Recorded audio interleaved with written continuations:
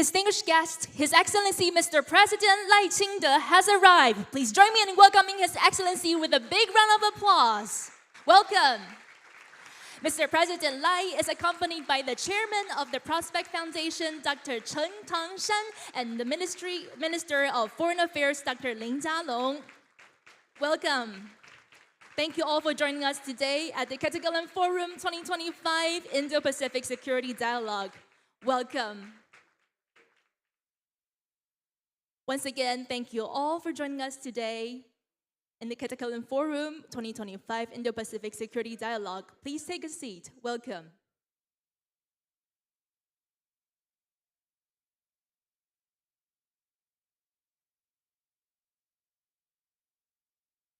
Thank you so much once again for joining us today in the opening ceremony of the Ketagalan Forum 2025 Indo-Pacific Security Dialogue.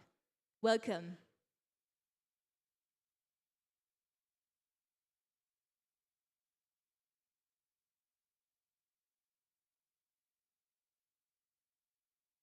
Thank you. Once again, we'd like to thank you, His Excellency Mr. President Lai Ching-te, for joining us this morning in the opening ceremony of the Ketagalan Forum 2025 Indo-Pacific Security Dialogue.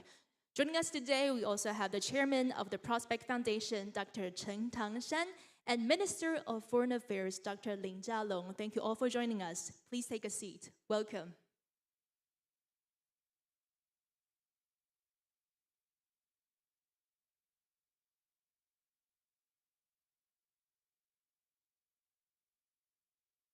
Distinguished guests, ladies and gentlemen, welcome to the Ketagalan Forum 2025 Indo-Pacific Security Dialogue, hosted by the Prospect Foundation and the Ministry of Foreign Affairs, MOFA. To begin, I'd like to invite the Chairman of the Prospect Foundation, Dr. Chen Tangshan, to deliver his opening remarks. Ladies and gentlemen, please join me in welcoming Dr. Chen Tangshan. Welcome. Chairman, this way. Welcome.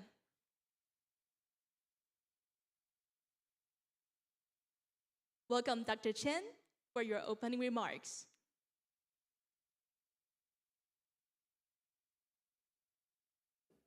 Please.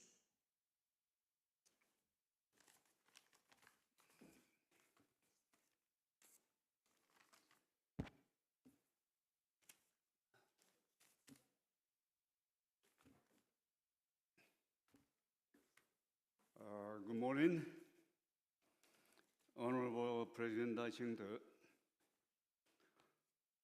Right Honorable Prime Minister Johnson, Mr. Dean, Lin Jiarong, and Secretary General Wu Zhaoxie, Mr.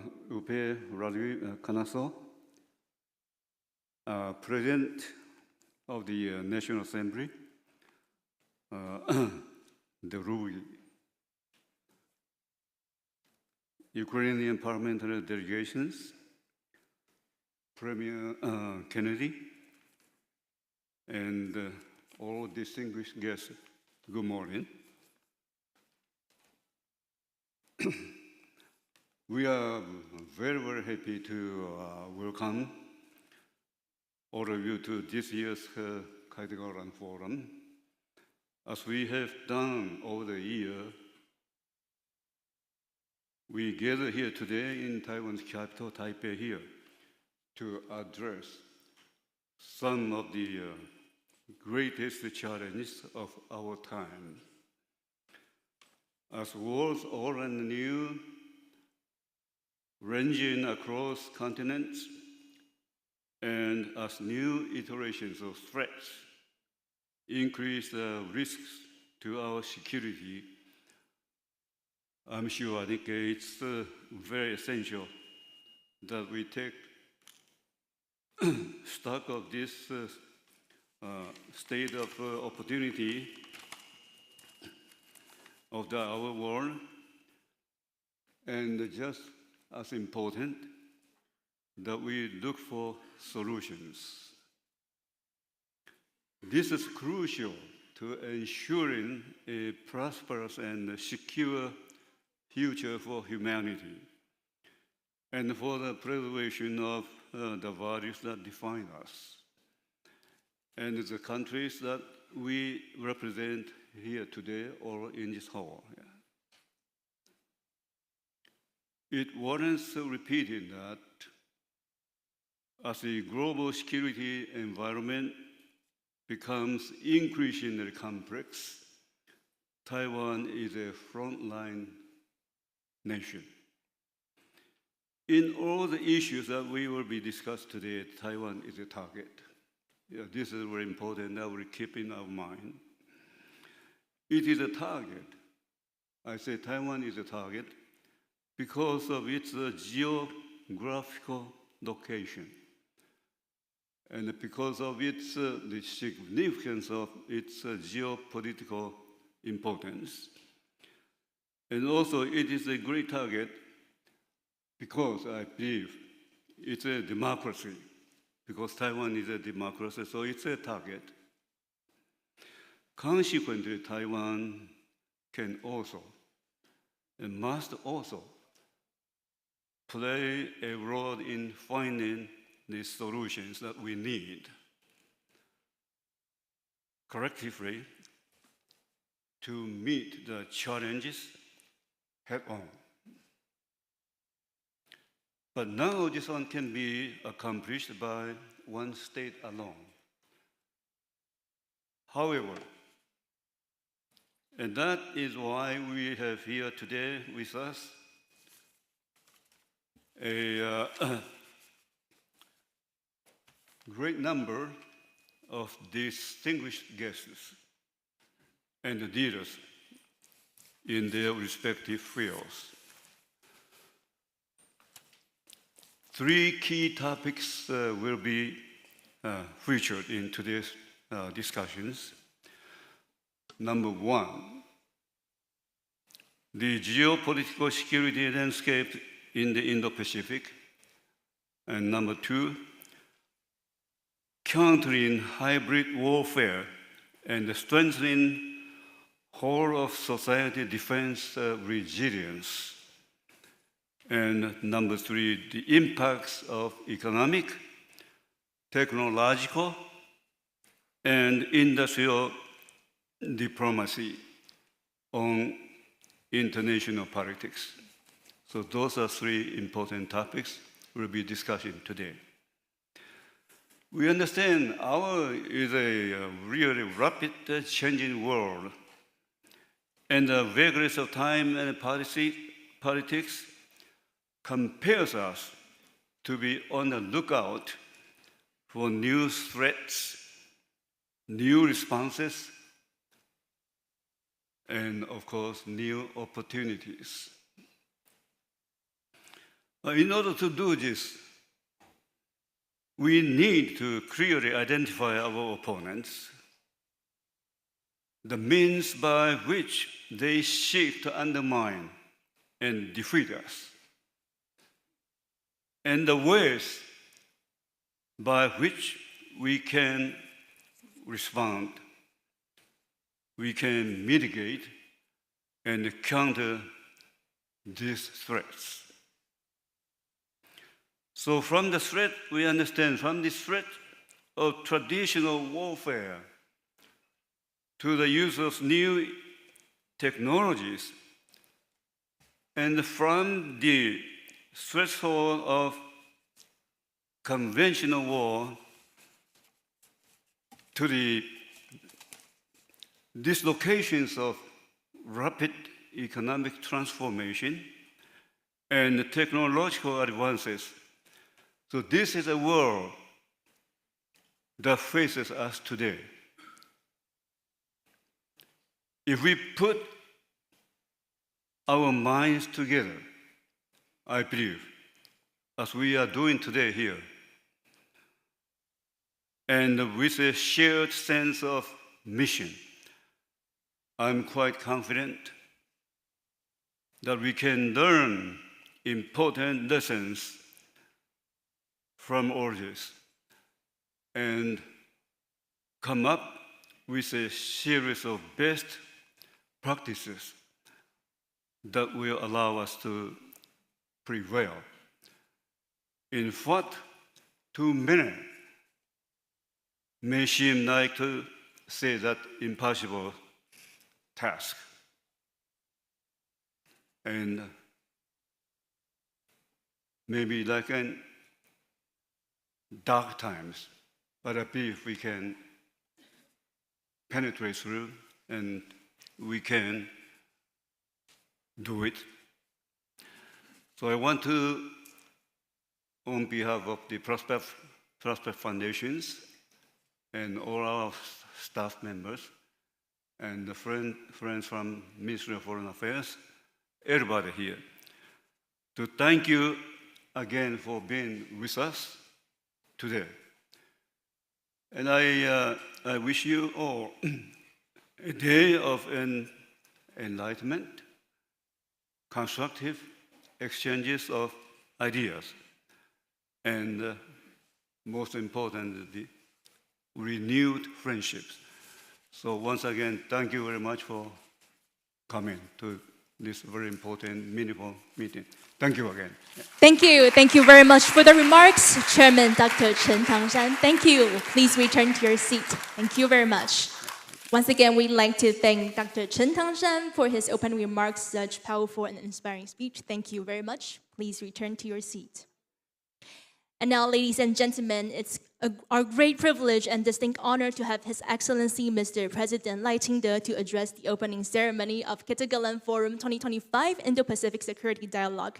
Now, please join me in welcoming His Excellency Mr. President Lai Ching-te for his remarks. Welcome. Welcome.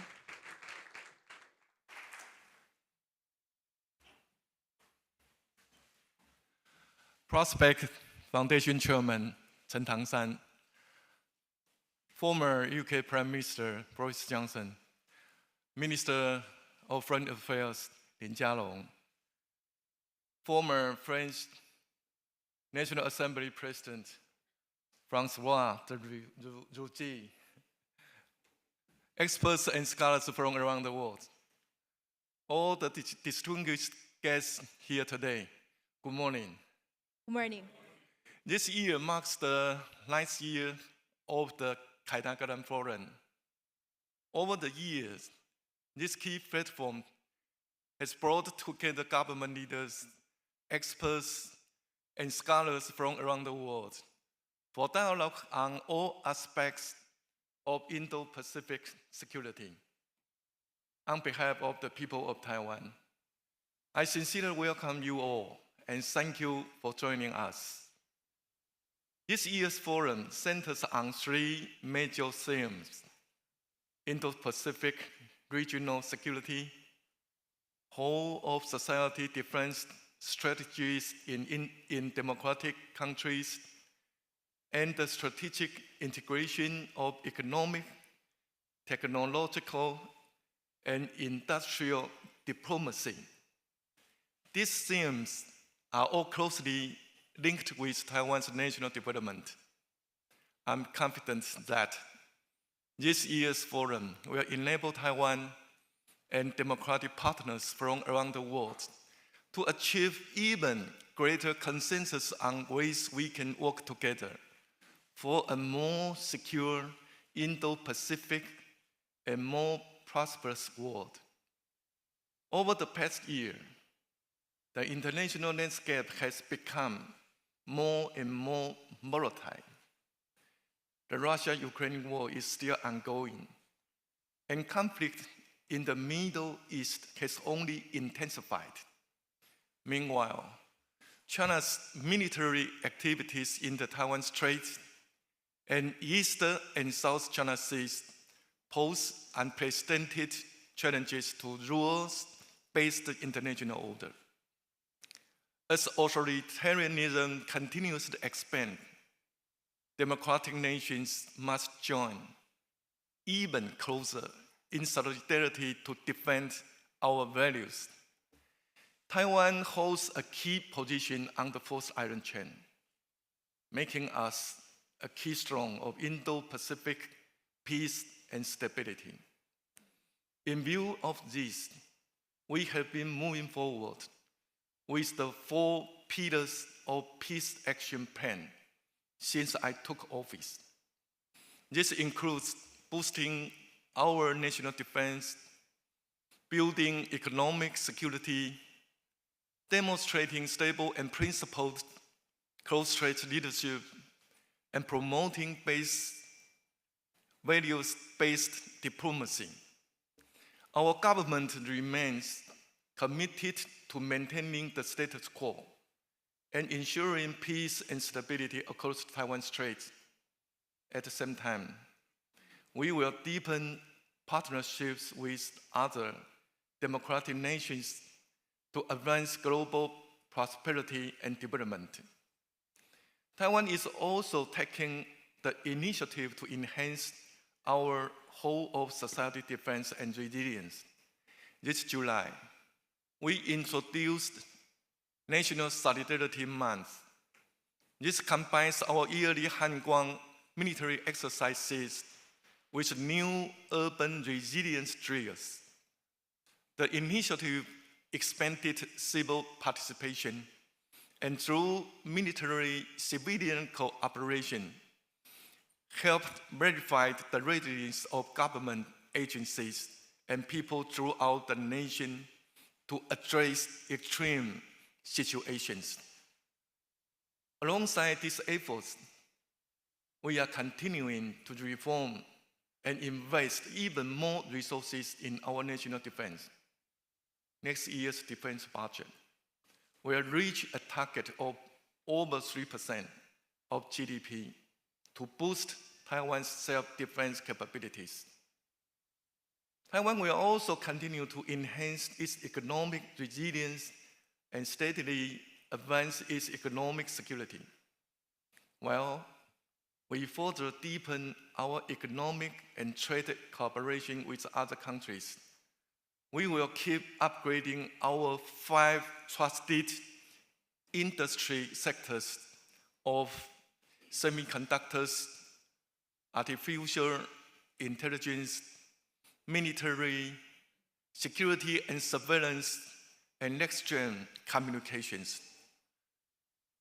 A nation's strength and its democratic footing are grounded firmly in its economy. I'm confident that if democracies can join hands in creating more robust, more resilient global democratic supply chains, we can spur even more economic prosperity and further consolidate our democracy. to all dear friends of Taiwan. In this turbulent global landscape, Taiwan stands on the front lines of authoritarian threat, which is also the forefront of the global defense of democracy. Thus, we know how precious peace is. And we recognize that peace in the Taiwan Strait is not just a regional issue, but a shared responsibility for economic stability and security around the world. As a responsible member of the international community, Taiwan will stand with the world's democracies to face challenges, uphold the rules-based international order, defend peace through strength, and protect our hard-earned, free, and democratic way of life. Once again, thank you for participating in this dialogue and for standing with Taiwan. I wish you all lively and productive discussions today and a great stay in Taiwan. Thank you. Thank you. Thank you very much, Mr. President Lai, for addressing the opening ceremony. And due to the scheduling considerations, Mr. President has to depart from the forum. Ladies and gentlemen, please once again join me for a round of applause to thank His Excellency, Mr. President Lai Ching-te, for joining us this morning. Thank you very much.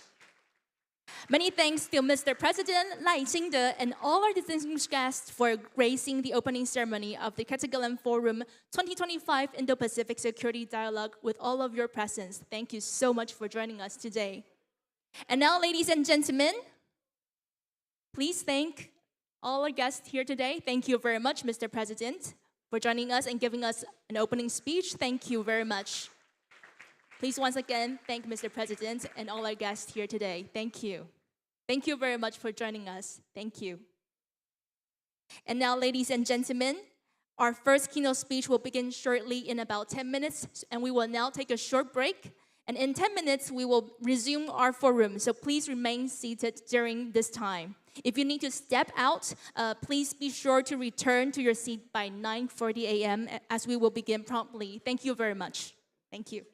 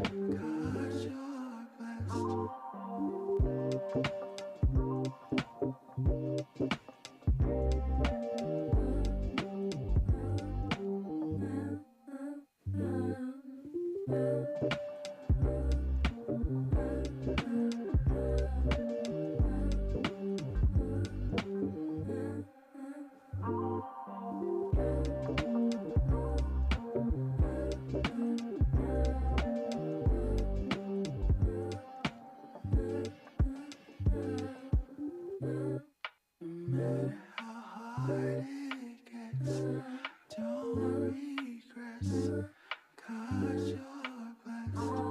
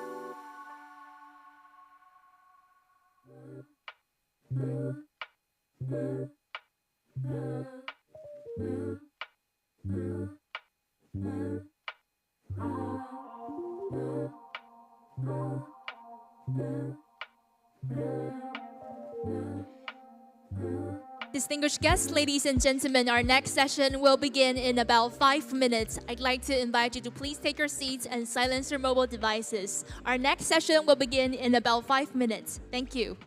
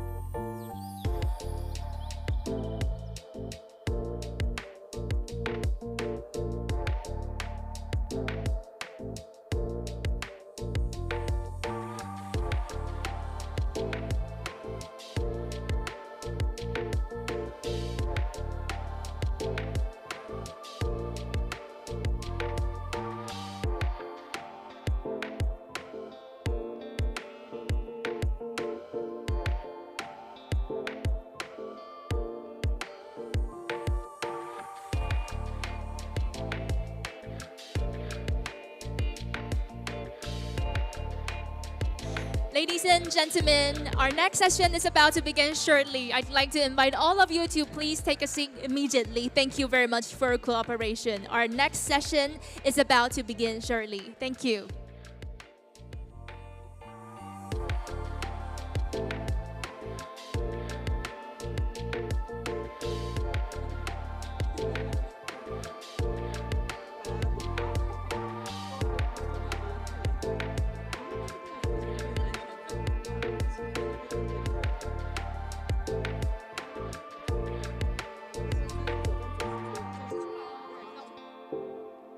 Ladies and gentlemen, our opening keynote speech is about to begin. I'd like to invite all of you to please take your seats and silence your mobile devices. Thank you very much.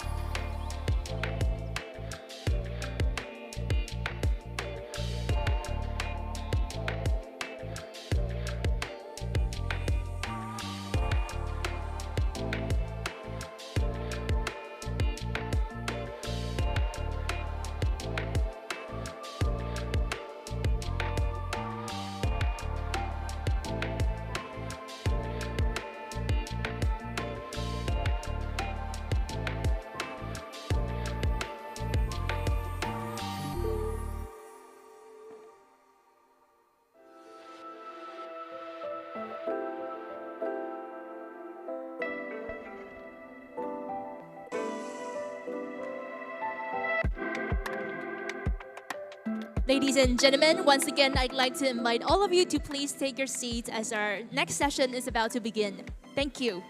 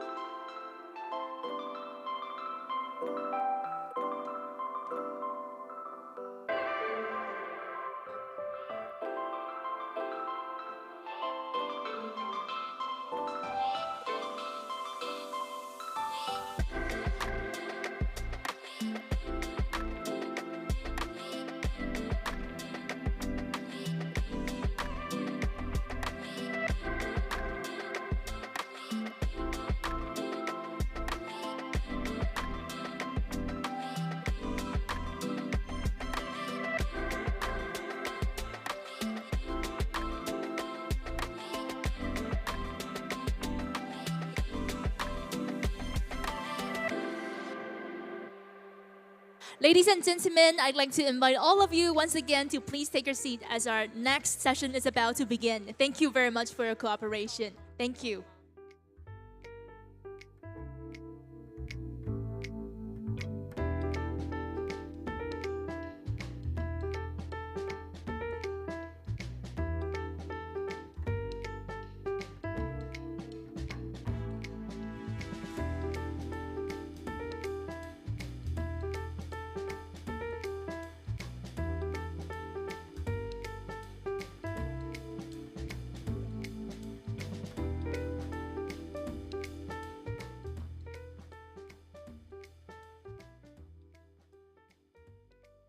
Distinguished guests, ladies and gentlemen, welcome back to the forum, and please join me in giving a warm round of applause to welcome our morning keynote speaker, the Right Honorable Boris Johnson, and our host, Ambassador François Wu Zhizhong, Deputy of the MOFA Taiwan, to the stage. Ladies and gentlemen, please give them a big round of applause. Welcome. Please welcome the Right Honorable Boris Johnson to the stage, and please take a seat, and also welcome our host, Ambassador François Wu Zhizhong. Welcome. Please.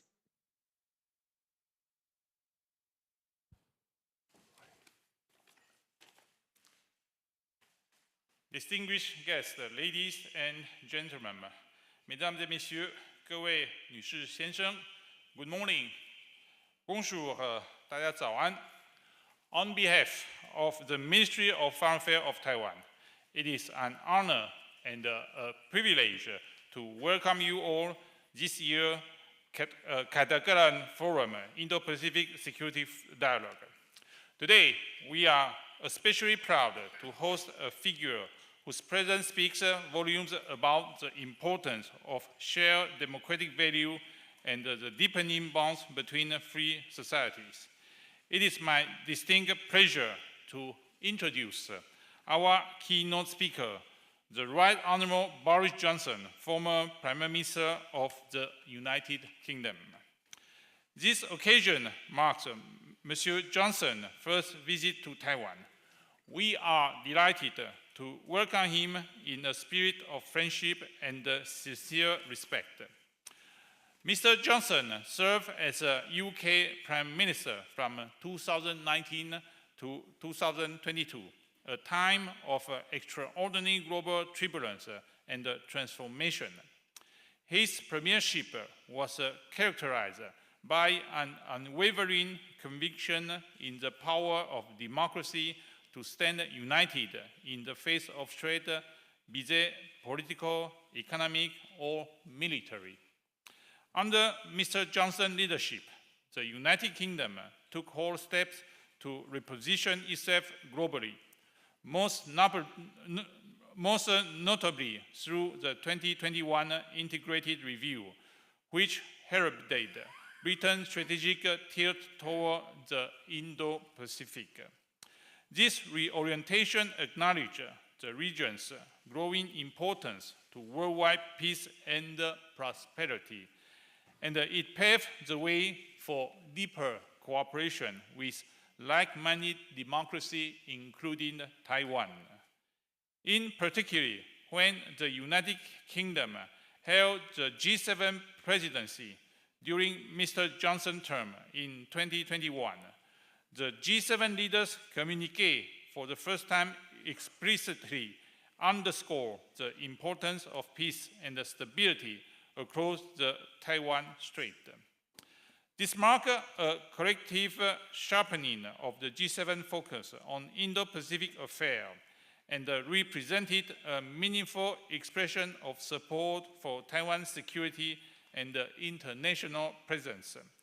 Taiwan deeply appreciated Mr. Johnson's commitment to upholding democratic value and his role in fostering a more inclusive and rule-based international order.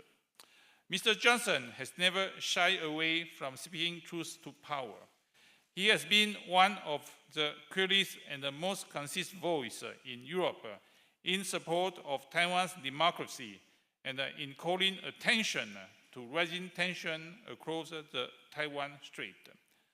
His stance has underscored the importance of maintaining peace, stability, and the freedom of navigation in this vital region, and has contributed significantly to international awareness and resolve. At the same time, Mr. Johnson has played a leading role on the global stage in responding to Russia's war of aggression in Ukraine. During his premiership, the United Kingdom moved swiftly to implement strong sanctions against Moscow, provide robust military and humanitarian aid to Kiev, and a ready international partner in defense of the principle of sovereignty and international law. His leadership on this issue demonstrated a profound commitment to collective security and democratic resilience. But Mr. Johnson is more than a leader of consequence. He is also a powerful and persuasive communicator.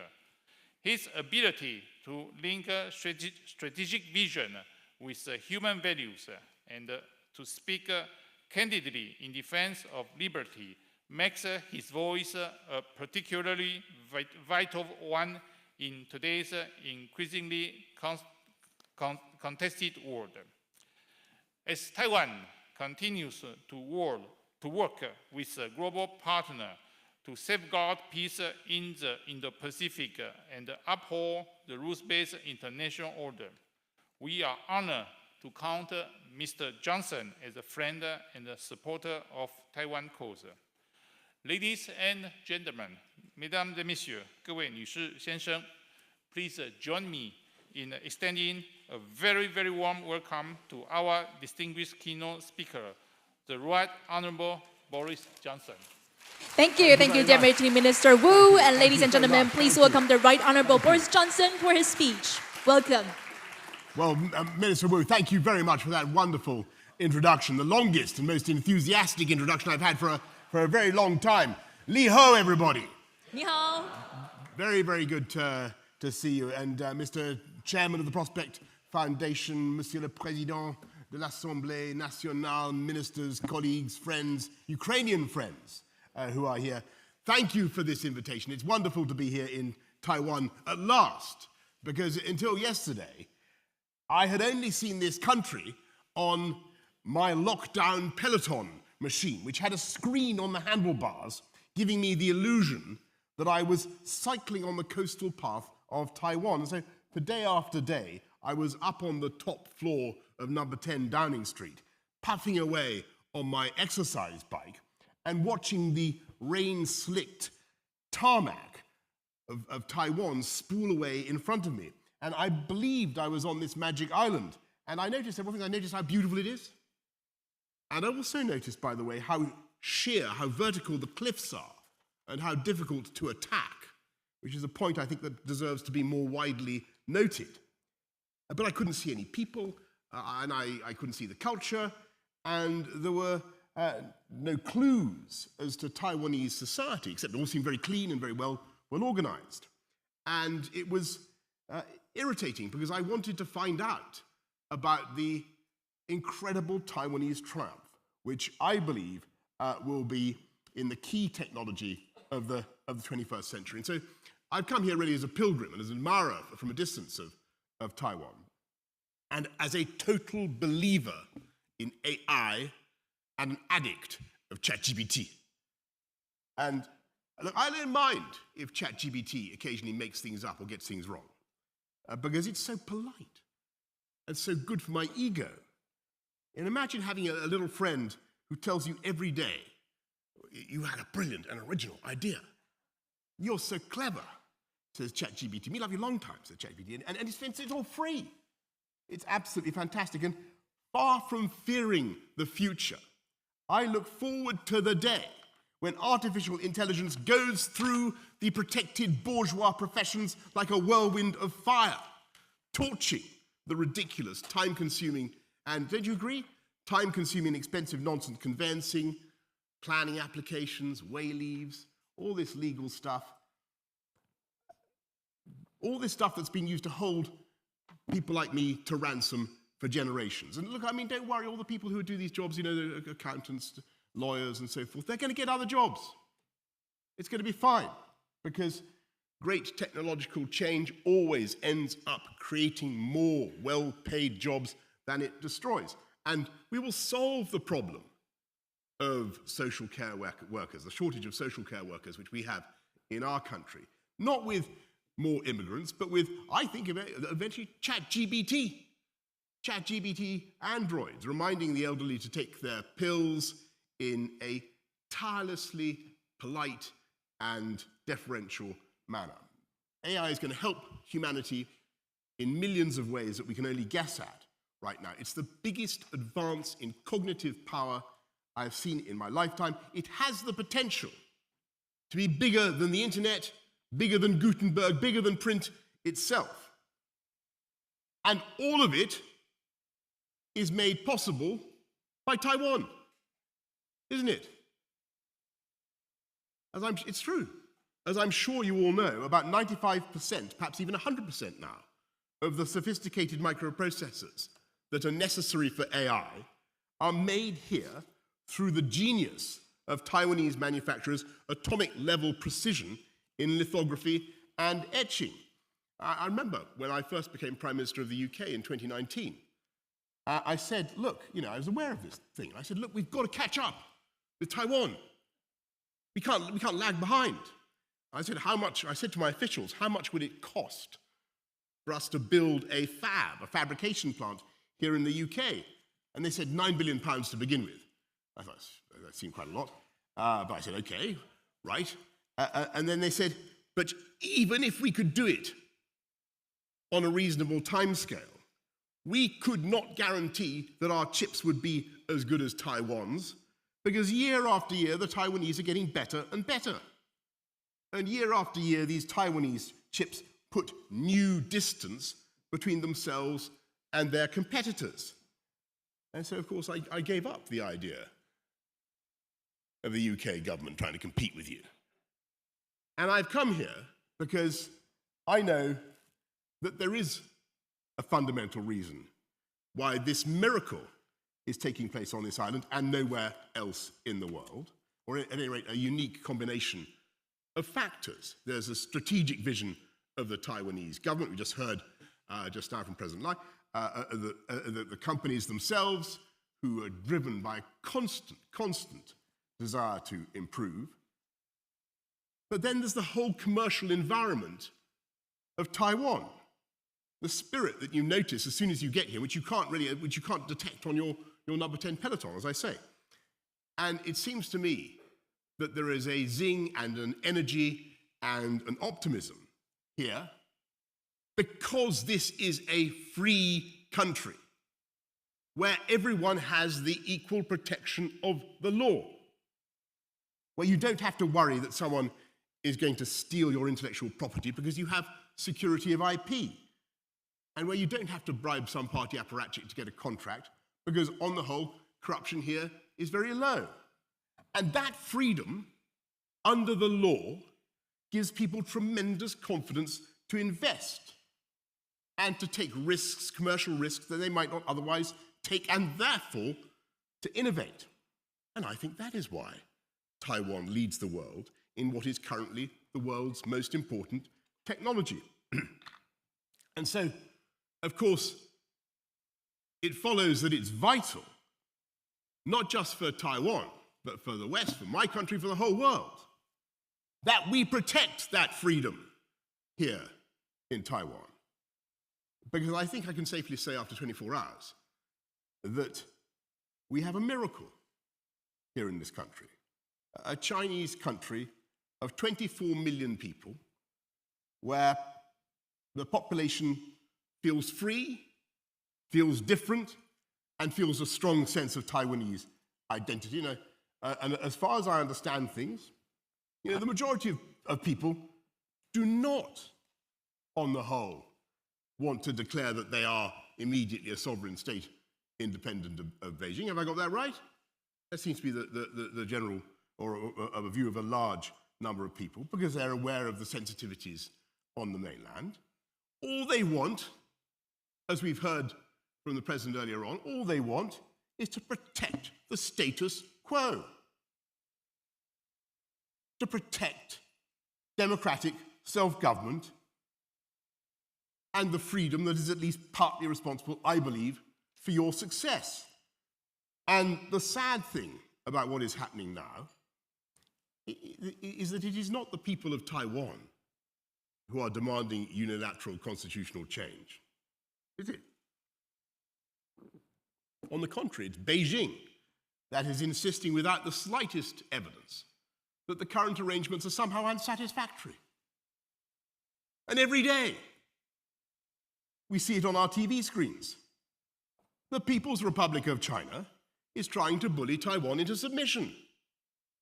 And the PRC is sending boats into Taiwanese waters and planes into Taiwanese airspace as if to remind the world, as though we needed reminding, of the might of the Chinese armed forces.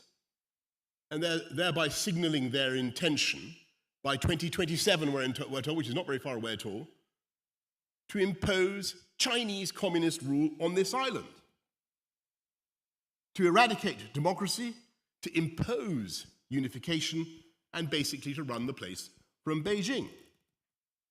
And they are signaling, and they've said expressly, that if necessary, they are willing to use force. And of course, around the world, people look at the relative size of the two entities, population size, Taiwan versus the People's Republic of China, 24 million versus 1.3 billion, or whatever it is. And they wonder how Taiwan could possibly survive in such a struggle. I mean, around the world they do. I don't think they worry about it here, do they? Anyway, do you think Taiwan, let me ask you seriously, do you think Taiwan can survive? Do you think this blessed island, this happy accident of history, can keep its free and democratic status? Do you? Yes. Good. Well, I'm here to assure you that I also believe that Taiwan can and Taiwan will, because it's plain to me that freedom is what the people of Taiwan want. And in the phrase of John Stuart Mill, you are lovers of your own liberty. And I don't believe that spirit will ever be crushed. And I say, therefore, to our friends in Beijing, and they should be our friends, by the way, that is a huge mistake to use intimidating and aggressive measures against Taiwan. And that publicly to contemplate violence is madness. Because the minute you use force to make a unilateral change to the status quo, you risk a chain of events that you cannot control, because that is, I'm afraid, what war always means.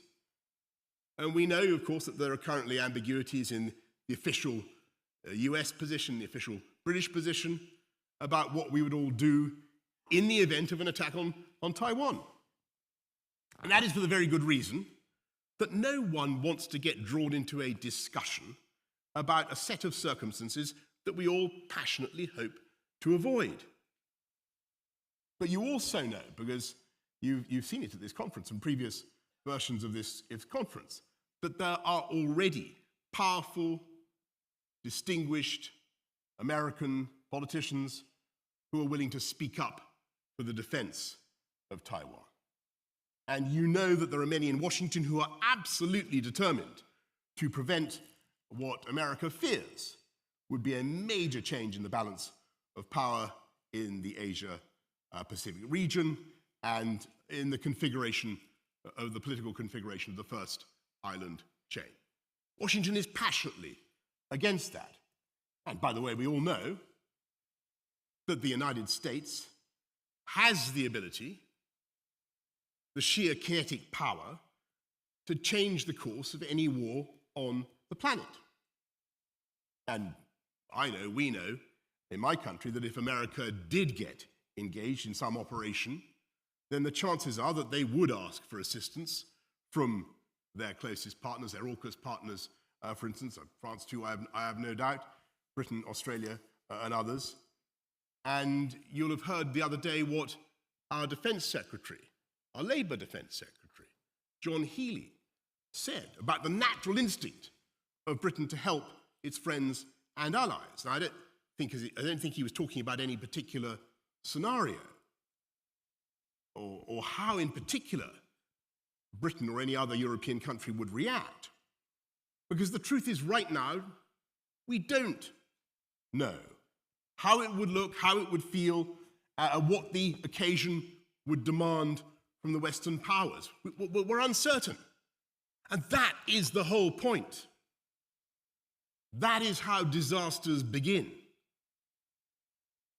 It is far easier to start a war than to predict how it will go. And you only have to go back 3 years to see how an active war can trigger consequences that are entirely unforeseen and unintended. And there are clear differences between Taiwan and Ukraine.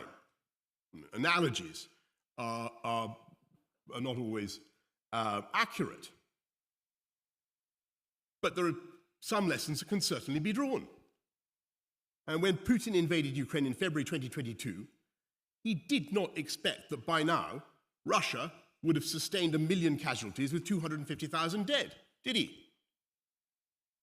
He didn't bargain for that. He didn't expect that after the colossal expense of Russian blood and treasure, he would still only control about 18% of Ukraine. Slava Ukraini, by the way. Slava Ukraine. He never expected that the Ukrainians would resist so heroically, or that they would receive such steadfast and generous Western support. Started, by the way, by President Trump when he gave the Javelin missiles. The war has been appalling for the poor and blameless people of Ukraine. It's been a disaster for the world. It has also been a total catastrophe for Putin. He will go down in history, not as the man who reunited the two most important parts of the former Soviet Union, not as the man who brought Ukraine back under Moscow's control. He will be remembered as the man who, by his arrogance and impatience, created in the hearts of Ukrainians an absolutely inextinguishable national feeling and desire for independence. Putin is not the man who restored Russian pride. He is the man who gambled on violence and lost, and believe me, he is going to lose. And I think in the Trump White House, the scales have now fallen from their eyes about Putin. And there is a real possibility that in just a couple of days, I think August the 8th, isn't it? Those countries, third countries that have been enabling Putin's war by buying his hydrocarbons, India and China, will be hit hard by secondary sanctions. And of course, I don't think any of those countries imagined for a second when this war began that they might in time be visited by that kind of punishment. And I dwell on the lesson of Ukraine, but not because the comparison is perfect. Clearly, there are important differences. But to make this basic point that if you trigger violence then you are firing a Sarajevo pistol that can lead to disaster for you and for the entire world. And so that's why it's so vital that we address this problem in a way that I think the people of Taiwan want. We heard it just now from the President. It's vital that we address it in the way that I think the people of Britain want and the world want. And that is to have peaceful dialogue across the Straits of Taiwan. And I think, we can be totally respectful, but we should ask our colleagues in Beijing to explain just why is it so essential to you to conquer Taiwan? When this island presents no conceivable threat to the mainland, is it really worth the risk? Is it really worth the risk, Beijing, when the consequences for the whole world could be so dire? And by the way, is it really necessary for every segment of the Chinese population to be ruled by the Chinese Communist Party? Can there not be places, beautiful places, that are differently Chinese? Of course there can. I think, by the way, it's a fantastic, I think it's an advantage for Beijing to have this innovative society, this society is incredibly fertile in technological developments right next door, investing massively, by the way, in China. And at the same time, we say to our Taiwanese friends, and the purpose of my mission here today, we say to our Taiwanese friends, we're with you. We stand with you because you are, as has been said, in the front line of the struggle against autocracies. We're with you for strategic reasons, because no one wants the chaos, confusion, and uncertainty that would follow such a change in the balance of the power. No one around the world wants that. No one wants war. And certainly no one wants Chinese domination of the first island chain. We're also with you, quite frankly, for economic reasons, aren't we? For your vital role in global supply chains, not least, as I say, in microprocessors. And all I can say in conclusion is that as China intensifies its pressure on Taiwan, I hope that we all, the West, America, the UK, all Europeans, will have the courage not to tiptoe away, not to be cowed by our desire to be deferential to Beijing, but to stand with Taiwan and to deepen our economic partnership. That's what we need to do right now as the pressure intensifies on Taiwan. And last night, I can tell you, I've had a wonderful time in Taiwan so far. Last night, I went out to a restaurant called Din Tai Fung, I think. It was absolutely rammed with people, and they were eating more different and more complicated types of dumplings than I've ever seen in my life. It was a sort of temple to dumplings, this place. It was devoted to the cult of the dumpling. And I met a guy there last night, and I'd met him before, because actually, about 6 years ago, I helped to open the first Din Tai Fung. Have I got that right? Yeah. I happened to open the first Din Tai Fung in London, and they got me to make some dumplings very unsuccessfully. And I am thrilled to say that since then, there are now 3 such Din Tai Fungs in London, and Taiwanese influence is spreading the whole time. And UK-Taiwan trade, you should know, I am proud to say, is growing, and growing fast. £9 billion this year. Financial services, Johnny Walker, obviously seems to be very important. I noticed all sorts of different colour Johnny Walker, indigo label, mauve label. I don't know, I've never tasted any of these drinks, but they seem to be very popular here in Taiwan. Obviously very good for the Scottish economy. And we should intensify that economic partnership. And we are. I'm very pleased that the UK office here is well staffed and highly active.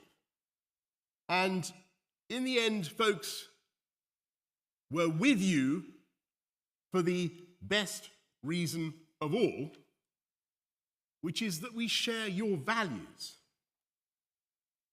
UK, Taiwan, we're two island democracies who understand that freedom is not just a wonderful thing because it helps you build a better silicon chip. Obviously it does, and Taiwan is the proof of that, right? I've made that argument. We're with you because we both understand that freedom is also a wonderful thing in principle, and it's a wonderful thing in itself. So thank you, Taiwan. Thank you for your bravery and for standing up for freedom in a very difficult and dangerous part of the world.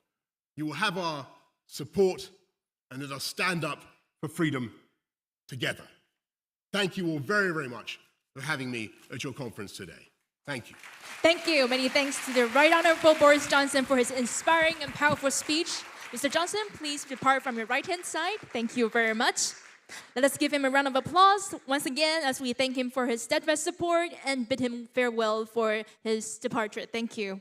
Mr. Johnson's unwavering commitment to the values of freedom and democracy and his enduring friendship with Taiwan are sincerely valued and will long be remembered. And once again, I'd like to also thank Deputy Minister Wu for hosting and presenting introductory remarks. Ladies and gentlemen, we will now take a short break. Our next session, the panel discussion 1, will begin at 10:30. Please return to your seat promptly before 10:30 and allow us to start the next session timely. And we have some refreshments and beverages prepared outside of the hall for you. And please be reminded to keep your valuables with you at all times. Thank you and see you later.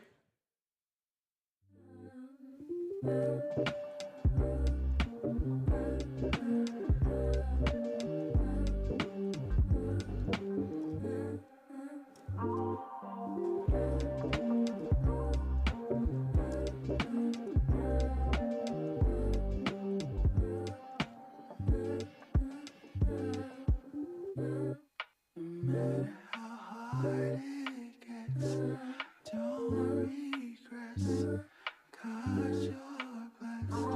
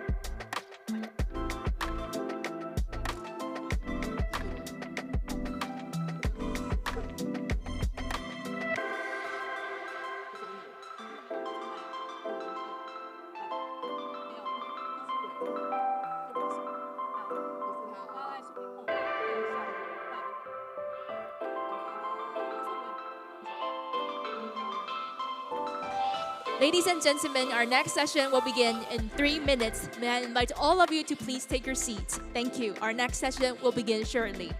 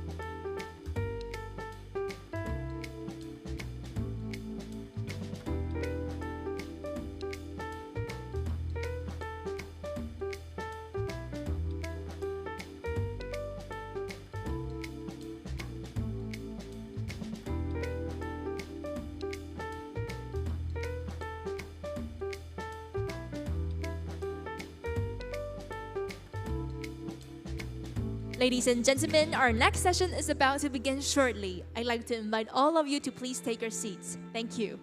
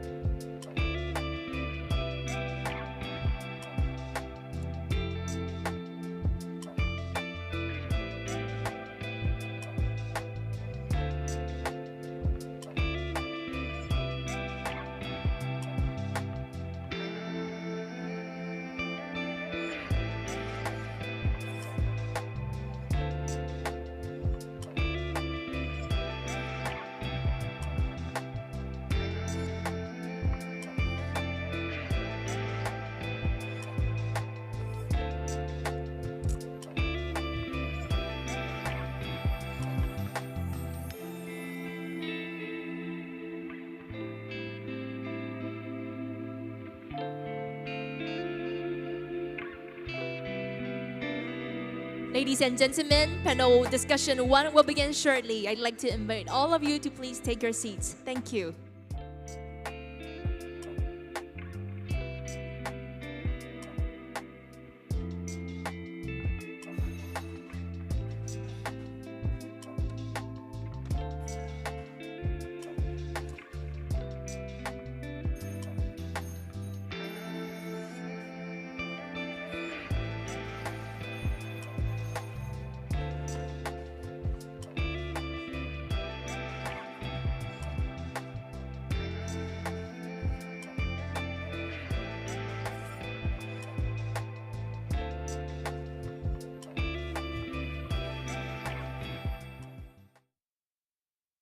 Distinguished guests, ladies and gentlemen, welcome back to the forum. And now we will proceed to a panel discussion titled New Geopolitical Security Landscapes in the Indo-Pacific. There are 5 panelists in this session, respectively from Canada, the Philippines, India, Japan, and Taiwan. And now, ladies and gentlemen, please give a round of applause to welcome our moderator of panel 1, Dr. Lai Yizhong, the president of the Prospect Foundation. Welcome, Dr. Lai. And now I give the floor over to you.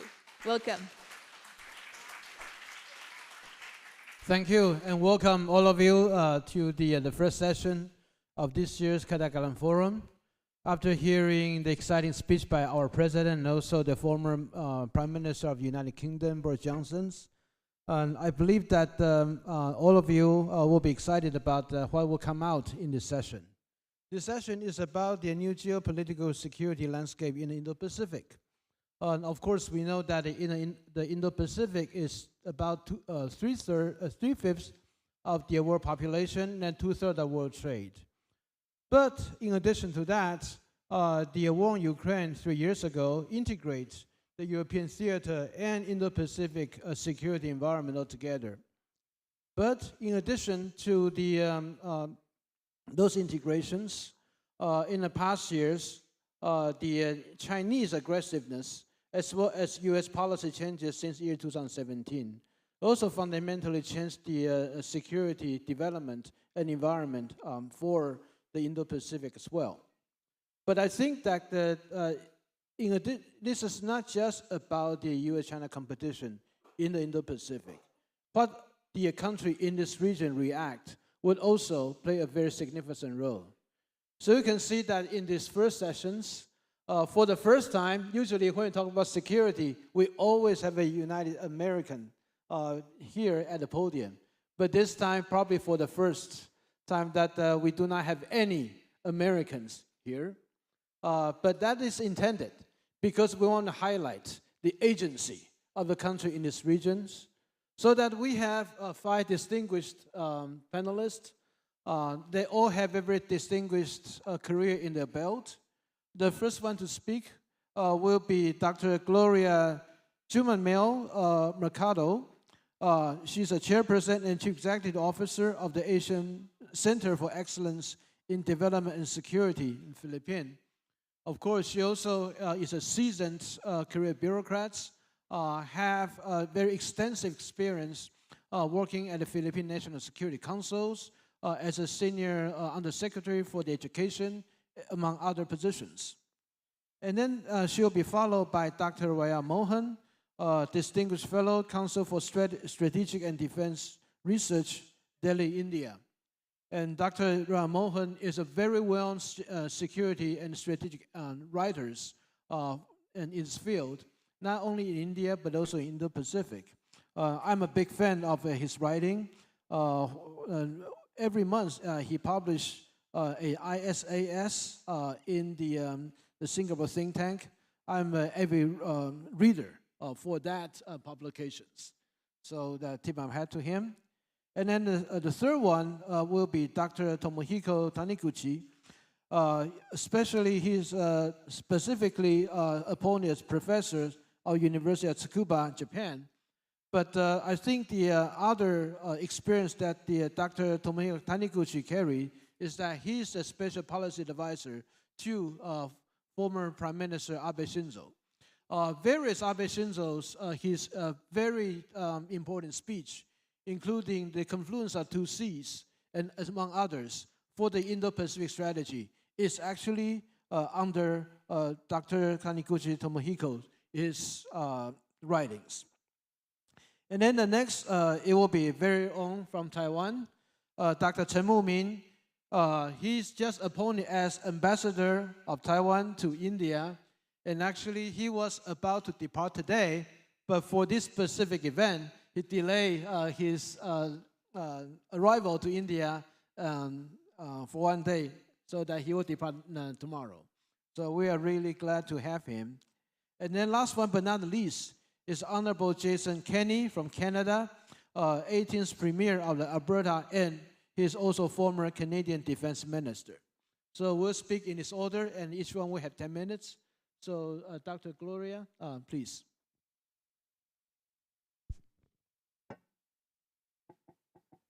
Good morning, Chairman Chen, and thank you for the introduction of everyone here. So distinguished colleagues, esteemed delegates of this forum, and fellow security professionals, I'd like to greet the Chief of Mission of the Manila Economic and Cultural Office, who's also an alumni of the National Defense College. Good morning.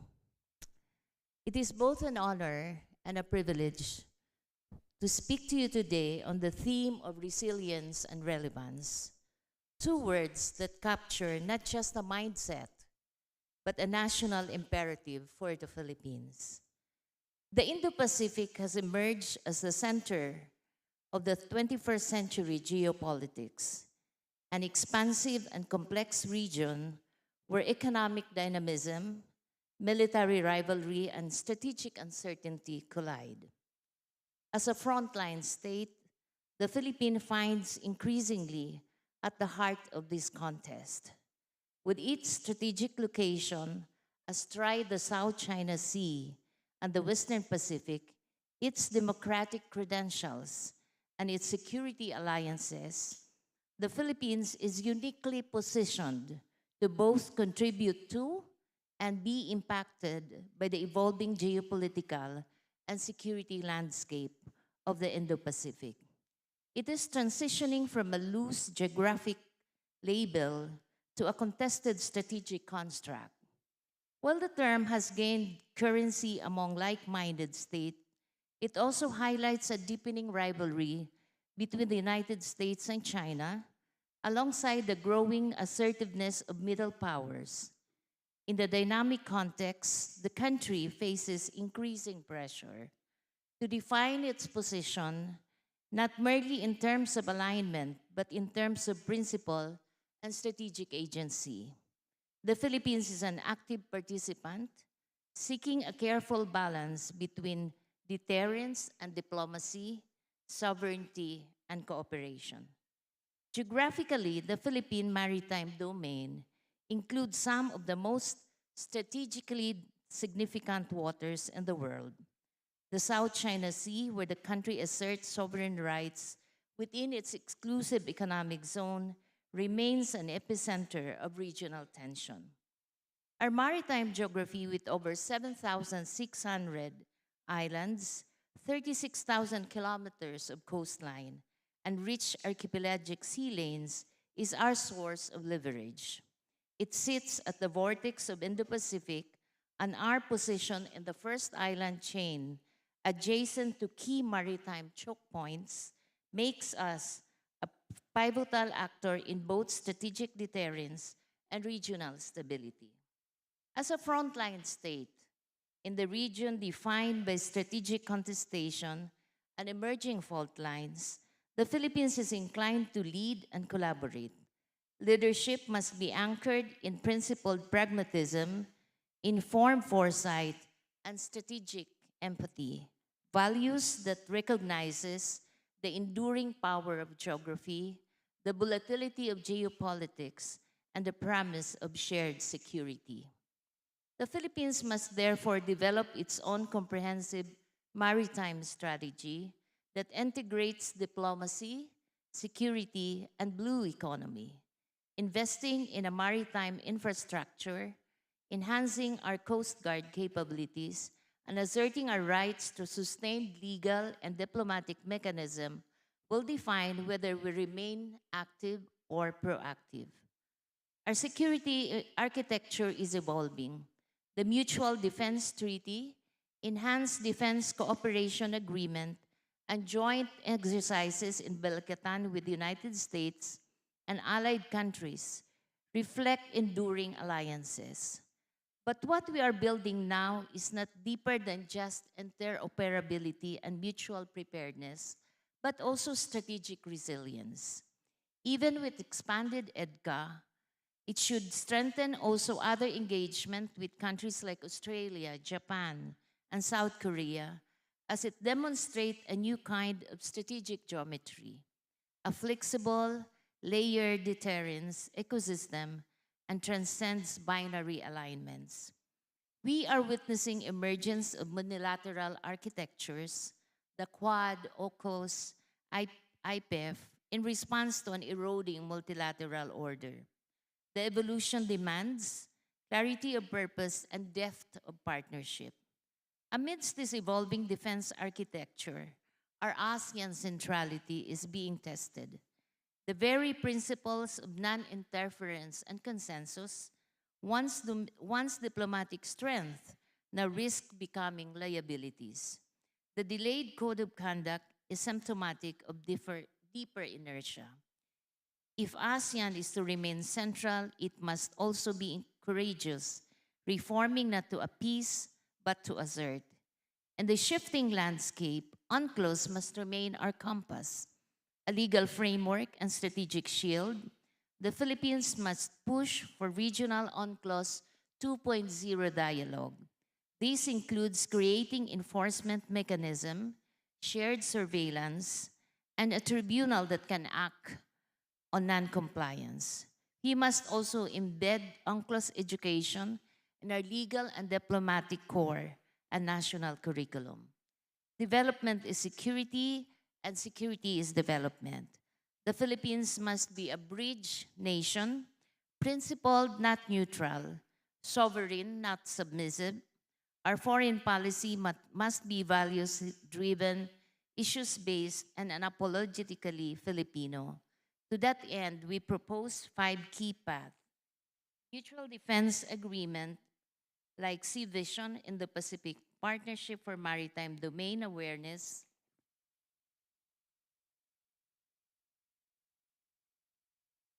regional disaster resilience hubs, and Cebu and Davao, critical infrastructure, foreign equity restriction must be updated with cybersecurity in mind, and push for rotational ASEAN Security Council for eminent persons to fast-track reform.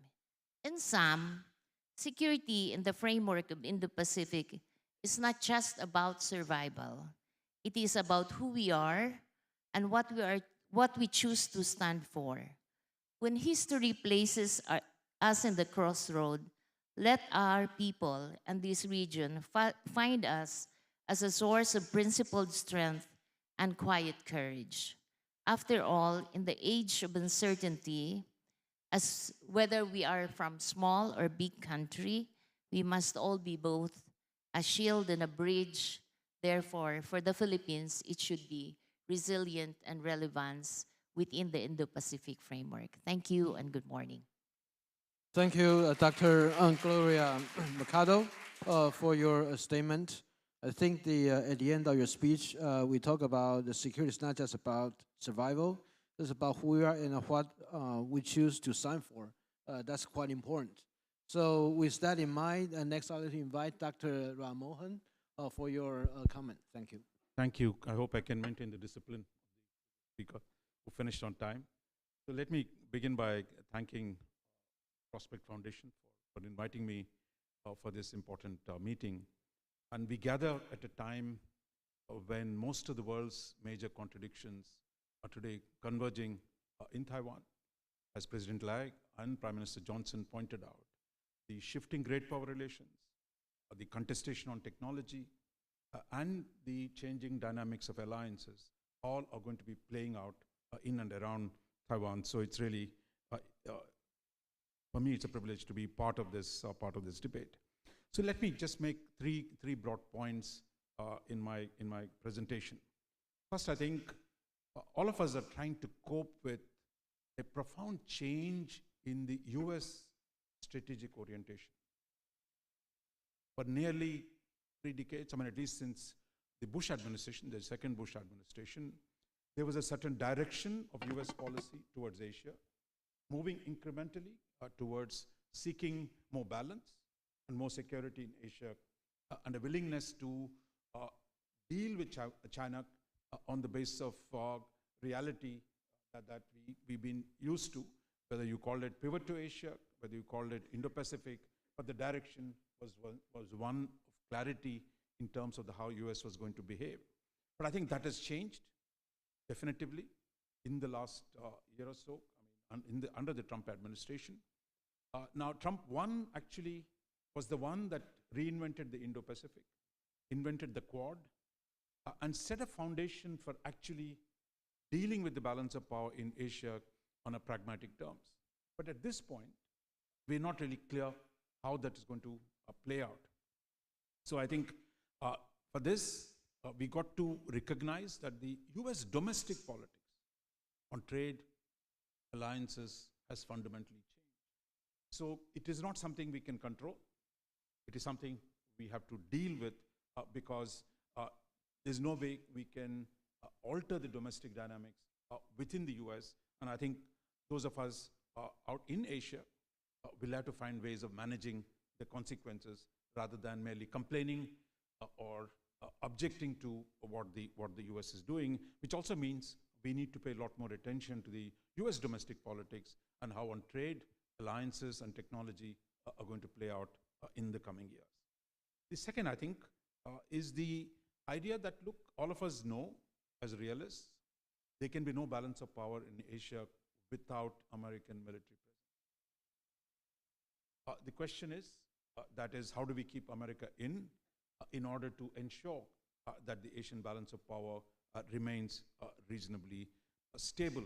And I think here, the answer to that is that we need to do more in order for the arguments about allies being free riders, or that the US taxpayer is not going to forever pay the burden of American defense. And I think that point resonates in the US domestic politics. Therefore, for us, we need to devise strategies that will help deal with this problem. And I think that is a central question. Same on trade, that the US, now we are told by the Trump administration officials, the US was willing to be a sink for global exports in the Cold War. Today it is saying it's not going to be.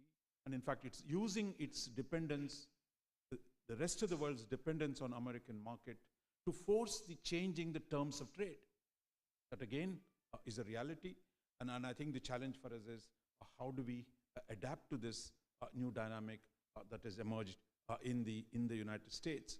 So I think this is both on trade and defense and on alliances. We are in a new domain that needs to be done. What we've seen in the last few weeks, both Europe and Asia, on the trade question, have sought to accommodate the American demands on changing dealing with the new tariff structure. But I think we're just at the beginning of this process, because the costs of readjusting to an American market that's going to charge more for the exports of Asia, on which we've been dependent for so long, will be hard, will have domestic economic and political consequences. So I don't think we should underestimate the consequences of what Trump is doing, of restructuring, of rearranging the global trading order. So I think this is going to be a huge challenge for most of us, because when it comes to we've got used to a type of America which is open to taking our exports, to one of dealing with the US, which is demanding a lot more in return for accepting the rest of the world's imports. So this, my sense is going to be quite significant, because how we deal with it will have domestic consequences. The third aspect, I would say, is on the question of alliances. Now, those of you who've been in Shangri-La dialogue, we saw the US now talk about moving from even 2%, 3%, 3.5%. Now, this notion that countries of Asia can simply adapt to these new demands of defense budgeting internally is, again, raising money is about taxation. And taxation is always a painful process in domestic politics of most democracies. So therefore, to meet the US demands in terms of a higher defense expenditure, while nobody is going to challenge the argument, we see the problems of actually dealing with it are going to grow. So therefore, for us, I think simply accommodating American demands is going to be problematic for most countries, including the closest partners of Japan, like Japan, who have actually tried to raise the defense expenditure in the last few years. And most Asian countries have raised this, but I think the kind of scale and the demand that is being set is going to be pretty hard to manage. Therefore, where do we go from here? My own sense is at least two things must stand out. One, we need to do more with ourselves. That is, while we need to keep America in, we also need to do more with each other within the region. So that's partly doing more ourselves at the national level, and doing more with each other will help create conditions for keeping America in on a new set of terms. Without that effort and merely hoping things will go back to the pre-Trump era, I think would be a mistake. So therefore, I think we all have, as the moderator of this panel, I think, said, we all have agency, and I think the idea that we can leave it to the Americans to deal with the problems, and we don't have to do very much. I think that attitude has to change. The second, I think, challenge we have to deal with is, given the massive asymmetry in power between China and the EU and China's neighbors in Asia, that asymmetry is not going to disappear. the scale and intensity of the Chinese military power, which in turn means we have to develop asymmetric strategies of our own in the military domain. How do we develop capabilities, technologies that actually can counter a Chinese brute supremacy that exists, and that I think is very, very important for us. I think this is a conversation. I think it's not going to be done overnight, but all of us in different ways will have to configure ways of actually dealing with this asymmetry of the Chinese dominance by asymmetric strategies of our own. And history of international warfare is replete with examples of asymmetric warfare. So the most powerful guy doesn't always win, provided the weaker party has interesting solutions to the problem. And finally, I would say that since we can't change American politics, we must wait out to see how this plays out, which means actually we need to engage a lot more with American domestic politics, dealing with different constituencies. America by design is not for consensus. There are multiple actors, multiple forces. How these play out in the next year or two remains to be seen. Therefore, I think for us, important to focus on greater engagement with the US domestic politics and its different institutions, because there are new actors, new elites that have come to the fore in the US. Getting to know them better and engaging them over the longer term is very, very important. Finally, I would say the contradictions between China and the US are not going to disappear. How much the current policies might be, that contradiction is not going to disappear. So is the contradiction between China and its neighbors. An assertive China has consequences for its neighbors. Unless something big happens within China, that tension between China's assertiveness and its neighbors is going to be inevitable. And I think these two contradictions between China and the United States, between China and its neighbors, is not going to disappear. The question is, how do we prepare to deal with the next phase in the evolution of these two contradictions? I'll stop here, Chairman. Thank you, Dr. Mohan, for your statement.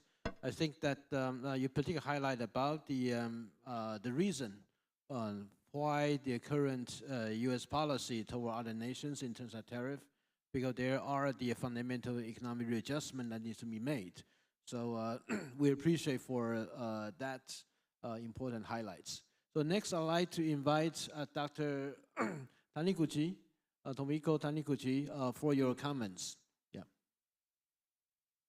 We are with you, Boris Johnson told us, with his uncombed hair, permanent public boy style. It's hard to dislike him. July 8th, 3 years ago, 2022, Prime Minister Abe got shot and died. The next plan that he had was to come to this country, Taiwan. And I'm sure he would have delivered a powerful speech to the Taiwanese audience. And I would have written that speech.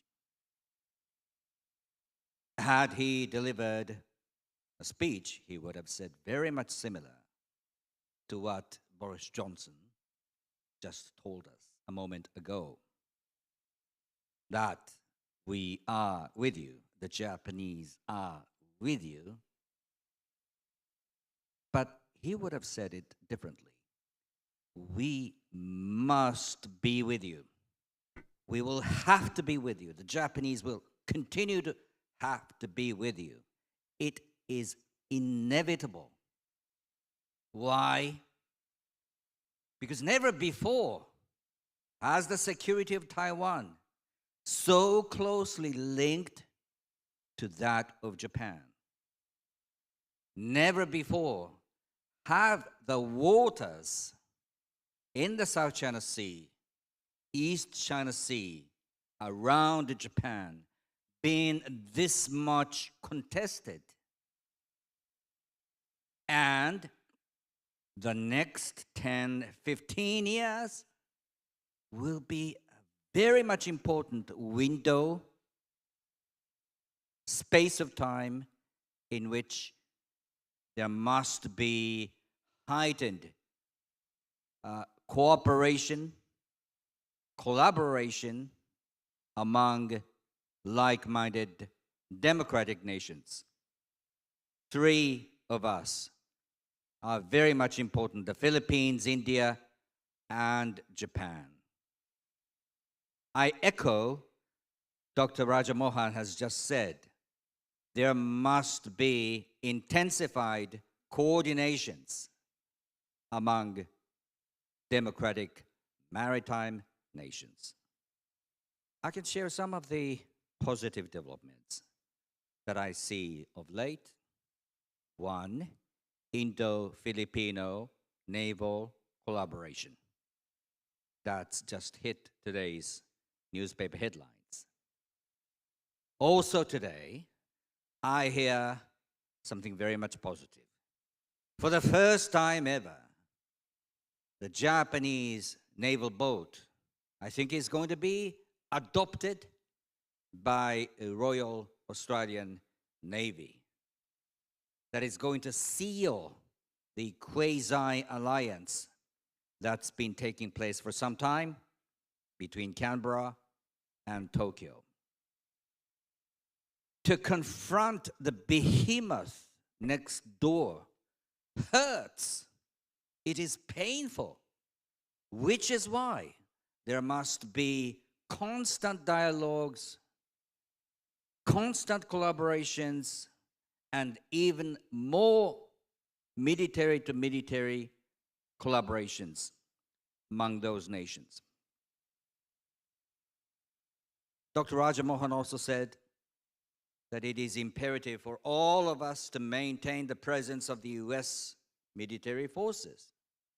May I tell you, the most important key player to make it happen is your northern neighbor. That's Japan. Because Japan hosts, as you all know, the biggest military footprint of the United States outside its mainland. If you lose Taiwan, the United States will automatically lose almost everything. From Misawa up north, which is an Air Force base, Yokosuka, that is the biggest naval port, that home ports one of the biggest aircraft carrier battle force, Sasebo, and Kadena, Okinawa. Forces stationed in those places will lose strategic value if you lose Taiwan's territorial waters and airspace. So, the late Prime Minister Abe, before he passed away, mentioned a number of times crisis in Taiwan automatically invites Japan and the United States to get engaged, and we must be prepared for that. 10 years ago, the Japanese government under Abe enacted a law without massive oppositions from the protesters, which enabled the country, Japan, for the first time to work as a unit, cohesive unit with its alliance partners, notably the United States, thinking that when the United States will get engaged, the Japanese will have to be there side by side. Since that time, the framework has been broadened to include other alliance partners, the Philippines, Australia, India. Such is a framework that's been in place, and we've got to continue to invest in that framework by, once again, working together all the time for the next 10, 15 years. Xi Jinping has his own biological clock. So he will get even more frustrated going forward. And he will find it even more imperative for China to annex Taiwan. They say Taiwan is part of China. But Taiwanese identity is something else. Just as Japanese identity has been quite different from what the Chinese want the Japanese to be. We've been a proud nation. The Japanese have always been proud, just as an outlier of Chinese civilization. We're proud to be an outlier. And I think the same thing can be made, to a lesser degree perhaps, about Taiwan. Now, one final note. In 2 weeks' time, 3 weeks' time, Tokyo is going to host HMS Prince of Wales and its strike force. That's one of the 2 newly commissioned modern aircraft carriers, and the British government has made it clear that the dispatch of the squadron is going to be regularized. In such a way, we could send a continued powerful signal to Beijing, and we must, that your so-called Chinese dream will cost a lot. Thank you. Thank you, Dr. Taniguchi, for your statement. I think that when you mentioned about the former Prime Minister Abe Shinzo, his speech, all of us vividly remember exactly 4 years ago, December, the Prime Minister Abe Shinzo, he talks about Taiwan rise up. So that still reckon and resonate with a lot of people here. So thank you for your comments. And then next, I'd like to invite Ambassador Chen Mumin for your comments. Thank you. Thank you. Thank you for having me here today. We know Ketagalan Forum is the biggest conference in Taiwan, talking about security and strategic issues. And this is the 9th year. I also have the honor to attend most of forums in the past years. One of the biggest topic every year that particularly in the first session, when we talk about the regional security strategic development, the biggest issue is China. From the first time to today, it's always about China. And I believe of course, all the audience here today are experts on security issues of the region. And some of you, probably this is your first time come to Taiwan. And you're probably curious how Taiwan think about China. Yeah. I would say that in the past decades, we've been watching the development of China, particularly since China's economic reform of early 1980s. It was a tremendous success. And Taiwan began having trade and exchanges with China since the 1990s. And Taiwan also benefit a lot. Even today, the trade and also people-to-people exchanges between both sides still there.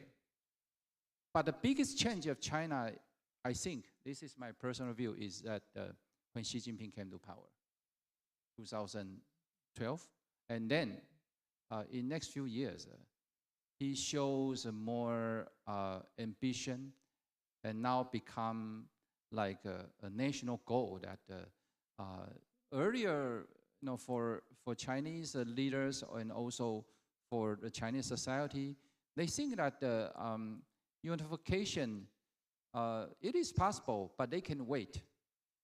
But after Xi Jinping became the leader, he changed the whole course.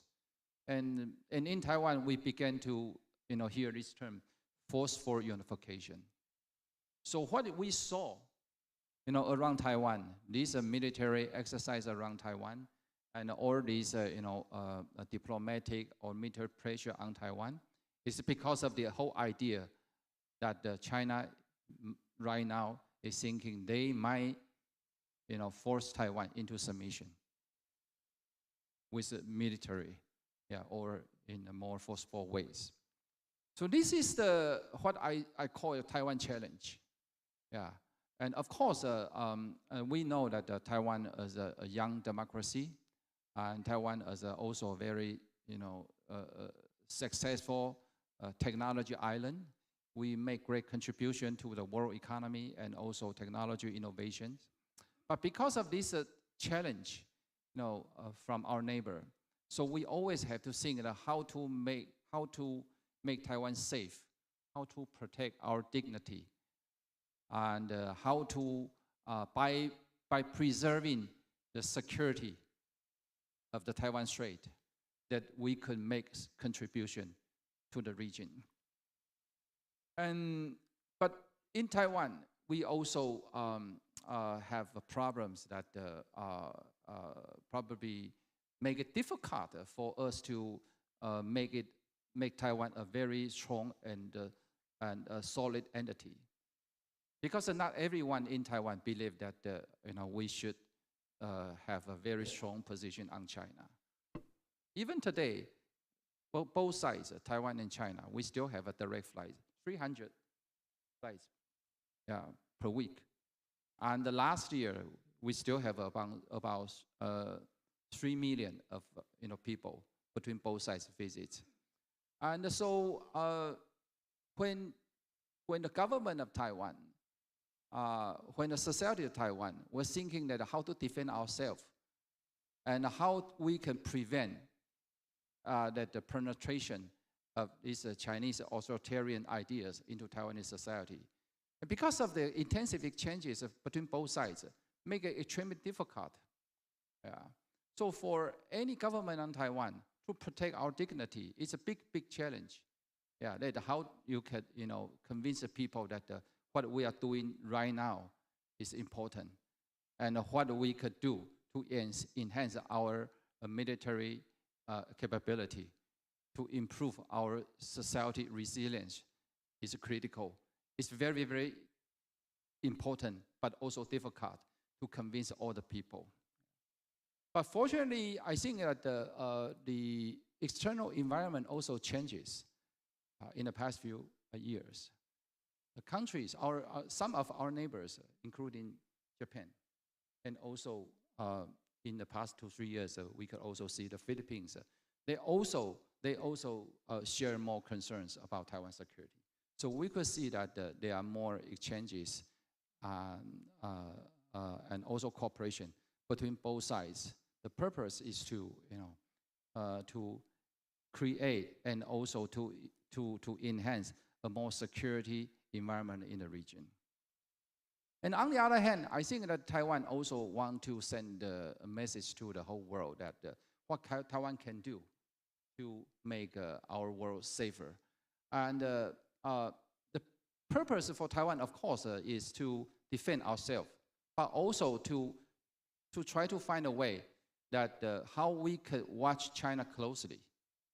And because we know that China is a political system, that Xi Jinping as a leader, and that he and the whole society authoritarian, it's not natural. That China's economy is in recession in the past few years. So how we could see China closely and prevent China from becoming more unstable is very, very important. So I think what I want to say in the end is first we have to cooperate to make a more a security environment in the Taiwan Strait and also in the Indo-Pacific. And second, we have to watch China closely and prevent all kinds of scenarios to watch out what China and Xi Jinping and also Chinese government, in the future. And third, I think that the most important thing is that Taiwan has to continue preserving and also protecting our democracy. This is, I think, the most important thing. That even Taiwan share a lot of things with China, cultural history, language. But I think that Taiwan, we still have our own dignity, and we have our own identity. This is something we have to try our best to preserve. Yeah. Okay, so I'll stop here, and so later maybe we will have more discussion on this issue. Thank you. Thank you, Ambassador Chen Mumin, for your comments. Now, next, I'd like to invite Defense Minister Jason Kenney for your comment. Thank you. Well, thank you. Very happy. Is one of the most outspoken supporters of Taiwan and Canadian politics for 30 years. Very happy and proud to be here to say that Canada is sometimes an afterthought in these discussions about Indo-Pacific security and strategy, but I think that we're on the cusp of changing that. I think that Canada is waking out of its naivete about the nature of the Beijing regime and may be moving towards playing a much larger role economically and strategically in this region. Maybe a little context here. In 1970, Prime Minister Pierre Trudeau, Justin's dad, recognized the People's Republic of China. I think was the second major Western country to do so. And ever since then, until recently, the Canadian political and economic elites had a very close and at times almost incestuous relationship with senior PRC, Politburo level leadership, which I think compromised our objectivity in looking at the broader Indo-Pacific region. In fact, in the 1970s, we had a massive strategic rupture with the country that I think is our natural anchor alliance in Asia, which is India, over nuclearization of, weaponization of nuclear technology. And most of our commercial and diplomatic efforts were focused on the PRC very early on. That started to change under Prime Minister Harper between 2005 and 2015, the government in which I played a role. But even then, I had a cabinet colleague who was our Minister of Foreign Affairs who, in his first day in office, having been briefed by his officials, referred to the PRC as a Canadian ally. And Justin Trudeau, who just thankfully left after a decade in office, once said that his most preferred country in the world after Canada was, quotes, the basic dictatorship of China. He went on to explain it's because it's a dictatorship that they can do big things like build windmills and solar panels. So that kind of, I don't know, naivete and cynicism, the same, a strange toxic combination of naivete and cynicism, led to a kind of blindness about the stakes that Taiwan, Japan, Philippines, and other countries in this region are facing, given Xi's increasing aggression, his aggressive posture. But things have begun to change. You know, I think first of all, I attribute the change to Trump in his first administration, his disruption of the post-WTO accession consensus around the notion that China had to be the center of global trade. And I think Trump basically, he said the emperor had no clothes and forced a rethink across the developed West about the failure of our shared efforts to get a balanced trading relationship and strategic relationship with China. So I think that opened up the floodgates for a lot of the skeptics to speak more loudly. Secondly, it became, when that started, when that reflection began, people saw that Canada, like the United States, like I think Europe, have been huge losers in the post-WTO accession China trade relationship, thanks in part to grossly deliberate, unfair trading practices, currency manipulation, industrial espionage, copyright violation, the total lack of judicial recourse in China, et cetera. And so that began to change the debate in Canada. Thirdly, we had a series of leaks from our security and intelligence agencies about very serious and aggressive PRC efforts to destabilize and interfere in Canadian domestic politics. Most of this obviously done through the United Front Work Department. Like in Australia and some other countries, they've actually set up de facto police stations in Canada to police the mainland diaspora population, which is growing in size. And many of the mainland diaspora organizations in Canada have been under huge influence, funding pressure, et cetera, and intimidation tactics to become defenders of the agenda of the PRC. And this has created a huge scandal in Canada, led to a judicial inquiry, and we are still feeling the consequences. Then, you may recall that, that Canada, based on U.S. Extradition application, detained Madame Meng, who is the daughter of the CEO of Huawei, which led to a huge diplomatic fight with the PRC, including the indefinite, the detention for, I think it was 3 years, of a Canadian diplomat, a Canadian citizen. Many other Canadian citizens have basically been imprisoned in China, we think, arbitrarily, and many other things. Of course, Canada has actually suffered more deaths per capita than the United States as a result of the fentanyl crisis, almost all of the constituent elements of which have been produced in and shipped out of the PRC. So all of that has meant that the same political and commercial elites who were the amen corner for the PRC have lost face and have now been marginalized, and there is a new consensus. And I'm pleased to say that in some modest but meaningful ways, that's been expressed in Canada, greater cooperation, technical and other cooperation with Taiwan. I'm very proud as a former defense minister and the son of a former Canadian Navy officer to say the Royal Canadian Navy has now deployed destroyers to do several voyages through the Taiwan Strait, some of them unescorted, and there is growing technical cooperation to come in security areas. Now, as I intimated, normally there have been huge efforts to kind of pivot to India as a natural kind of new anchor for Canadian relations in the region, not to diminish our important relations with Japan, Philippines, and other countries. But that too has been complicated, as Mohanji knows, because of matters that we hope to get past soon, with Prime Minister Carney having invited Narendra Modi to the G7 summit in Alberta. Let me say that you're going to see Canada playing a larger role in defense. Now, Trump has been a hugely, as Mohanji articulated, the ways in which Trump has been such a game-changing figure in the strategic context. That is very true for Canada. I come from the Conservative Party, which had a 25% point lead in the polls for election this March, which we ended up losing because of President Trump's threats to annex Canada, if you can believe. We don't quite take those quite as seriously as President Xi's threats to annex Taiwan, but they were very disruptive nevertheless, and he seems to have focused on Canada as, for some reason, as a particular target in his new trade arrangements.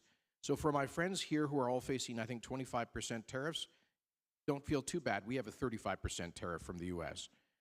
But one of the advantages of this Trump disruptiveness has been forcing Canada to finally get serious about national security. We played a hugely oversized role in the first two world wars.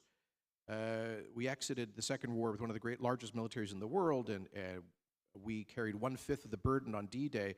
But we have taken far more than our share of the post-Cold War peace dividend. But thanks in part to the pressure from Trump, we are finally moving our defense expenditure from 1.3 to 2% of GDP, and with a commitment to go to 5%. Part of that involves a huge rebuild of the Canadian military, 60 new destroyers being built. We're probably on the cusp of an order for 12 new modern submarines, and much more to come. And the Canadian defense strategy and our Indo-Pacific strategy underscore Indo-Pacific security, the security of the global shipping lines in this region, and the Canadian Indo-Pacific strategy actually mentions Taiwan in a positive light in several instances. And so, and then finally, let me say that we're never going to be a military superpower, but we are a superpower in energy and natural resources. We have the third largest oil reserves in the world, the third largest natural gas reserves, the second largest uranium deposits, by far the largest potash and therefore fertilizer deposits, and we have the entire spectrum of rare earth and critical minerals. Now, we have had very serious challenges at developing a lot of those resources and getting them to market, which is kind of like the central domestic political issue in Canada right now. But I think Prime Minister Carty, who comes from a different party than me, is going to break through those barriers through rapid and dramatic deregulation. And if that happens, we can be an alternative source for the United States, for Australia, for our Indo-Pacific partners on critical minerals and on energy. Finally, Professor, you asked us to comment on whether domestic politics is affecting any of these things. And I would say, coming back to the malignant work of the PRC's agents in Canada, that the efforts to pivot away from a Canadian policy focused on Beijing are complicated by their interference in our domestic politics. And finally, let me say that when we talk about the Indo-Pacific, we should not imagine that Europe is on a different planet. I think Prime Minister Johnson was exactly right. And I believe that the single most powerful thing that Western countries can do to preclude Chinese aggression in this region is to demonstrate that Putin's aggression in Ukraine will not succeed. Thank you.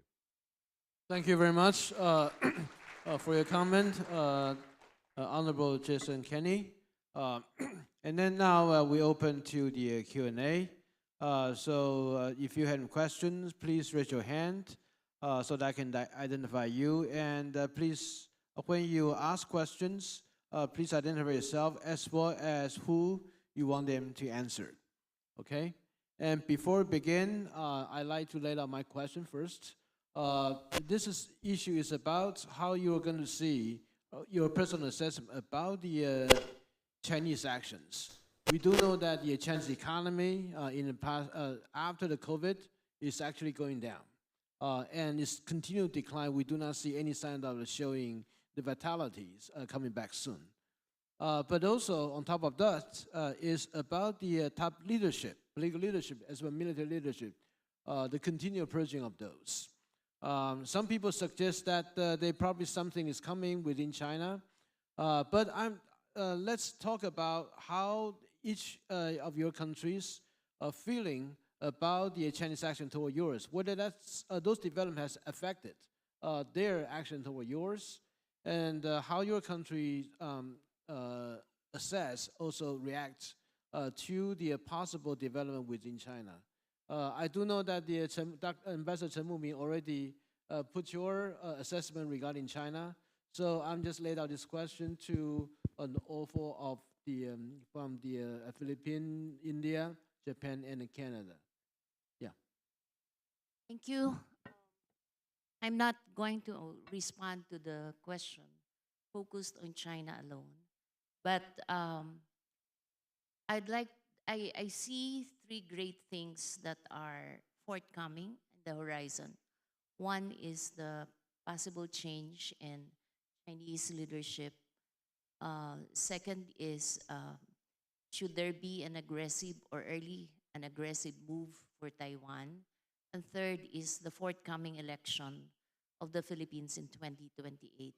So while there are internal challenges in China right now, even a change of leadership would mean continuous assertion of regional aggressiveness, and that's going to be very impactful for the Philippines, because that would mean we have to continue to put up with all the water cannons and occupation of some of our islands. But the Philippines would always respond within the context of law, within the context of collaboration with other countries, and also within what is allowed international order. Second is that we cannot be just a bystander in the event that China would invade or be aggressive with Taiwan, for the simple reason that anything that happens in Taiwan would actually affect the Philippines. Number one, we have 200,000 Filipinos in Taiwan, and 160,000 of them are overseas Filipino workers. Other than that, 46% of our semiconductors and ICTs are linked to Taiwan. So it has big implications, not only economically, but also are very deep people-to-people relations. And our election would have also strong implications in Indo-Pacific, considering that we have strong contenders for 2028 that are considered to be pro-China. And so we are worried that should those personalities win in the 2028, there's going to be a pivot back to China. So our elections has been marred. The midterm election has been marred by disinformation and even an attack on our Commission of Election.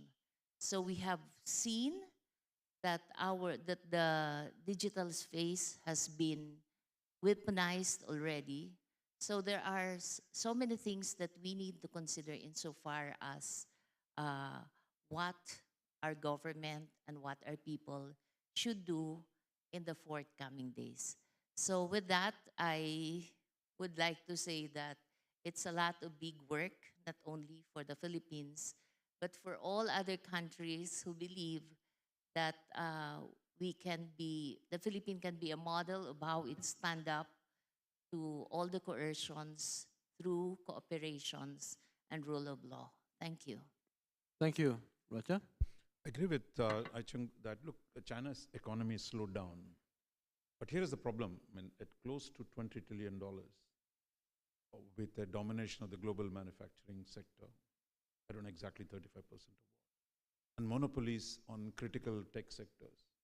So China's capacity to bargain with the US, even a confrontational US, its capacity to put economic pressure on the other countries will remain for a long term. So therefore, how do we survive the interdependence with China while reducing it over a period? I think that's a big policy challenge for most of us, and I think that problem is going to be enduring for a long time to come. The second, I think, is the Chinese, for us at least in India, though India has stood up, we still have about 50,000 troops at 17,000 feet facing China. But the fact is, Chinese military power is growing. And for us in India in particular, we saw in the case of the recent India's conflict with Pakistan, that their supply of weapons to Pakistan, their ability to, shall we say, undermine India in its own neighborhood remains strong. And as long as China's economic power and military power grow, that capacities will increase. So therefore, again, we come back to the point of military strategies, asymmetric military strategies. The third point is, I think Chinese capacity to intervene in the domestic politics of its neighbors. For a long time, our American liberal friends said, look, Chinese talk about non-intervention, it's such a stupid thing. So now we are seeing Chinese ability to intervene, which is a serious consequence. And my sense is that Chinese interventions in the neighboring countries have increased in pursuit of political objectives, economic objectives, all across its vast frontier. But so the challenge for us is with the US that has taken aggressive bullying on economic issues. There are factions in all of our countries which in any case argue it's worthless fighting with the Chinese. Why are we fighting with the Chinese? Let's be good neighbors. We don't want to choose, which is again a common refrain. That strand of opinion, which I think in India at least, because of our conflicts with China, had declined. Now I think those who say, look, you can't trust the US, you have to find a way to accommodate China, I think those sentiments will grow. And that takes us back to the importance of managing US-India-China, US relationship with China's neighbors once again becomes central. But in the interim, how do we work through the disruptive America and aggressive China, the consequences for our domestic policies? That's a reality in all the countries. Thank you. And Dr. Taniguchi.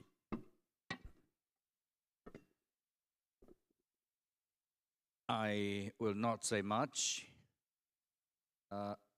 One point that I should like to point out is that there must be an innovative way to collaborate among three militaries, the Filipino, Taiwanese, and Japanese.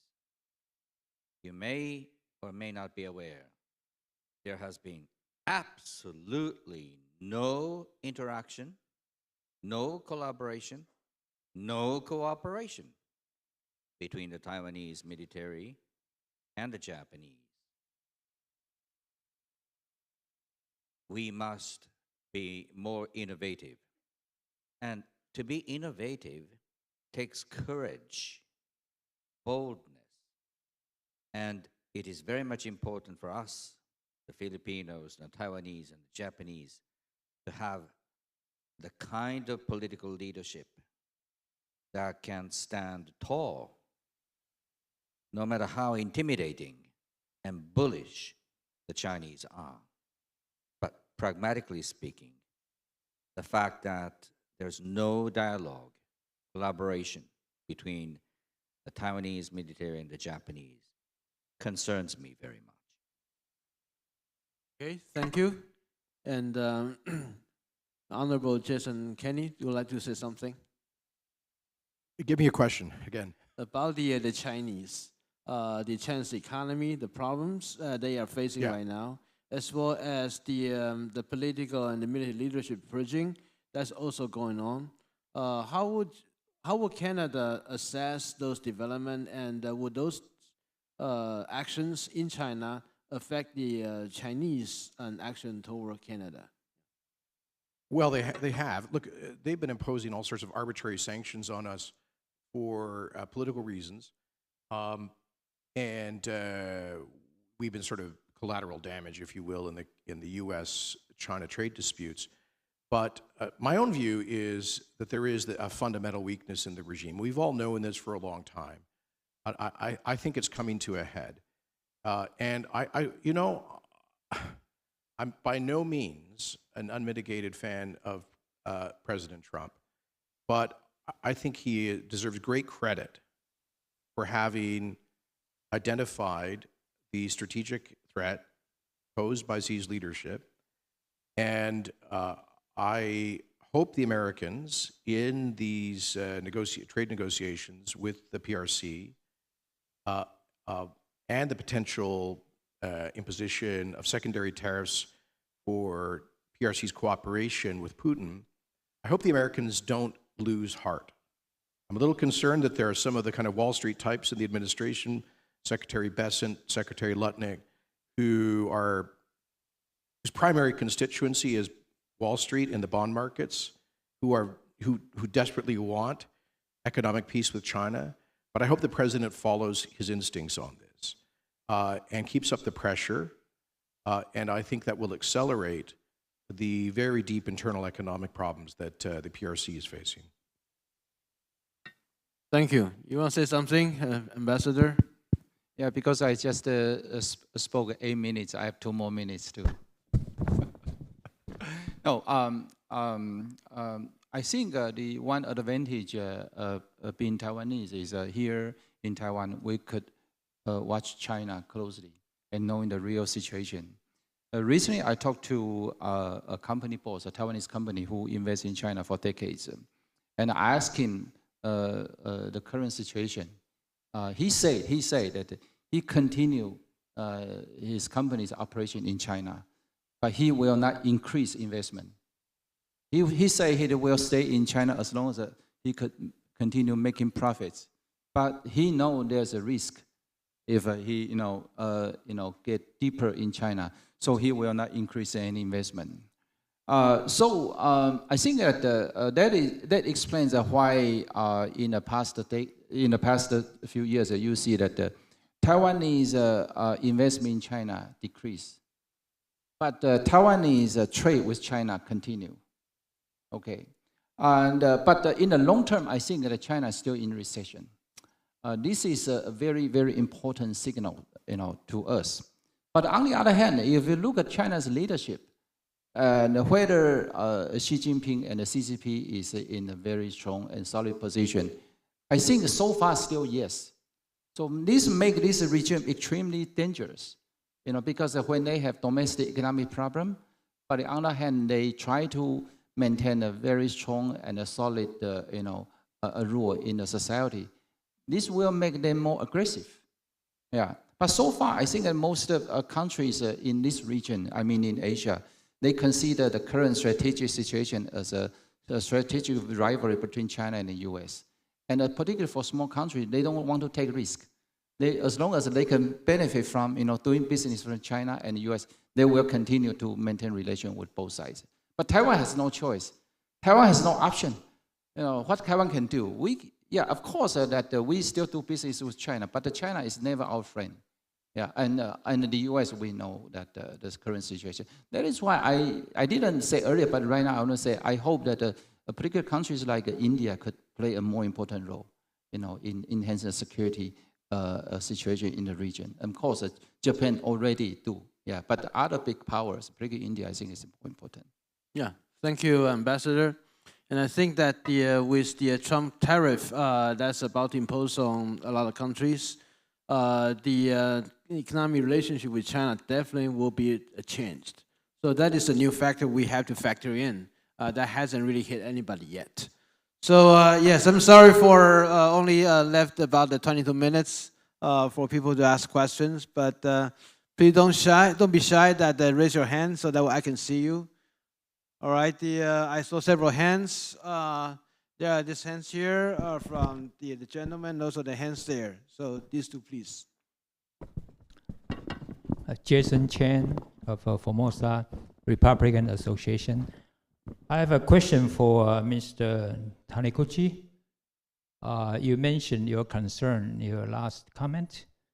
I would like to know if you have any suggestion to overcome your concern and make improvements of the situation. Thank you.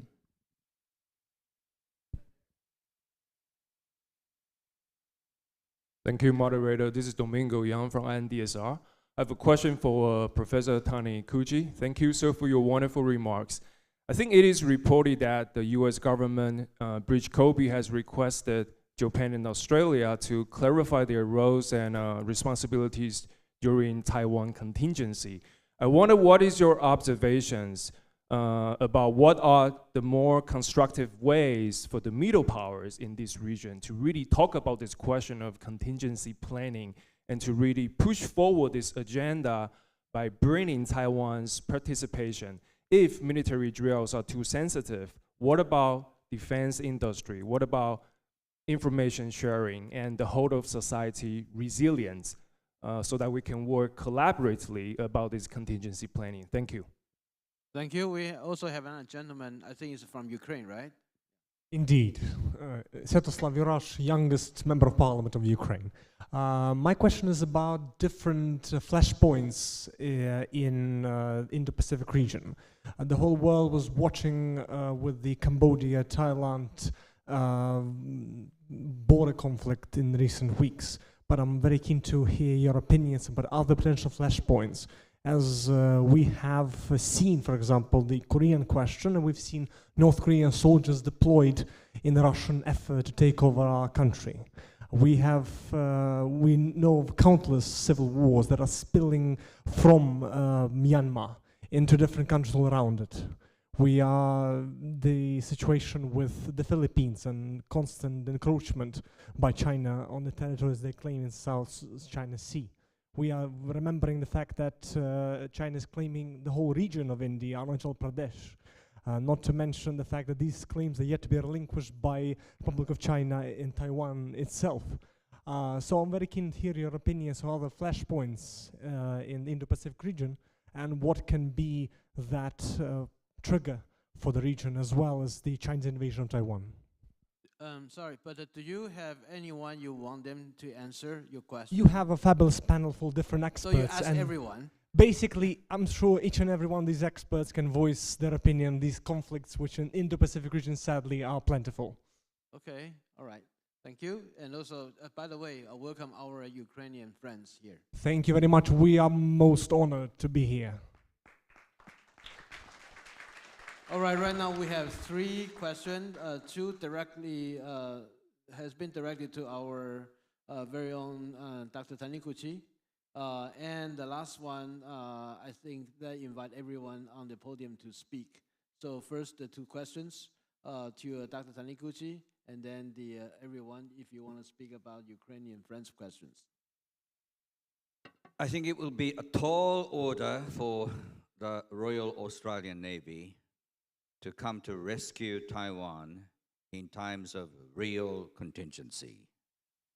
The role to be played by the so-called middle powers in your term in peacetime is to continue to send a powerful, powerful signal to the Chinese that, as I said, fulfilling Xi Jinping's version of Chinese dream will cost a lot. And in that sense, the engagement of India and engagement of the UK and others will also be very much important. When it comes to further enriched collaboration between the Taiwanese military and Japanese self-defense forces,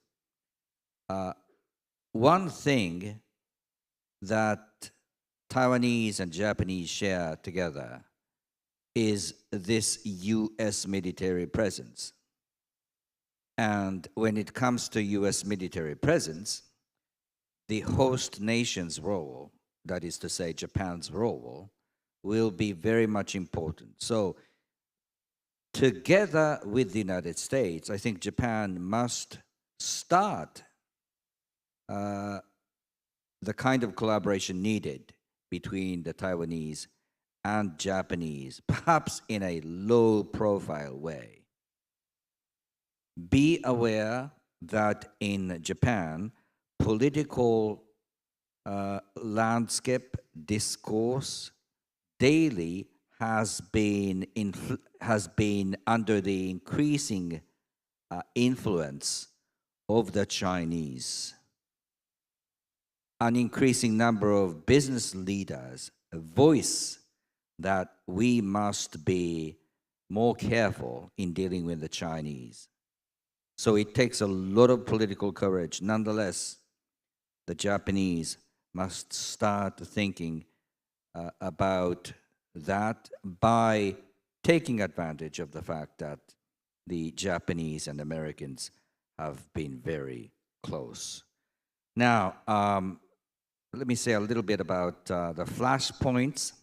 Yes, there are many flashpoints.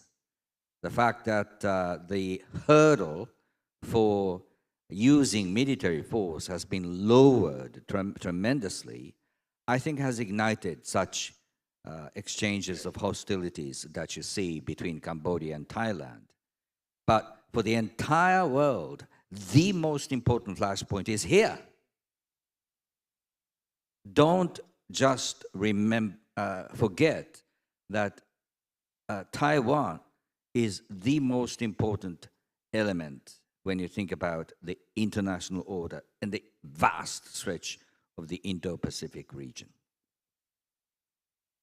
Thank you. And then probably I'll start with Gloria. You want to say something about a question? And Raja Mohan? Just want to about a flashpoint. Yeah, reinforce what Taniguchi-san was saying. It's really the principal flashpoint is here. Then you have Philippines and the Chinese border, maritime border. And we have the India-China-Himalayan border, which is where actually the confrontations have been going on. So therefore, I think we shouldn't bring in every little incident. I mean, what happened between Thailand and Cambodia, I mean, it's not on Chinese frontier. So therefore, we've got to distinguish between different flashpoints. So I would say, could include Japan-China maritime border. So you have the East China Sea, the South China Sea, the Taiwan Strait, and the Himalayan border.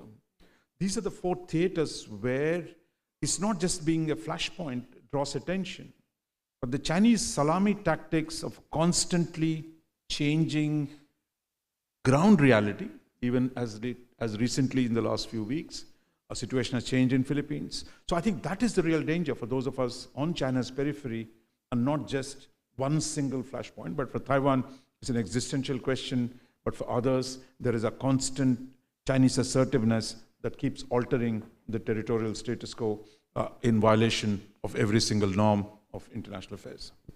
And I agree. I think they'll calibrate their policy to avoid a flashpoint that would attract a kinetic response or American intervention, just through very carefully calibrated incremental aggression in the South China Sea and in this region.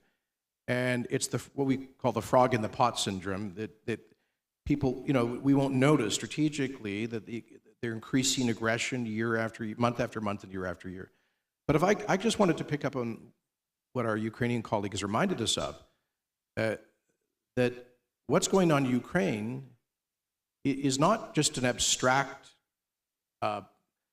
abstract and distant interest, pardon me, to Asia. Asia is involved in that war. North Korean soldiers are fighting on Ukrainian territory right now with Chinese and North Korean armaments.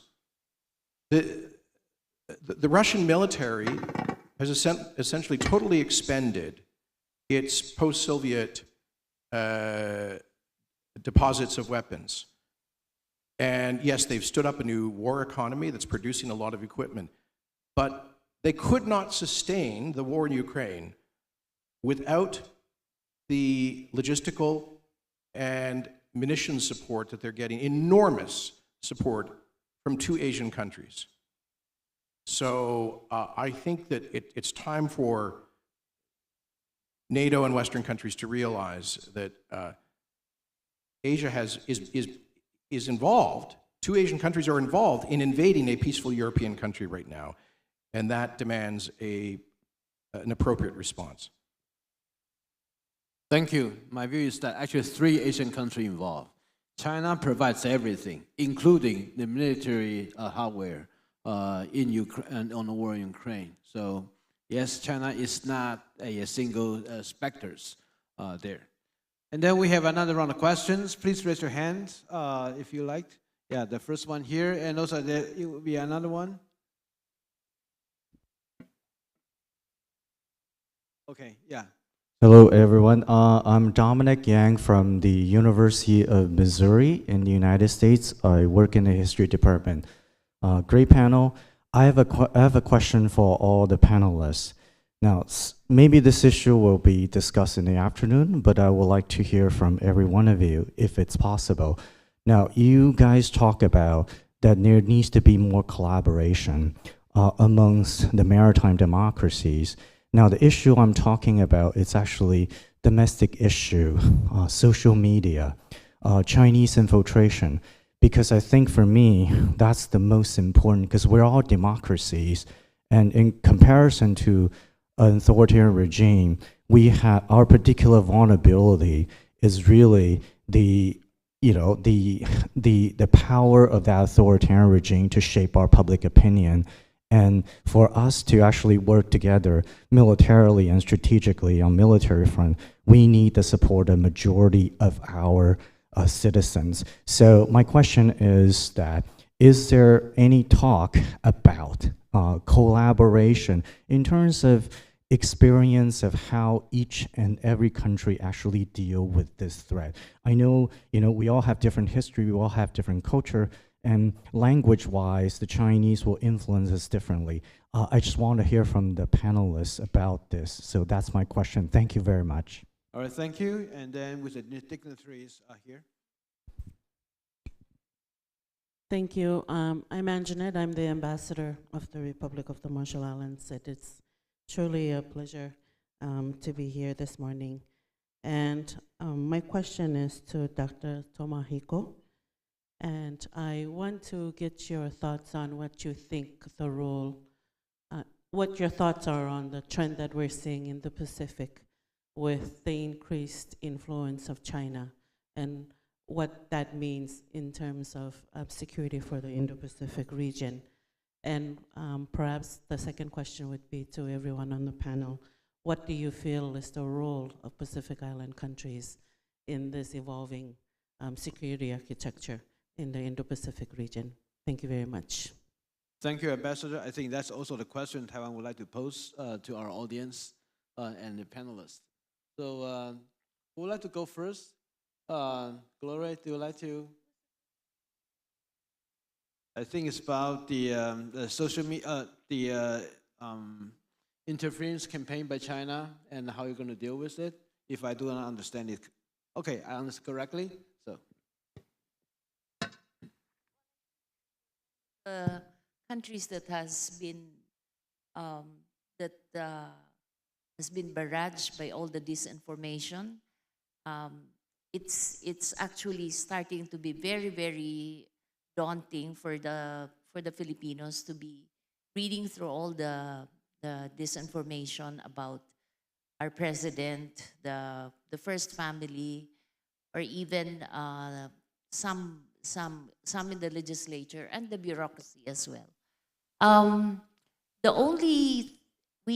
In fact, Congress tried to legislate the issues of disinformation, but it's like fighting against a very informal group, but very powerful. So what we're currently doing is really to educate our people. That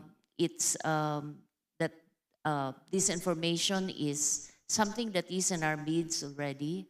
And as I said, the last election, the midterm election of the Philippines was one wherein disinformation was really massive, and that's why we came up with the conclusion that it's something that the digital space has been weaponized already on that note.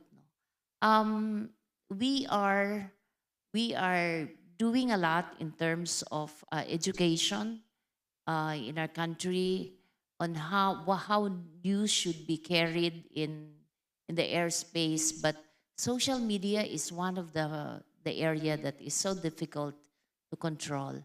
I think I'd love to hear from other similarly situated countries on how they are actually dealing with disinformation on social media. But it's something which is a concern right now. There's a joint research of different universities on the influence of the United Front in different parts of different sectors of the Philippines. We're looking at media, education, congressmen, senators, or even members of the bureaucracy. It's on process, but I'm not at liberty to discuss it at this moment. Thank you. thank you. Jason, he just raised his hand. Yeah. So Ron, I'll say- after Jason. So I just wanted to underscore that in the G7, there is and has been for I think 5 years a rapid response mechanism on disinformation, which contacts of mine in the intelligence communities describe as actually being very effective. And there's also a working group within the Five Eyes, which is the intelligence platform of Canada, the United States, the UK, Australia, and New Zealand to deal with disinformation. So perhaps we need those well-resourced and sophisticated organizations to do more information sharing with like-minded countries. I can tell you in Canada, it's a very serious problem. I alluded to this earlier. In the 2022 Canadian federal election, we had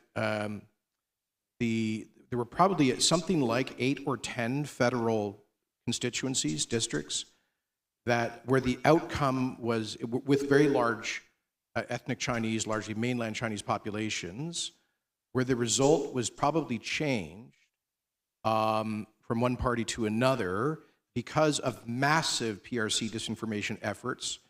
And some of it is so far under the radar screen, you can't really rebut it or block it. A lot of it is just running on WeChat. They would just release content on WeChat discussion groups that would get that would just spread like wildfire with no sourced or credible information. And once it's out there being replicated over and over again, it's just about impossible to regulate. So this is something that I caution other countries to be very mindful of. Briefly on the Pacific Island states, I think when we think of them as island states, it's very easy to forget these are very large ocean states, extraordinary, exclusive economic zones, and a whole range of areas to deal with. So when we talk about the big geopolitics, I think it's often easy to forget about the Pacific Island states. But I believe they're a critical node in the current contestation between US and China. China's reach has grown. If they can operate in Latin America, I don't see why they won't operate in the Pacific Islands. So I think the presence has grown. The response, I think, of the democracies has to be able to take the concerns of the Pacific Island states seriously. That now with the US aid is shut down. I think when we talked about coordination by Tomohiko-san, I think we need the region's middle powers to come together to respond to the developmental needs of the island states is one key priority. Second, I think, is the climate change and its impact on the resilience of these states. There, with Trump now pulling out of climate change again, we need to do more within the region on the question of climate change, on the question of resilience to deal with climate disasters. That I think should be a high priority for the regional powers. Thank you. And Professor Taniguchi.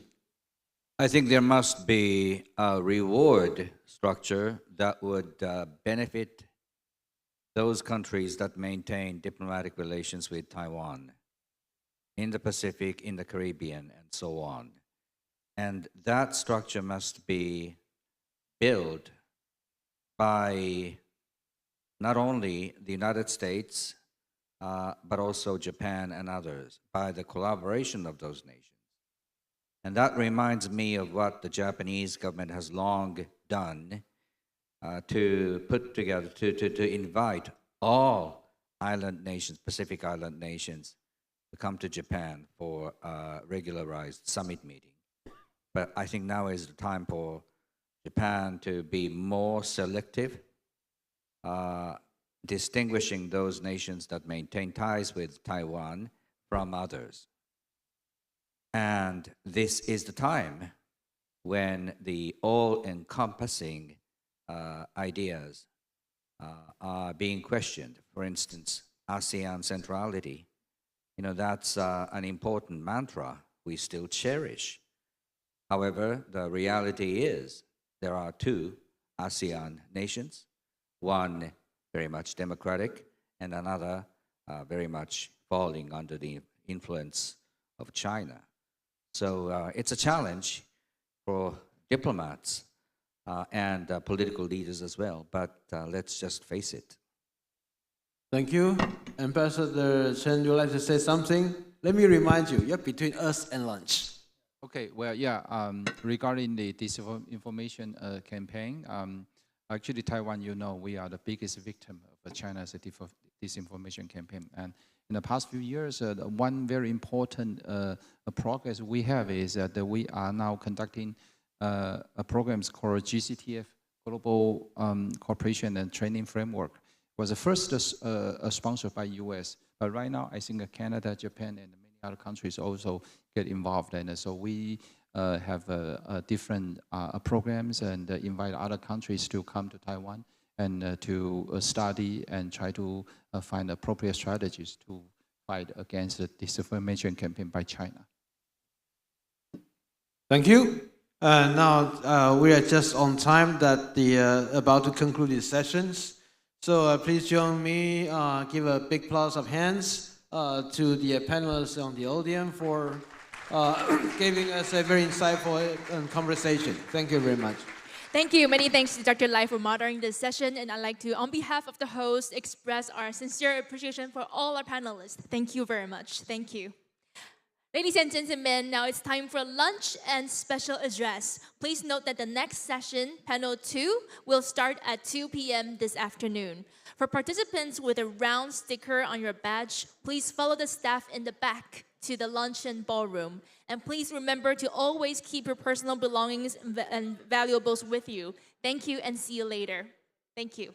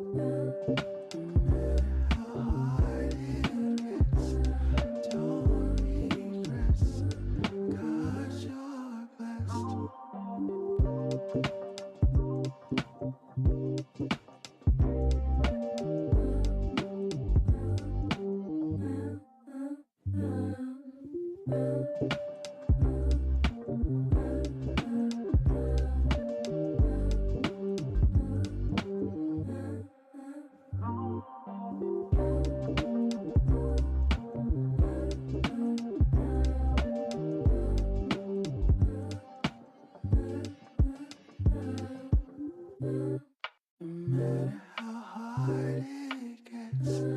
Don't regress, 'cause you're blessed.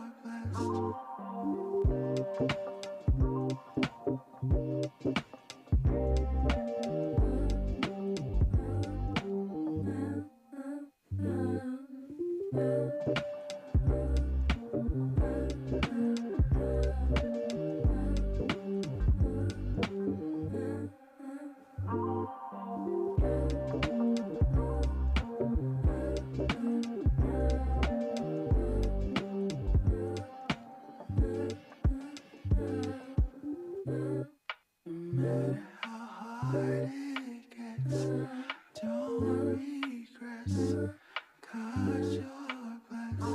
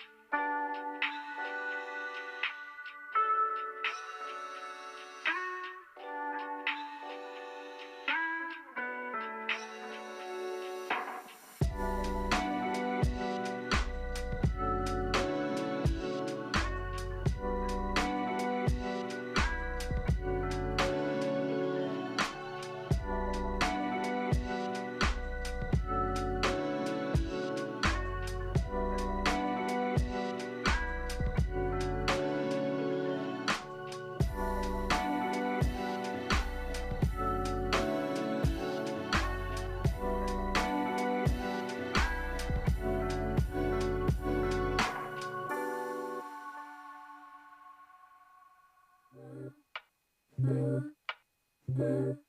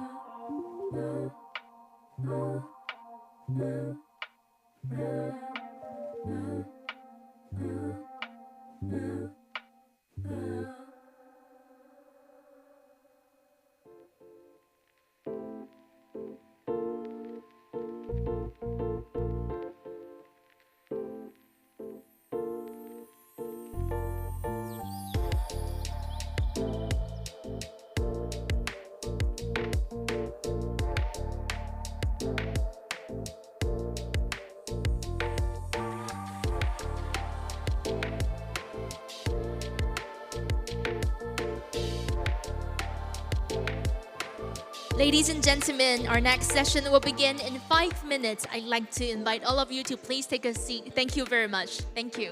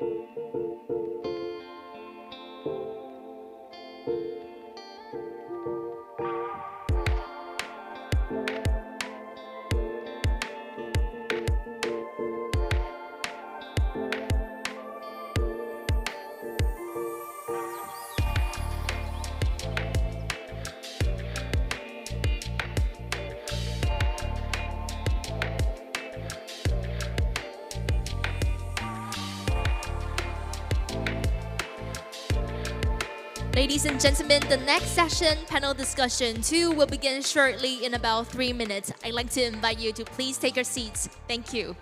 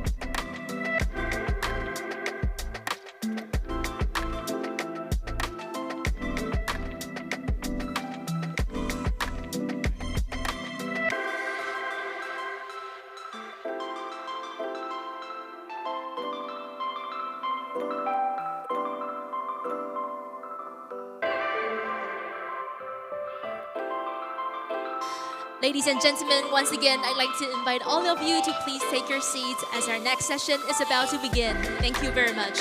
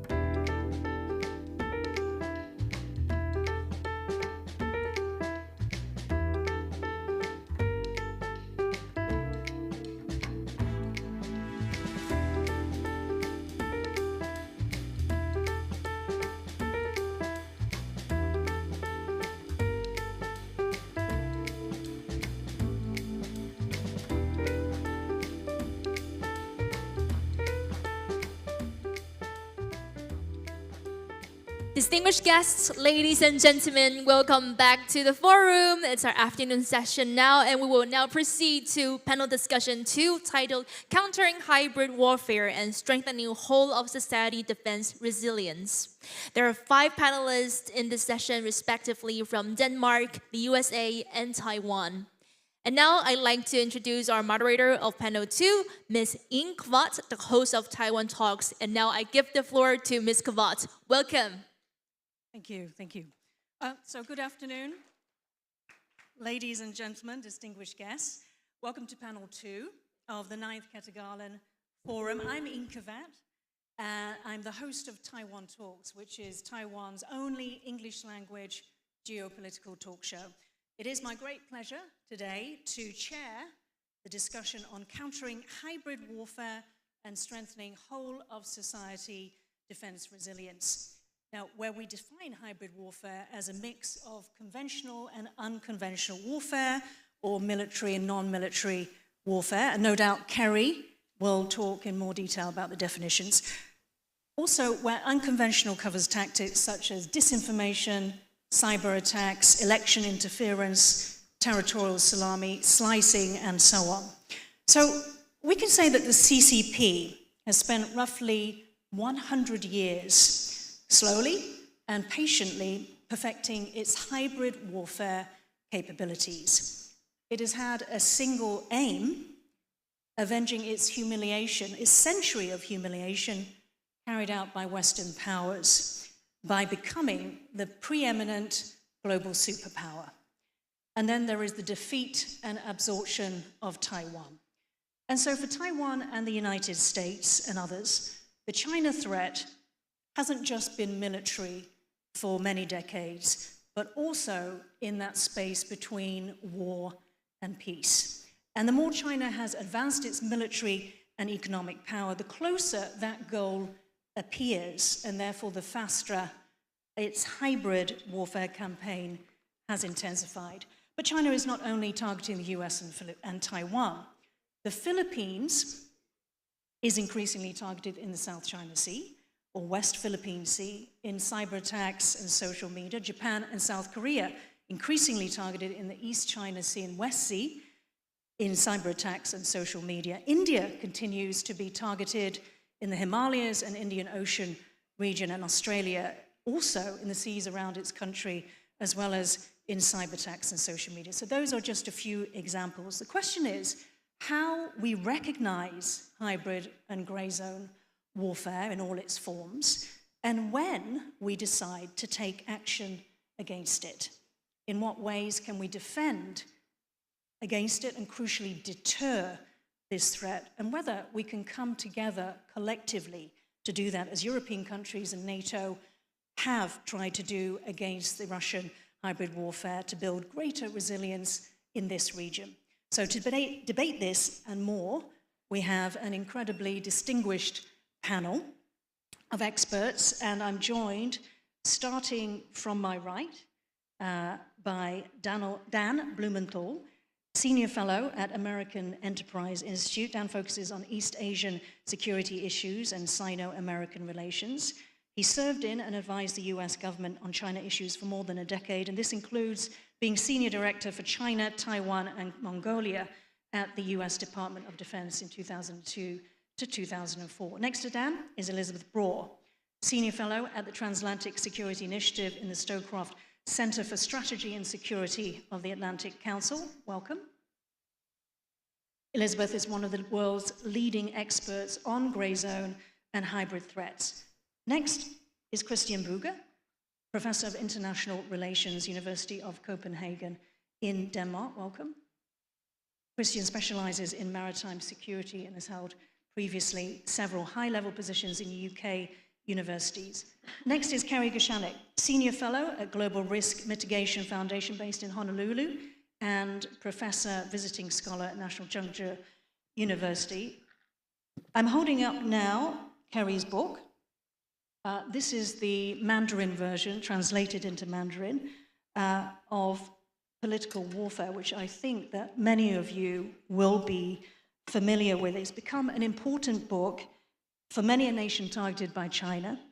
It was referred to by our president, Lai Ching-te, in March as a foundation for our president's 17 strategies for combating China's infiltration and subversion of Taiwan. Kerry has also advised the US Congress and NATO on China's threat and has extensive experience in naval special warfare, intelligence, counterintelligence, and international relations. And last but certainly not least is Yujie Li, Senior Advisor at the National Security Council of the ROC Taiwan. Mr. Li has advised the Taiwan government for decades on the emerging threats of technology as well as the solutions and opportunities that they present. In terms of the format for this panel, our guests will speak in the order that they're sat to my right, and each will speak for about 8 to 10 minutes, after which I'll open up the floor to questions. So without further ado, Dan, over to you. Thank you very much, and it's a real pleasure to be here in Taipei and at this important and I think very productive forum. It's my honor to speak on this topic with such distinguished panelists as well. And I think your initial introduction framed things exactly right, which is political warfare, hybrid warfare, however you want to call it, this combination of subversion, coercion, gray zone, conventional kinetic force, and so on, is not just incidental to Chinese Communist Party strategy, it is how the Chinese Communist Party in fact came to power. It's its birthright, it's in its DNA, subverting, infiltrating, using political warfare alongside conventional tactics against a well-established government, again, is in some ways the history of the Chinese Civil War. So it's essential, point one, it's essential to Chinese strategy and how it thinks about its grand strategy of undermining the U.S. alliance system and of course Taiwan here in the Indo-Pacific. And I think everyone here in Taiwan knows that. You know, you face it every day, disinformation campaigns alongside intimidation tactics by the Chinese Air Force, by the maritime militia, and the combination, I think critically, the combination of both the use of low-intensity kinetic force in conjunction with information and disinformation campaigns. It's important everybody, I think, here in Taiwan knows it, but in the United States, there's still a debate about how important it is to defeat this campaign, which is very surprising and unfortunate, I think, because obviously the Chinese made such great strides using hybrid warfare in the South China Sea in terms of increasing its own territorial ambitions, and undermining others' territorial rights. It's been engaged against Japan in the East China Sea for many years as well. Japan's held fast and held strongly in terms of its own territorial rights. But there's a debate in Washington about how important it is to defeat this campaign, and I would argue it's the ongoing campaign. It must be defeated. China may decide to intensify its current hybrid warfare campaign and launch a full-scale war against Taiwan, but it may decide that it's not necessary to do so and continue to try to cow the Taiwan public and the Taiwan political system. So that goes to point number two. Point number two is the center of gravity of these hybrid warfare campaigns, particularly across the strait, is politics in Taiwan. Now, it's very important for the Chinese Communist Party to also shape politics in Washington and in allied capitals, but the center of gravity for Chinese strategic planners is how do we make it so Taiwan politics is more amenable to our national goals? How do we intimidate Taiwan? How do we make certain parties in Taiwan, the DPP in particular, unacceptable to the Taiwan populace? And how do we get some kind of political resolution after changing Taiwan's politics through hybrid warfare campaigns? The center of gravity is Taiwan politics. Again, China may intensify its ongoing hybrid warfare campaign into something more if it so chooses, but for now, it's going to continue to push, maybe escalate its hybrid warfare campaigns to affect Taiwan politics, to affect Taiwan's sense of isolation, to affect the Taiwan's people will to continue. It's aimed at Washington as well. So the debate that it wants people to have in Washington is in some ways the very debate that we continue to have. The essence of the political competition is essentially China trying to define what the contours and parameters are of Washington's relationship to Taiwan. China trying to define what is and isn't provocative in the relationship. This has been going on since the advent of the One China policy. China trying to redefine the One China policy, trying to say things like transit visits by the president of Taiwan are too provocative, or trying to say the visit of the Speaker of the House, Nancy Pelosi, was somehow too provocative or changing the status quo. That's how China tries to restrict the decision space and change the decision-making space in Washington as well, again, with its eyes on striking a blow against Taiwan politics. So the idea and concept here of the hybrid warfare campaign is to define certain things as too dangerous, to define certain things as too provocative, such that Washington actually makes decisions to constrict its relationship with Taipei in order for China to strike a morale blow against the Taiwan public. And this is a very deliberate strategy. And there's all kinds of ways, I think, to counter this kind of strategy. The visit of Speaker Pelosi is an example.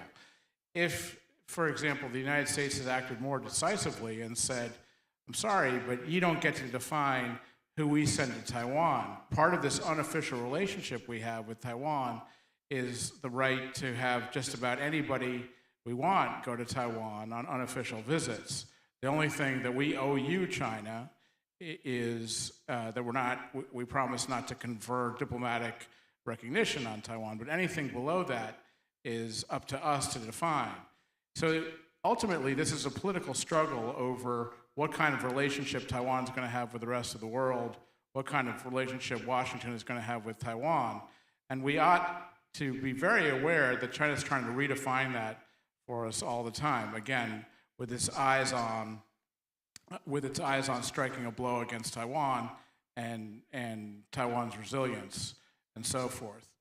I think the answers in general that Washington and Taiwan should come up with to these hybrid warfare campaigns is asymmetric political responses. So it's not possible to track and respond to every incursion that the PLA makes into Taiwan's airspace or to Taiwan's maritime space, but it is possible to respond at the time in the way of our choosing. So the answer to restricting Taiwan and to isolating Taiwan is in fact to raise Taiwan's international status.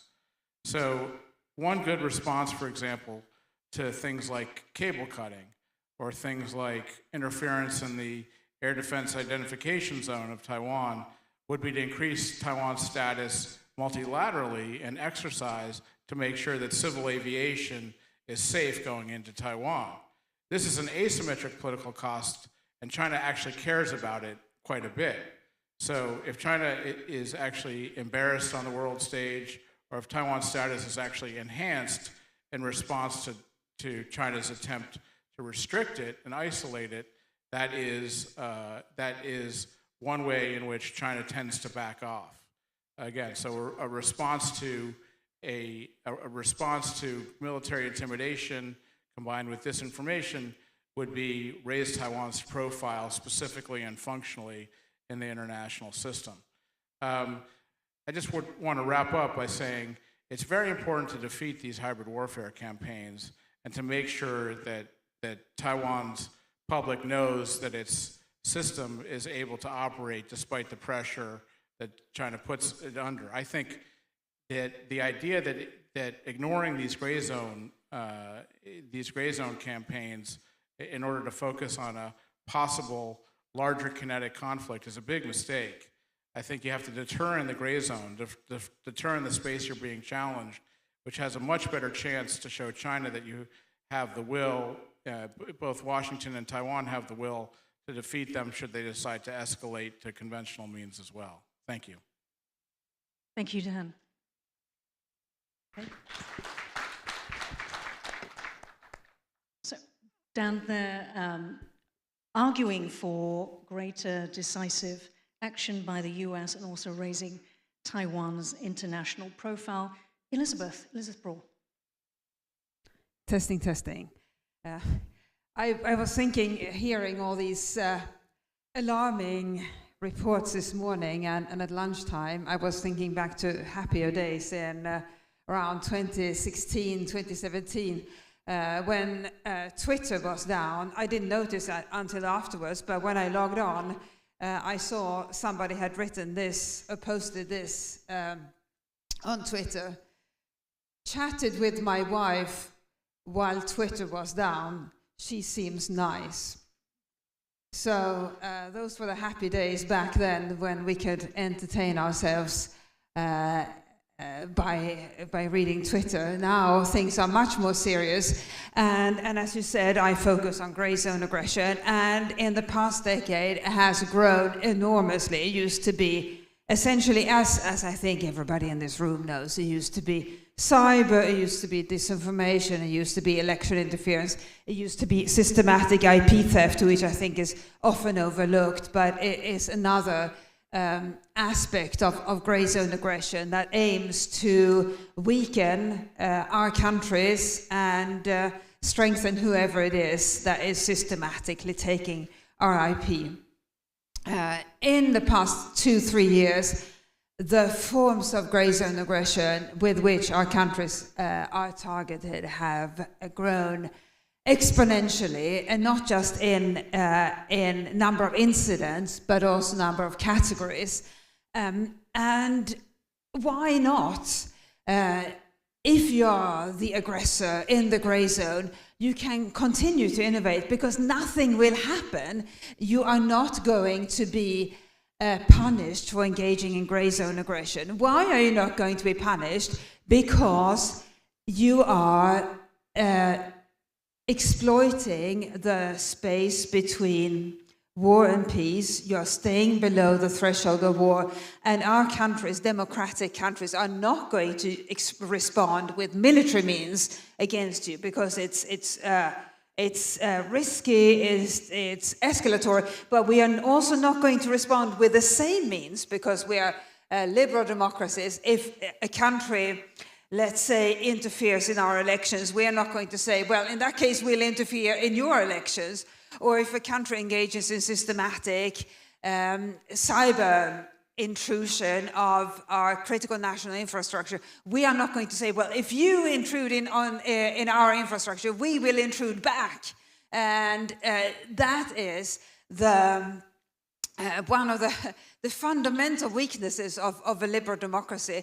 So there are two challenges with grey zone aggression. The first is that it's difficult to detect. How do we know when something is happening in our societies that may be gray zone aggression? Because many of these forms of aggression may exist in low intensity levels in our countries anyway. We have cyber attacks, we have people who spread untruths, we have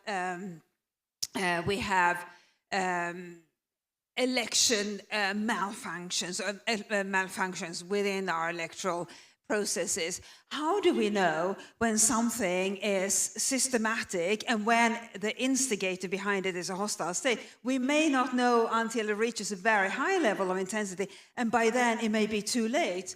So that's why I think of gray zone aggression as the defender's dilemma. And I wrote a whole book about the defender's dilemma, and I still don't know the answer to this dilemma, which is how to detect gray zone aggression early and what to do about it.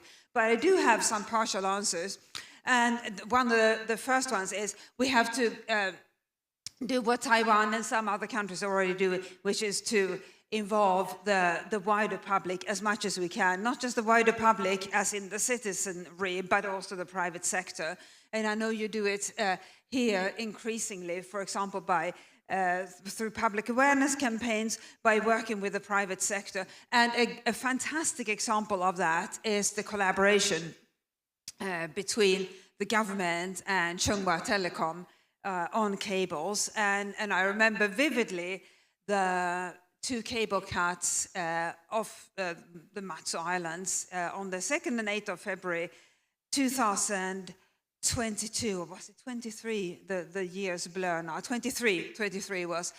And the reason that both cables were cut with disastrous consequences was that the reporting system for cable operators to report cable damage was not particularly efficient, and neither here nor in any other liberal democracy, because cables operate in pairs. If one cable is damaged, the operator then puts in a call to repair company, and they come and repair it after a while.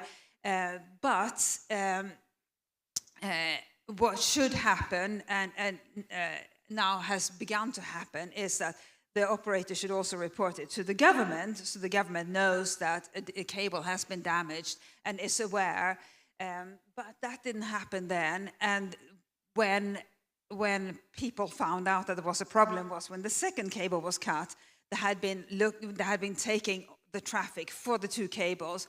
The second cable was cut by another Chinese vessel, and then it became clear that there was a problem, right? Because there was only 2 cables and they had both been cut. The collaboration now is much better, and when the most recent cable cut happened, there was instantaneous reporting by Chunghwa Telecom to the authorities, so they knew what had happened and could react, and they reacted very quickly, as you may recall. That is exactly what should be happening, and we're seeing more initiatives like that, not just when it comes to cables, but when it comes to all kinds of incidents, because no Western government, no government of a liberal democracy can be everywhere all the time. It needs the help of the public and the private sector, first in detecting things that don't look right, and we are the best judges of what doesn't look right. And then when it comes to building resilience, the private sector is a fantastic partner, and I know there is a lot of work happening beyond the telecom sector here in Taiwan to build redundancy. And by the way, I think that can be a competitive advantage for the companies that do engage in it, because if you have redundancy, then your company is going to be able to keep operating even if something happens, whereas your competitor, without redundancy, they will have a big problem if there is some sort of gray zone attack or other damaged, hostile state instigated damage to your company. And by the way, also damage caused by Mother Nature, which is something to be concerned about now that climate change is increasing. So a lot of that is happening. And where we can do even more is to actively invite the public to be part of this, and not just educate them about threats, but invite them to report if they see anything unusual. In countries that have a long history of terrorism, such as the UK, that has been part of the public, the social contract for years, that if you see something that doesn't look right, report it to the authorities. And I'm not trying to put a positive spin on this, but now that the threats are what they are and are likely to increase, this is an opportunity to bring the country closer together, because nobody wants the sort of harm that we get from grey zone aggression.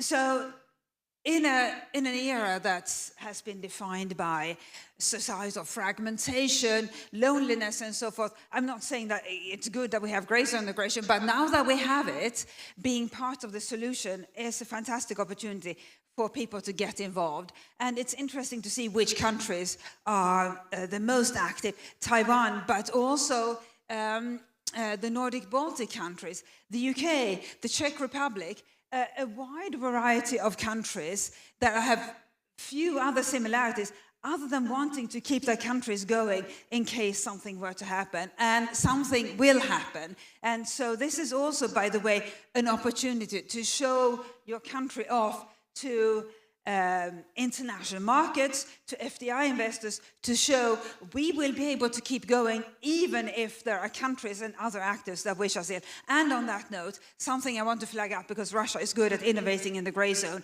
something to be acutely aware of is a new fast-growing trend of hostile states recruiting essentially grey zone gig workers on apps who commit one act of grey zone aggression, be it arson, be it carrying placing a parcel bomb somewhere on behalf of the hostile country.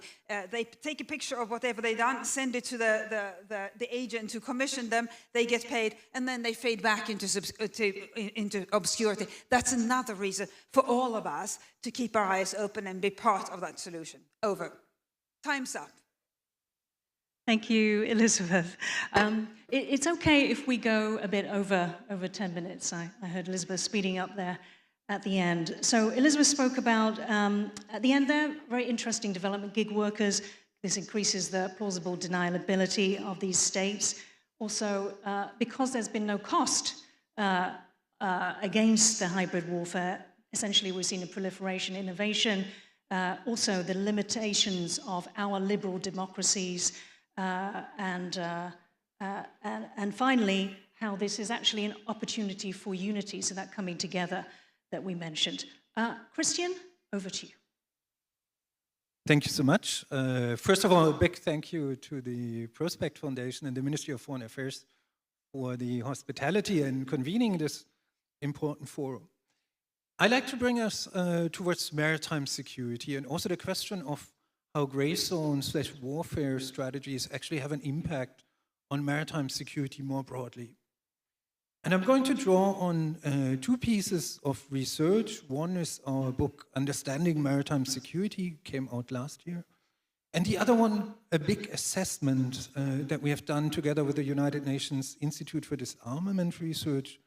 And this was an attempt to do a forward-looking identification of what threats need early action within the United Nations system, but also outside of it.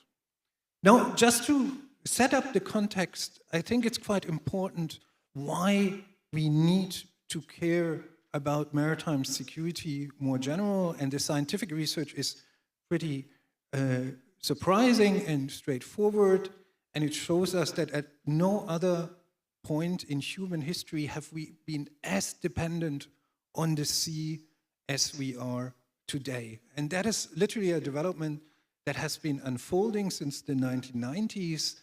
Some have called it the blue acceleration. Others talk about the industrialization of the sea. And that basically means that 80% of global trade comes by the sea, 60% of energy, in some cases such as Taiwan, these figures are even higher, and 95% of transcontinental internet data transfers come by the sea. When we're talking about maritime security, then we're talking about the vulnerabilities that come from these numbers. Our accelerative use of the sea means that we need to pay attention to maritime security, not only regionally and nationally, but globally. Remember the Evergreen accident in the Suez Canal a couple of years back. One single ship in a strategic location caused a global loss event, and economists have estimated that in the range of 8 to 10 billion. Now there's also some good news. In May this year, the United Nations Security Council actually held a high-level debate on maritime security. And what you could see at this debate is actually a remarkable global consensus that maritime security, in particular maritime crimes, need more attention, more capacity building, clearer norms. But there was also quite an impressive call for peaceful resolution of boundary disputes that we could see in the Council. Now, in that debate, in many ways, member states were looking at what can be called an established maritime security agenda. They were hardly talking about what can be called the gray zone or the hybrid sphere. So in many ways, the UN Security Council was operating or discussing maritime security in a way as if the binaries and distinctions that structure much of the global institutions between war and peace, between civil and military, but also between state and non-state actors would still hold. And this is exactly the key challenge that we are facing when we're talking about hybrid and gray zone warfare. These binaries are deliberately blurred. Now, I think when we're talking about gray zone/hybrid warfare at sea, it is actually quite important that we are clear in our vocabulary, and I think it's of essence to distinguish between two different types of actions. The first is strategic intimidation or acts of provocation, where the purpose of these actions is not to cause physical damage, but to achieve other strategic objectives, for instance, creating uncertainty and pressure. The second type is direct confrontation, and only then it makes actually sense to talk about warfare rather than strategies and tactics. And here we're talking about acts where the intention is to cause immediate damage on an adversary. It's quite an important distinction, not the least in legal terms. Now, if we are looking to European waters, as an example, we can see a lot of strategic intimidation, mainly pointing towards Russia, and that includes maritime espionage disguised as scientific research. Some people have seen the documentary on the Russian vessel Yanta. Cable cutting incidents or mysterious accidents, let's call them like that were just referred to. The purpose of these kind of acts is to install vulnerability and uncertainty in European populations, but also keeping the pressure on defense forces to operate under extremely high costs. If you look into the response to gray zone attacks in European waters, the price tag has been quite substantial for that. Now, luckily, a lot of things have been happening by the European Union and NATO, in particular with regards to the Baltic Sea. And in many ways, as someone who has been following this over the long term, the response is quite impressive in terms of improved maritime domain awareness, in terms of rapid regional coordination over law enforcement, and then developing legal framework where that's still a little bit sketchy. The escalatory risks, as we've seen in April this year with an incident with the Estonian Navy, are substantial. In that case, Russia actually responded with sending fighter planes. If we're talking about direct confrontation, I think then we need to start talking a little bit about how Ukraine's defense tactics actually use gray zone warfare, and to the evolution that we are seeing there. And here we're not only talking about drone warfare and cyber attacks, we're also using the new ways of strategically using sea mines. And that is in many ways a little bit worrying, because while I think that obviously the Ukrainian forces have a valid cause, the way that they tend to undermine global legal norms is slightly worrying, and this includes also the way in which they are deliberately taking environmental risks. Now, quite obviously, this is not only happening in China, in Europe, but also in the broader Western Indian Ocean. Now, let me use my last 2 minutes for briefly pointing out to what that means in strategic terms, hoping that some of this can be picked up in the Q&A later on. First, I think we need strengthened maritime domain awareness, and we need maritime domain awareness that does not only look at the surface, but looks down underwater, but equally looks up in terms of vulnerabilities linked to satellites. Secondly, critical maritime infrastructure is now absolutely vital, and if Taiwan wants to untap the enormous offshore wind energy potential that it has, it is really, really important to develop an enhanced critical maritime infrastructure protection strategy, not only for the country itself, but for the wider region, together with Philippines, together with Korea, together with Japan, and the Pacific Island region. Third, I think it's vital that we talk more about environmental security at sea. Many of these gray zone tactics actually exploit environmental vulnerabilities, and let's not forget a single shipping accident or a deliberate oil spill can have major environmental impacts and undermine conservation efforts from decades. Finally, I think we should also quite urgently engage in the question of how the future norms of warfare at sea, but also the future peacetime norms should look like. And this is basically why we do need a United Nations process, whether that is within the UN Security Council. The next meeting on maritime security is next Monday, but also in institutions such as the International Telecommunication Union, where we are having a broader discussion on how subsea data cables, for instance, can be better protected. I leave it here, and thank you so much for your attention, and look forward to the discussion later on. Thank you. Thank you, Christian.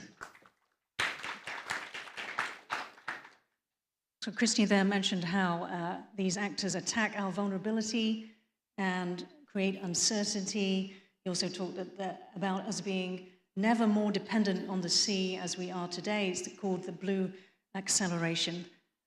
Over to you, Kerry.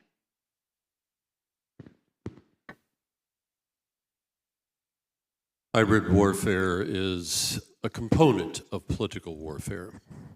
Now, the depth and breadth of political warfare, if you want to take a look around this room, it goes from the screen behind me, where the cameras are back there. It goes from your right wall to your left wall, everything in between, and in the 10 minutes, 600 seconds I've got here, I can get you about as far as my thumb, but let me hit a couple of wave tops for you. One, I'll talk a little bit about how to conceptualize the existential threat that we face in Chinese Communist Party political warfare, and it is an existential threat to Taiwan, my country, the United States, and I would say to every country represented in this room. I will also talk about the role of leadership and the role of education in this fight. First, let's talk about a holistic way of looking at the threat. I said that hybrid warfare is a component of political warfare. Go back and check the definition. See what the Chinese communists are calling hybrid warfare. They're saying what's basically been said earlier, but they say it very clearly in their doctrinal publications, in their writings from the PLA, what passes as doctrine, in all of their theoretical publications. We're going to push you, basically. We're going to push you right up into the point where you want to go to kinetic war, but you don't have the legal justifications to do it, to fight back against us. We're going to take everything we can and keep pushing you. All right, so that's hybrid warfare. The reason I say that hybrid warfare is a component of political warfare is you have to go back to the first Cold War. A fellow named George Kennan, most of you should have heard of, but he was a diplomat in the United States, and we were getting our butts handed to us by the Soviet Union and Western Europe, all around the rest of the world. And how was the Soviet Union doing it? Yeah, military force, of course, but it was political warfare, taking the Eastern European countries, subverting. It was about ready to take Greece, about ready to take other Western European countries that did get saved. Sad for those who did not. But the point is that it took Kennan, a diplomat with his policy planning group in the U.S. State Department, to wake up the United States government to this concept of political warfare. And what Kennan said, this is very simple, keep it simple, political warfare is all means short of, he didn't say major, kinetic warfare, all means short of kinetic warfare to achieve your national objectives. In effect, what that means, political warfare is all means short of major kinetic warfare, because we're dealing with the Chinese Communist Party, and the Chinese Communist Party is, you have to think about this, because this is a different threat than we faced before. It is an expansionist, militarily, economically, and technologically immensely powerful nation, brutally repressive, genocidal, in fact, totalitarian regime. All right, they're not going to quit. You have to make them stop. They are on the attack, and they know that they can corrode us. They can wear us down. How do they do that? Political warfare. They corrode us. They divide, they demoralize, and to use their terminology, they disintegrate us. That's what they're trying to do to annex Taiwan. But they're also doing it in my country. They have a wide range. The reason I'm saying think the size of this room. All this terminology that we use to define what they're doing to us. We're screwing ourselves into the ground. We're setting ourselves up for defeat through terminology alone. We're paralyzing ourselves. We have disinformation. We have propaganda. We have misinformation. We have strategic psychological operations. We have media warfare, public opinion warfare. We have legal warfare, lawfare. And then we have United Front operations. And we're playing whack-a-mole. And that doesn't even get to those of you who've read the book Unrestricted Warfare. There is an unlimited number of other warfares, tourism warfare, economic warfare, which you're familiar with, but all these other warfares that the CCP is eager to use against us and is using against us. Drug warfare on my country. We got 100,000 dead Americans on the streets of the United States every year, military age mostly. And what's it coming from? Fentanyl. Where's fentanyl coming from? We already had a distinguished guest speaker earlier talk about the fentanyl coming in. It's deliberate, it's intentional, it's destroying the fabric of my country, among many other ways that they're destroying my country internally. I would wager they're doing the same thing to you. So we've got all these attacks coming at us, and yet we still insist on disaggregating them. We parse them out. Well, we're gonna fight fake news here. The United States State Department wasted millions of dollars on fake news. We're gonna have a workshop on fake news. That gets you nowhere. That's tactical. That's like being in mid-intensity conflict and you're focusing on the one soldier in the foxhole over there with a rifle over the parapet. That's very tactical. You've got to start thinking, we have to start thinking holistically, strategically. We have to categorize all of these different attacks, again, the way Kennan did in 1948. Let's just call it political warfare. So we're not playing whack-a-mole and trying to take out, propaganda and disinformation and election interference over here. If you have a guiding principle, a guiding framework, a holistic view, then you get the president, and we all have elected presidents or equivalents. You can get the president to make the decision we're going to fight. And God bless President Lai, God bless President Marcos, because those are two of my heroes right now, because they said we're going to fight CCP hybrid warfare. Once you get the presidential decision that we will fight, then you get the policy, then you get the strategy, and that's what's lacking in America right now. And I'll come to this 300-page report that I helped the U.S. Congress, this investigation comes back to America's lack of a strategy. You get the policy, you set objectives, develop strategies, you develop the resources, you develop the education programs, you develop the personnel, not just military personnel, because military is very much part of this, your law enforcement, okay, your counterintelligence, your department or ministries of education. It's a whole of government approach that you have to take, or you're going to lose. Whole of society, you have to at least say that. It's aspirational, you're never going to get it, but publicly we have to say it. Try to get that. And you get that if you have some sort of overarching guiding framework and you're not playing whack-a-mole trying to take each one of these attacks separately and devoting resources without any organized, holistic way to confront it. Now, what happens when you don't have the strategy, when you don't even have the willingness to call the threat by the right name? You get the United States government right now. This was a 2-year investigation the U.S. Congress did on just the U.S. government, not on PRC political warfare against business and industry, which is major, against our academia at the subnational level, at the state, city, councils, that sort of level. No, this was just at the U.S. government. 25 U.S. agencies. I know I got it, 2-minute warning. I played football. I know what it means. It's almost over. The point is that of 25 agencies, including CIA, FBI, NSA, National Security Council, and NSA, all of the key ones, State Department, they found out they had no idea what they were facing. They couldn't define. That's where definitions in education come in. The vast majority of people in these agencies, these 25 agencies running my government, had no clue what was going on all around. I mean, you can read the 300-page report. I'll loan it to you, or you can download it. It was pretty horrifying. This is in the words of the representative sent to testify at the investigation. The State Department representative who chaired the so-called China House, supposed to be a key member of the administration's policy making for the People's Republic of China and the CCP, walks into the hearing, senior-most State Department official, and looks dumbfounded and says to the committee, "Could you tell me what political warfare is?" No kidding, it's in the report.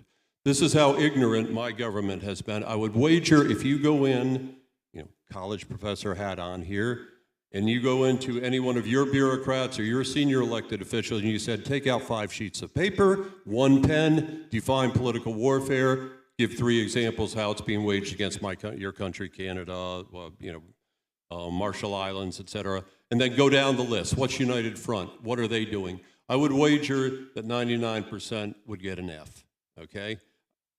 So education is important. Where does education start?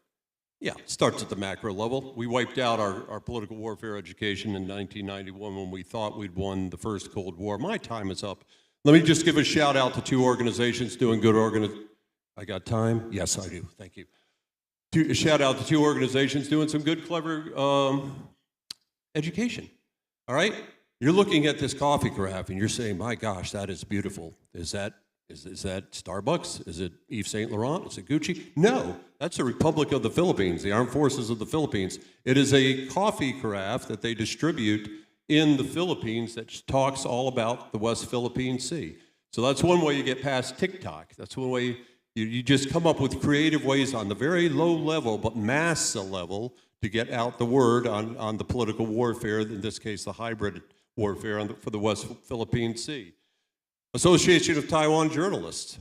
Again, you look at local resilience, you look at Taiwan resilience. There's a number of organizations, several organizations you should be out there supporting. I'm working with the Association of Taiwan Journalists. They're building an education program that is aimed at reporters. Because if the reporters can't tell the real story, if they don't know, if they're the victims of media warfare or other, just victims of never being properly educated, no way they can tell the story to your publics.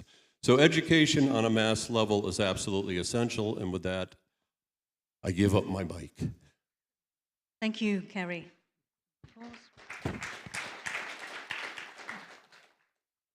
So, Kerry, they're telling us about the holisticness of the CCP's political warfare, and therefore the approach that we must take must also be holistic to combat what the China's goal is, which is to disintegrate its enemies, as well as expressing disappointment in the US's approach to it. Final speech from Mr. Lee. I totally agree with your point. Education is so important. So, distinguished guests and ladies and gentlemen, it's my great honor to speak following such insightful contribution from previous estimate panelists. They have illustrated clearly that hybrid warfare is no longer theoretical. It is our daily reality, in particular in Taiwan. I have served as a senior advisor to the President Lai for past 15 months. During the time, I have been deeply involved with the defense community and emerging technologies, including AI, cybersecurity, unmanned system, and space technology, including telesat communications. I also oversee the resilience planning across critical sectors, communication, energy, finance, and transportation, as part of President Lai's Hall of Society Resilience Initiative. Digital security, undersea cable, and the critical infrastructure are among the key areas I monitor every day. During my time at the NSC, I frequently encounter discussion referencing the timeline of 2027. As you know, the U.S. Secretary of Defense, Pete Hegseth, reaffirmed that at the Shangri-La Dialogue in May 2025. This timeline reflects not only intent, but also growing capabilities. Taiwan's strategy is to deter conflict, and our response to hybrid warfare, whether in 2027 or sooner, must be open, innovative, and rooted in all of society defense. Taiwan is among the most targeted society in cyberspace. In response, we have launched the National Cybersecurity 2025. We named Cybersecurity is National Security. In this strategy, we have 4 key pillars of cybersecurity, including the whole of society defense resilience. It's not only the traditional cybersecurity, it's including the hybrid warfare as well. And the second pillar is about the critical infrastructure. And we do believe that when the critical infrastructure under the massive cyber attack, that's a very clear signal for the Chinese invasion. So we pay a lot of attention on the critical infrastructure security. The third pillar is about the supply chain security. And actually that's inspired by the US DOD. They have a CMMC. We are not, the government have to purchase a lot of hardware, software, even the service from the vendor, from the private sector. Even the product is secure enough, but if the vendor security level is not match the standard, it will create a vulnerability to the entire government. So the third pillar, we will focus on the vendor, we care about the supply chain security. The fourth one is about the emerging technology. namely that's artificial intelligence. We do believe that the AI can help cybersecurity industry, but when you rely on AI system more, you create more vulnerabilities. AI itself might be the big threat of the cybersecurity. Actually, in order to improve our critical infrastructure security, we have an organization called the National Institute of Cybersecurity. We formed a team called the OT exercise that's focused on the OT technology cybersecurity. And when we talk about cybersecurity, we have prioritized, including the power grid, energy supply, transportation network, financial system. Right now it's under constant threat. We have to build up the collaboration platform with others. This engagement has yet significant progress in strengthening our collective cybersecurity protection. We believe that enhanced intelligence sharing and malware forensics can help trace attack footprint and increase the transparencies. Ultimately will reduce their violence and the impact. You probably already see the Netflix series called 0 Day. That's a wide-scale cyber attack on critical infrastructure. That's offering a valuable lesson to decision maker and policy maker in the real world. China's recent wave of cyber attack, whether known as a Seoul Typhoon, Vol Typhoon, or others, targeting the US, UK, Australia, and Japan, are designed to enable rapid, destructive cyber operation against critical infrastructure.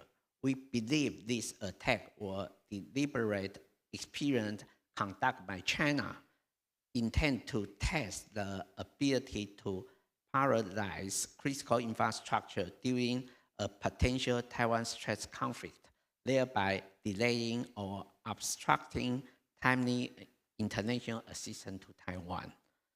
Taiwan operates 14 international and 10 domestic undersea cable, and which are vital for internet connectivities and nationwide communication.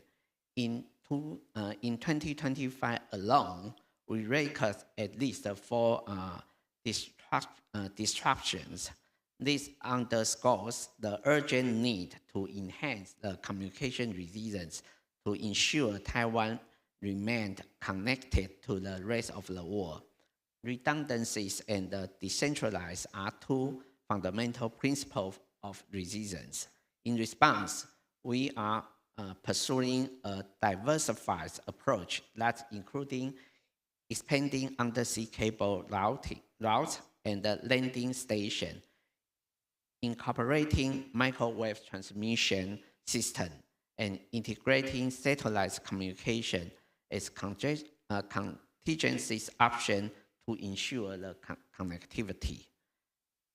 In the aftermath of the war in Ukraine, Taiwan amended its legislation to allow data backup to be stored outside of Taiwan. This legal revision provides the foundation of Taiwan to establish hyperscale cloud infrastructure in collaboration with trusted private sector partners. Simultaneously, we continue to tackle energy resilience challenge in parallel, strengthen our ability to manage and recover from disruption across both digital and physical domain. The warfare is evolving with technology advancement, and our defense strategy must evolve accordingly. I have to say that the war in Ukraine has promoted Taiwan to examine the reality of a conflict and check our level of readiness. We have come to understand strategic value of asymmetries, leading to greater investment in smart technologies such as a drone and the unmanned system. We are integrating artificial intelligence and advancing sensor vision, data vision, that kind of things. We also recognize importances of decentralization, commander, and granting greater autonomies to units on the ground. Lesson we draw directly from Ukrainian battlefield experience. When Taiwan had its first ever presidential election in 1996, after 37 years of martial law and one-party rule, we finally, for the first time, could vote and elect our own leader. China responds with missile test and military drill. China has been doing this repeatedly over the year and unfortunately intensified recently. This reminds us that we cannot take the state code for granted. We must continue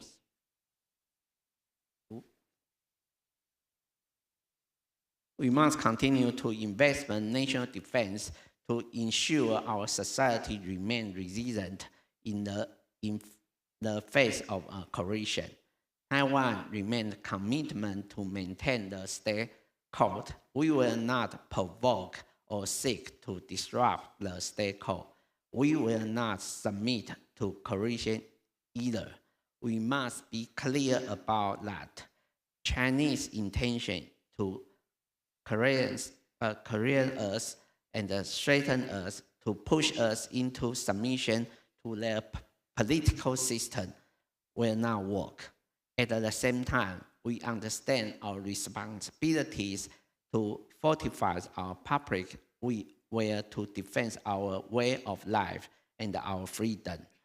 Just 3 weeks ago, Taiwan concluded its 10 days Hangguang military exercise, the largest and the longest it has ever held, demonstration with resolve and readiness. Lastly, I want to emphasize the mutual understanding collaboration with international partnership are essential. In Taiwan, we uphold the principle of peace through strength. We don't seek conflict, but we cannot deter aggression alone.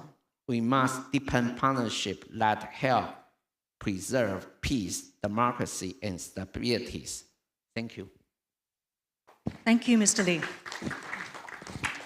Mr. Lee, they're reinforcing Taiwan's determination to defend itself, also the 4 pillars of Taiwan's approach to defending against China's threats, stretching from space technologies to AI, critical infrastructure, subsea cables. Thank you so much to all of our speakers.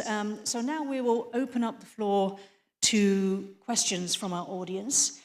When you take the microphone, can you state your name and your title or organization and who you want to address the question to? We have about 25, 30 minutes. Gentleman over here.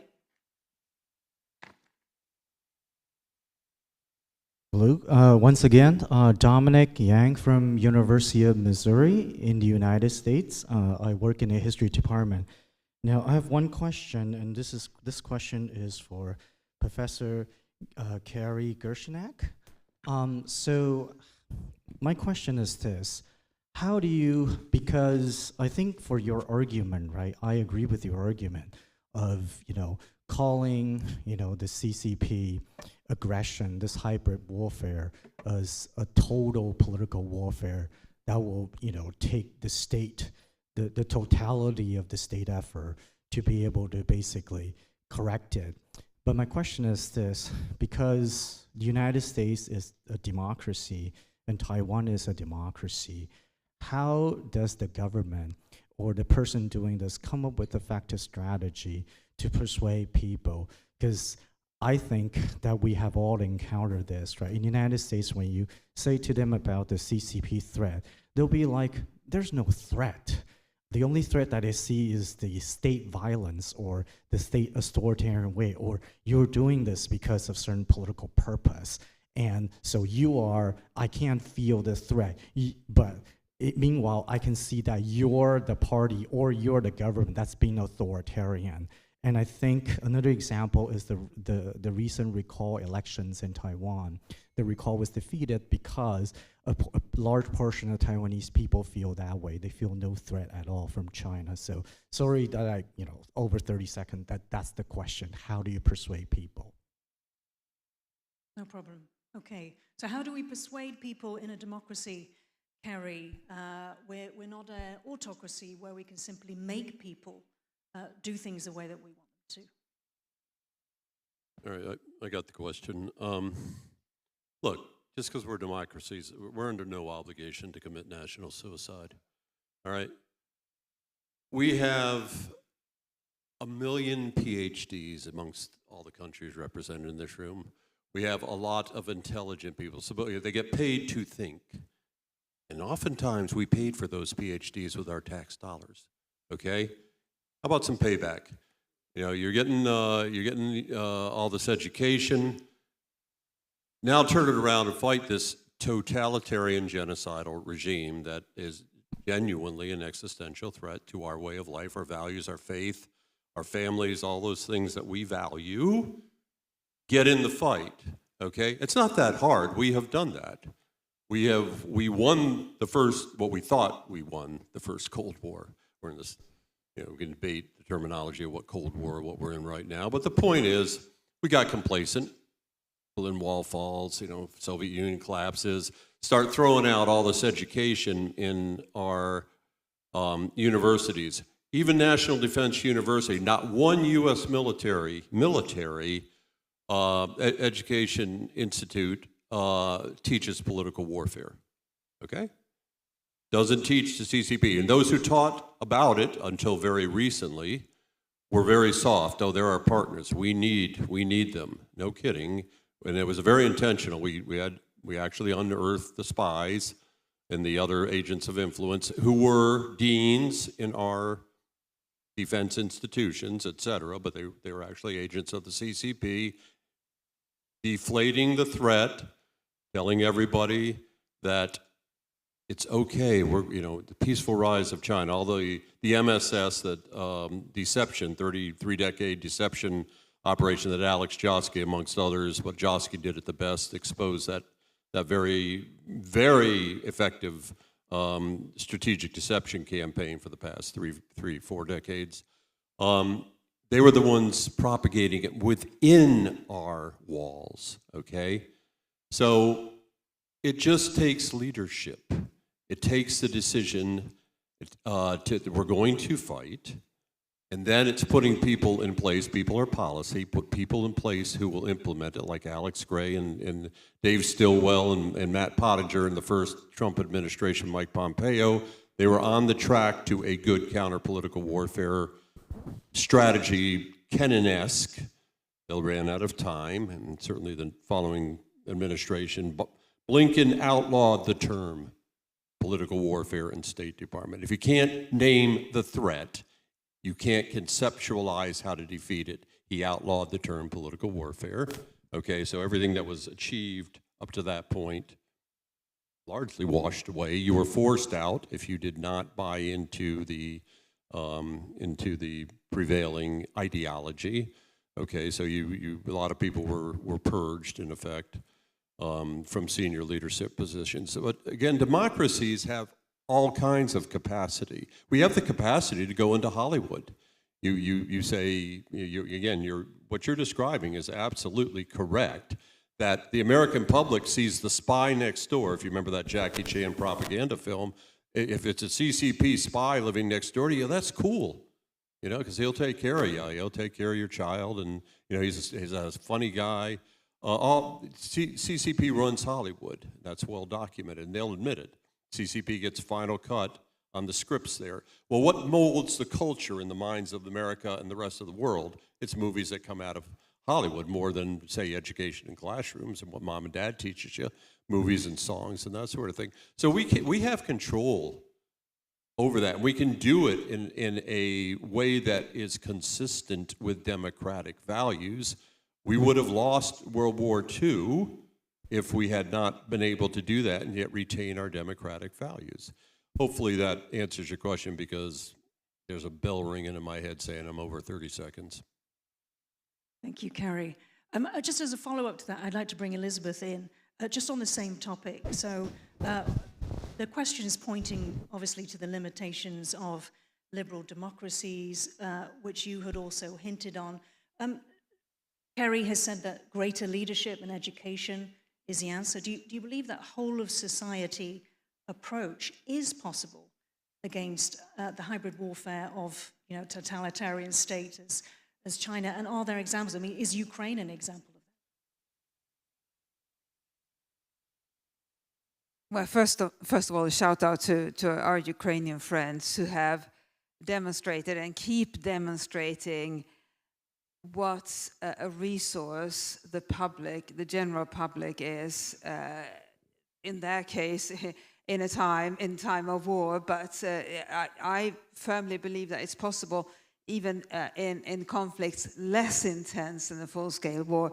And our Ukrainian friends have had the misfortune of having to build that up, most of it up, during a war. But we have the opportunity, the countries that are not, have not been invaded so far, have the opportunity to use that time, and hopefully there'll never be an invasion, but short of an invasion, we'll have to live with greater aggression. We have the opportunity to build up such structures.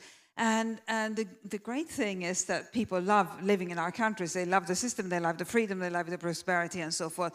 And so they have an incentive to be part of it. And they are also, because we are free countries, they have the right and the opportunity to figure out for themselves how they might like to get involved.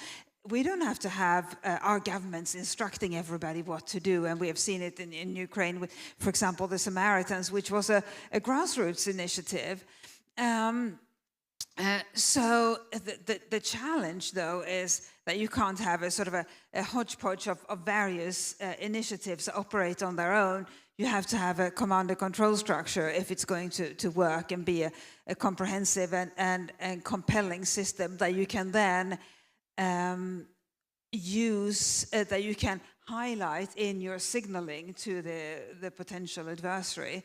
And so it has to be brought into a command and control system for reasons of knowing who does what when it comes to for example, first response and crisis response, but also when it comes to education, disinformation, or literacy, information literacy, disinformation training, those kinds of things.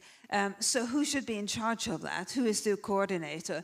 And different countries have tried different ways of doing it.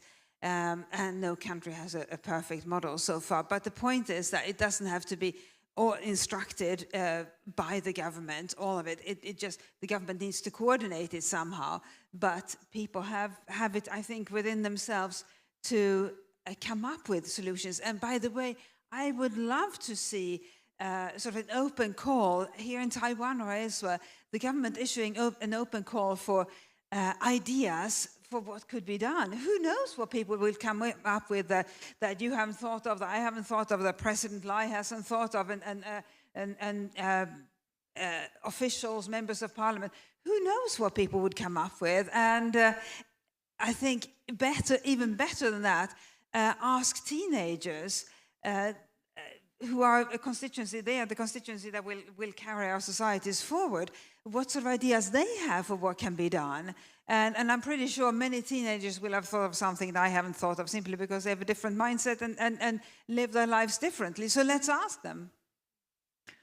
Let's have a competition, in fact, for the best ideas. We should. Great, building ownership there across the society. Sana Hashmi had a question over here.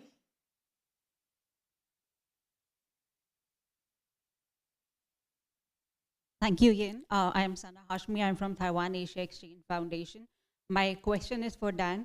you mentioned that China has been trying to redefine terms of engagement when it comes to Taiwan, and US could have been more proactive, more decisive when Pelosi was visiting Taiwan. I want to bring to your attention that India was one country that was actually very supportive of Taiwan at that point of time. China issued letters demarche to members of parliaments and media asking not refer to Taiwan as a country and also not to engage Taiwan. And I think that has kindly gone unnoticed by the global community. But my question is, we are sitting in Asia and now we are seeing there are a lot of disruptions vis-a-vis trade war, multiple conflicts are ongoing. And we in Asia are very anxious about Trump's withdrawal from the Indo-Pacific.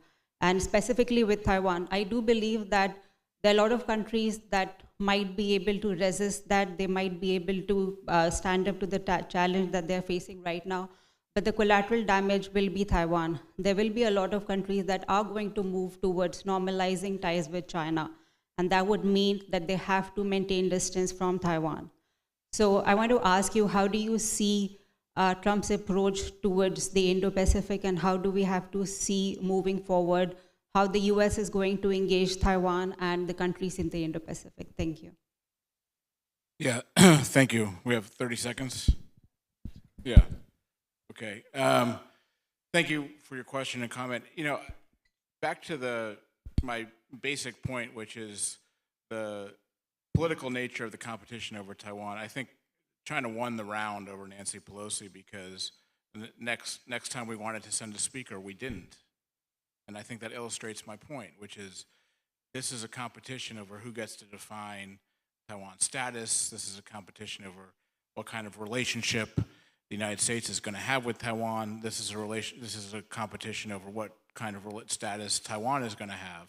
And it's all meant in the context of political warfare to strike a blow against the Taiwan population. For China to sit back and say, haha, our threats worked, and these people, the United States, are never going to come to your defense if they can't even send their speaker next time around because they caved into our threats. And we have to be very well aware that that's the game that's going on. That's the main game that's going on. The military threats and the kinetic threats and the possibility of escalating to a kinetic is accompanying the primary political foundation of this competition, which is to redefine politics on Taiwan. In terms of the future, look, you know, the United States is a mixed bag when it comes to Biden, when it comes to Trump on Taiwan. So, you know, Biden said 4 times, you know, we're going to defend Taiwan, and lost an opportunity to explain that to the American people why that was important, right? In terms of political mobilization, in terms of pushing back against China's propaganda, in terms of pushing back against China's definition that the United States and Taiwan are the provocateurs, we lost a massive opportunity to say, why is it that we will defend Taiwan? We're going to defend, you know, the status quo. We're not the provocateurs. China wants war. We don't. All those things are part of how you defeat this political warfare context, and I think we need more of that going forward. But fundamentally, the United States has to understand, I think my country has to understand, that this is not about simply deterring a conventional conflict. This ongoing threat to Taiwan every day to demoralize it, we can lose that and lose the Taiwan's democracy before a shot's even fired. Thank you, Dan. There was a question over here. Thank you, Inga. I'm Domingo Yang from INDSR. I have a question for Professor Christian, and I hope Dan can also comment on it. Sir, I really appreciate your distinctions between strategic intimidation and also direct confrontation. So I wonder, when Chinese warship in this February of this year, they were conducting live firing drills in the Tasman Sea in between New Zealand and Australia, causing civilian flights reroute, and these Chinese warship even circumnavigate the entire Australia. Will you consider this as a strategic intimidation or direct confrontation? And also, when the Albanese government complained about this to Beijing, Beijing replied that they were surprised because these exercises were conducted in the so-called high sea, so that they should be legally grounded. And Beijing says that since Australia can conduct the exercises in the South China Sea, why can't Beijing conduct the exercises in the Tasman Sea? My question is, how can we push back such Chinese narratives? And this part, I really hope Dan can also jump in and comment on it. Thank you. Christine. Thank you so much for the question. It's a great one. And before I get started, I would like to push a little bit back against the overly use of the term warfare or hybrid warfare. Let's not forget that some of these things that we're talking here about are in the domain of diplomacy, including multilateral diplomacy. Some of the things that we're talking about here are also in the realm of international law. Right? All of that matters, and that brings me to the question of the exercises in a second. Let's also not forget that democratic values also mean to adhere to peaceful diplomacy, that it means to live up to multilateralism and to adhere international law. And when I'm saying international law, that not only means to what we hear a lot of times, most recently, to defend international law, but also to make new international law when it is required. And that was earlier on one of my key arguments, that the gray zone space urgently needs attention in terms of making new international laws that can actually cope with it. Right now, this does not seem to be particularly popular, and one of the reasons for that is if there's something that a global hegemon doesn't like, then it is more international law. Right? If there's something that a small island state or small or middle power urgently needs, then it is not necessarily the attention of the hegemon, but then it is international law. That is preliminary remarks. Now let's come to the question of the exercise. If you look into the law of the sea, there are two different interpretations in terms of the freedom to hold exercises. There's the argument, and that is largely promulgated by the United States, that exercises fall under freedom of navigation, and you have to inform the coastal state of your intention to conduct exercises. Now, then there are other countries, and that includes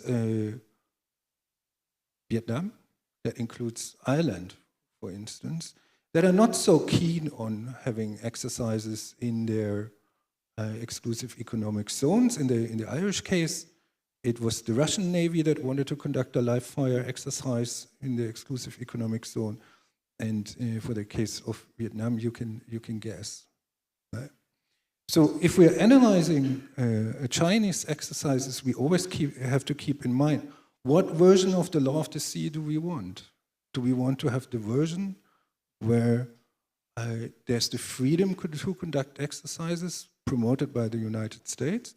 Or is it the more restricted version of the law of the sea, where the coastal states have much more power? I think it's a super important question. It's one of these many unresolved tensions in the law of the sea. And as many of you might know here in the room, one of the key problems of the UN Convention of the Law of the Sea is that we don't have a body through which we can internationally meet and interpret the law of the sea. We only have a General Assembly, a resolution, and annual, and we have the UN Security Council. That is a problem that actually needs fixing. Where are we going to discuss the question and develop the answer of how we want to interpret the law of the sea? So this is basically at stake. Just saying that this is gray zone warfare doesn't take us basically anywhere.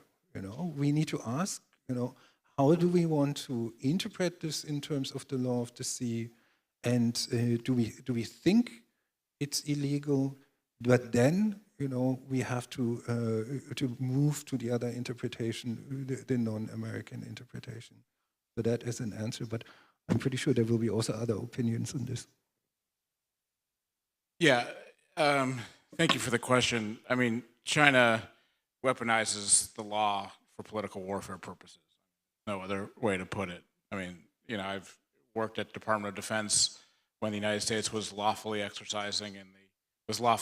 operating in the exclusive economic zone, and China rammed an EP3 and the Hainan Island, and that's just the tip of the spear. I mean, they've been doing this for 25 years, so there's no international law solution to China's weaponizing of the law for political and military purposes. On the Tasman Sea, the Chinese just aren't telling the truth.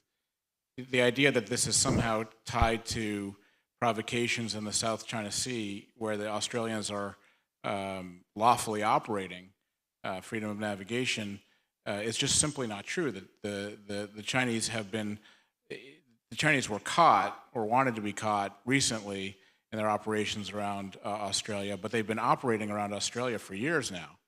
The Australians have been one of the reasons the Australians got so mobilized is not just the internal political influence campaign they found, but the fact that the PLA is operating more and more around Oceania, for military and political purposes. So it's being highlighted, and the Chinese are making another specious argument so that the West can wrap itself around in circles about who's acting lawfully and who's not acting lawfully. But the fact of the matter is, the PLA wants to act unlawfully inside and around Oceania in order to control the second island chain.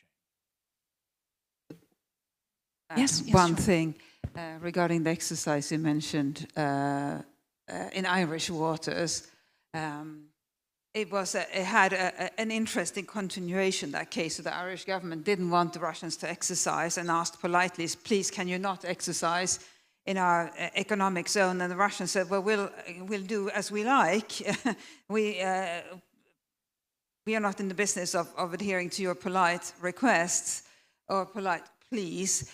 So then, I guess some people in the room may remember what happened, but it's such a good story to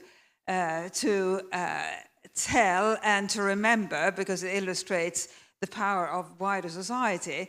So Irish fishermen who fish in these waters, when they heard there was going to be an exercise, that obviously meant that they would not be able to fish that. They would lose significant income.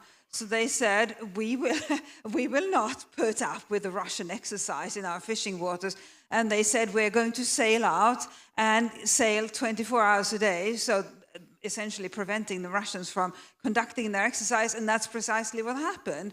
The Russians had to head home, exercise uncompleted, not even initiated. And to me, that illustrated the power of wider society in coming up with solutions. But there is, as you say, Christian, a drawback to that, which is that if our navies were to want to exercise in another country's exclusive economic zone, and that country said, no, we don't want you to exercise there, and then their fishermen may sail out on their behalf and say, well, we are going to fish here, and that will prevent you from conducting your exercise. So there is always that side to consider if we try to be innovative. We, our governments, or indeed parts of our societies, try to be innovative in applying UNCLOS. And that is actually a fascinating insight, because, of course, China regularly uses maritime militia. So it's a kind of mirroring of a response, isn't it? Although for them, obviously, it's got a different flavor to it. Well, we unfortunately have to wrap it up there. I'd like us all to give a round of applause to our panelists.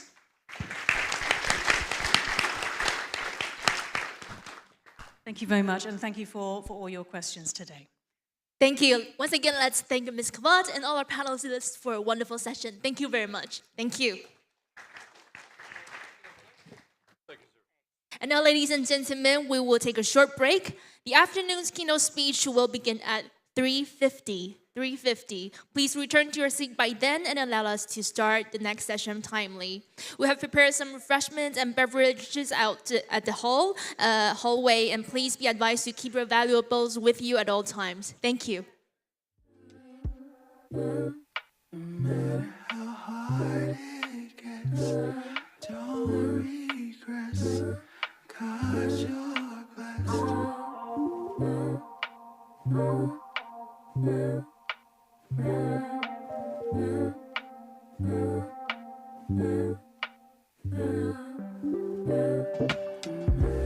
How hard it gets,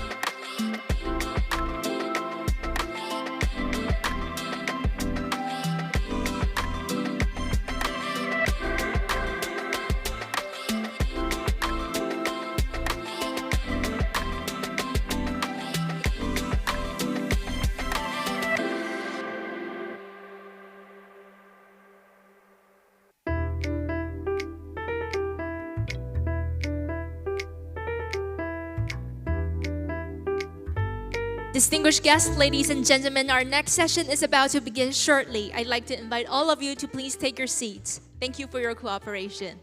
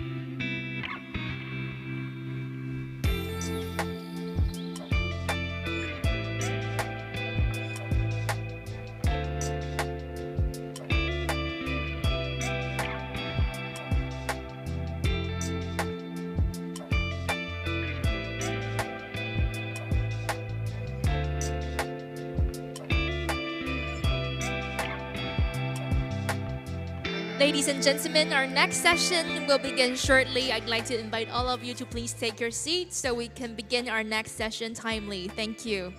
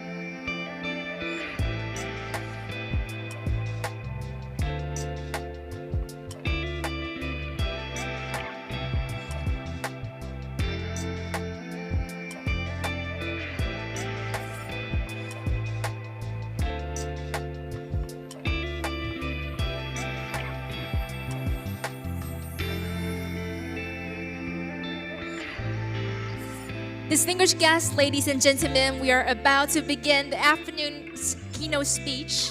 So I'd like to invite all of you to please return to your seats. Thank you very much.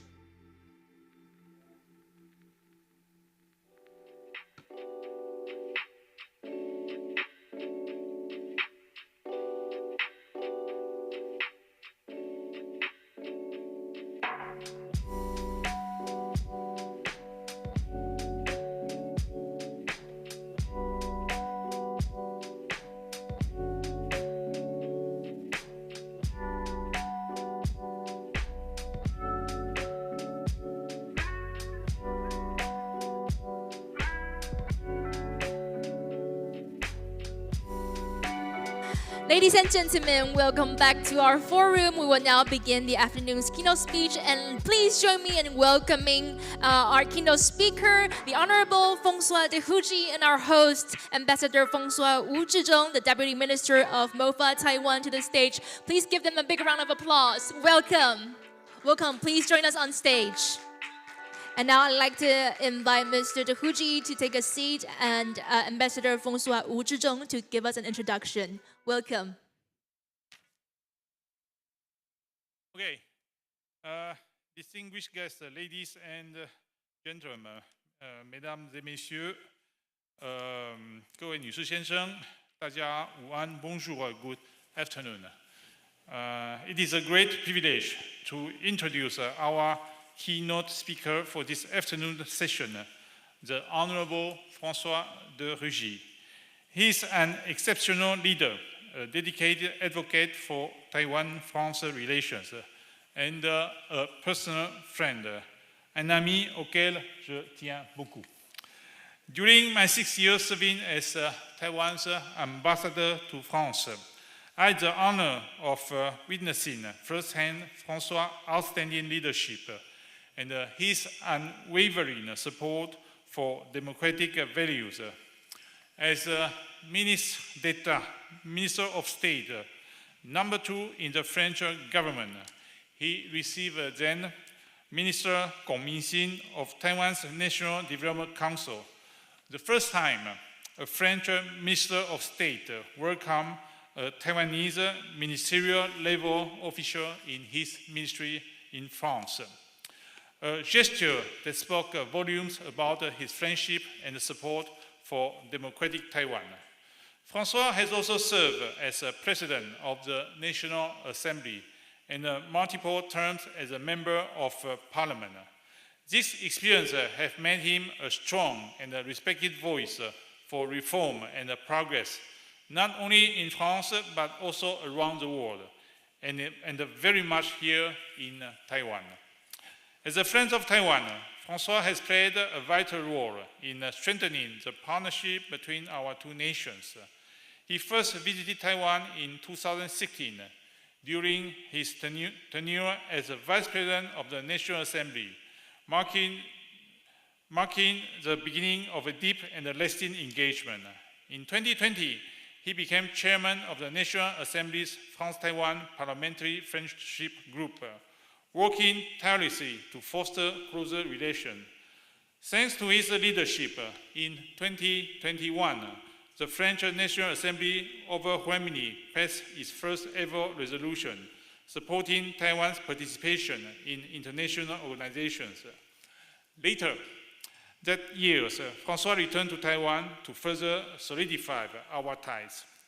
Today, Francois will draw on years of experience to analyze the current geopolitical landscape and explore strategies to address global challenges. I am confident that his insight will help us navigate the complexities ahead and advance our shared vision. And now, please join me in giving a warm welcome to the Honorable François de Rigy, a true fan of Team Taiwan and Team Freedom. François, sache que ton amitié compte beaucoup pour nous. Merci. 谢谢大家. Thank you very much. Thank you very much, Deputy Minister Wu. And ladies and gentlemen, please welcome the Honorable François de Rigy for his speech. Welcome. Mr. Chairman of the Prospect Foundation, Dr. Tan Sun Chen, thank you for your invitation to speak on this Ketagalan forum. Dear Minister, Deputy Minister François Chi-Chung-Wu, thank you for your words. You are a friend for me. Distinguished guests, ladies and gentlemen, it's a great honor to address you today in Taiwan at this international conference dedicated to geopolitical issues in the Indo-Pacific region. From the perspective of Europe and France, the challenges facing this region of the world have long seemed distant. They have long been underestimated. Today, world leaders have realized that part of the future of the balance of power between Asia and the West, between the powers of the 20th century and the rising powers of the 21st century, is being played out this region. I think this awareness is now shared by the peoples in Europe. From France's perspective, the balance in the region is now seen as strategic for global equilibrium. And maintaining the status quo for Taiwan is clearly perceived as very important for a geopolitical standpoint for the world and as a strategic issue, including from an economic standpoint for Europe. As far as France is concerned, I must say that this awareness has been accelerated by the work of François Chi-Chung-Wu, my friend, who was Taiwan's ambassador to France for 6 years and now Taiwan's Deputy Minister for European Affairs. I would like to point out that also I was President of the National Assembly in France and then Minister of the French Republic in the government of Prime Minister Edouard Philippe, appointed by President Emmanuel Macron. I'm speaking today in a personal capacity. I would like to share with you an analysis of the geostrategic challenges facing the Indo-Pacific region from the perspective of a French and European politician. In Europe, after the Second World War, we defended the free world alongside the United States of America against the Soviet Union and the countries of the communist bloc. Since the collapse of the Soviet Union in the early 90s, it seems that the free world had won. It was thought that liberal democracy would triumph everywhere, aided by growth created by the development of the market economy and global free trade. In addition to the collapse of the communist bloc, apartheid was ended in South Africa. Even the Israelis and Palestinians signed a peace agreement in Oslo in 1993. Some in Europe believed that the development of capitalism in China would gradually bring about change in the communist political regime. It was a period of hope in Europe, hope of peace, democracy, and liberty. However, the brutal crushing of student protests in Tiananmen Square in 1989 served as a warning about the nature of the regime that had no intention of allowing any political democratization. More broadly, since the early of the 2000s, new threats to world peace as well as to freedom and democracy have emerged. These threats had never been greater than they are today. While we are no longer in the 80s, when US President Ronald Reagan spoke of a battle between the axis of good and the axis of evil, we must nevertheless ask ourselves, should we not support each other, we democratic countries that are equally committed to political and economic freedoms? Opposing democracies today is an axis of powers that want to resist the spread of individual freedom and democracy and do not hesitate to use force not only against their own people but also against their neighbors.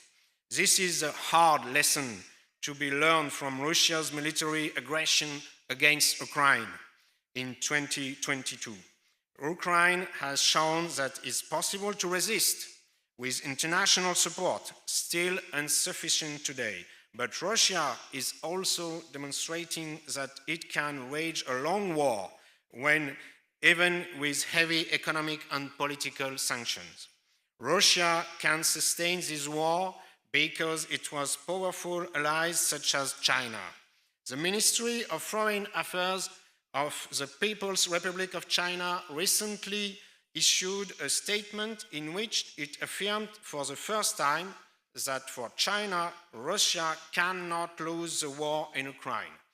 This is the first time there has been such a clear statement of an axis between China and Russia, including on the issue of the war in Ukraine. Russia and China may share a worldview based on imperialistic logic that seeks to rebuild itself by force, ignoring universal human rights values and international law. For these states, relations between states are based solely on power relations, and certain neighboring states are vassalized or made dependent. These states do not hesitate to use techniques of interference or destabilization in democracies, particularly through social medias.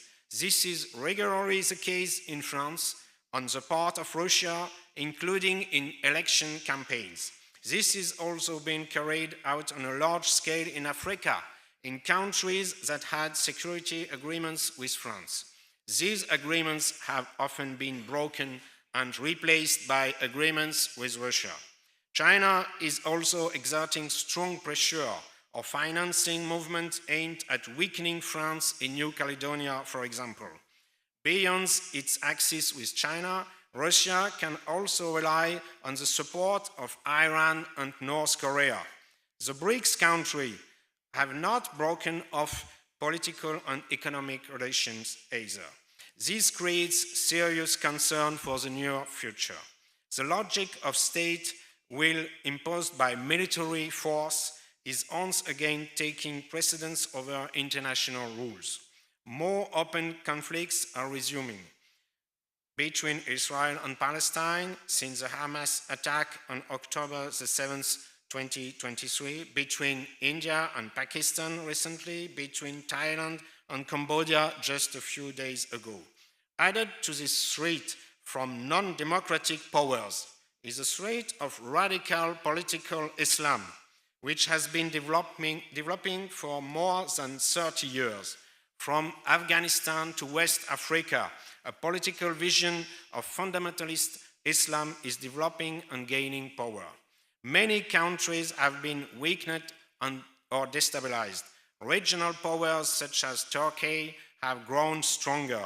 Iran has been weakened by Israeli and US bombing a few weeks ago, but the Islamic Republic of Iran is not completely isolated and has many resources and alliances, notably with Russia. Radical political Islam has supporters in many European countries that were hit hard by the attacks 10 years ago. The threat hasn't disappeared and remains strong. Radical political Islam shares with non-democratic powers a rejection of humanism, individual rights and freedoms, and democracy as a political system.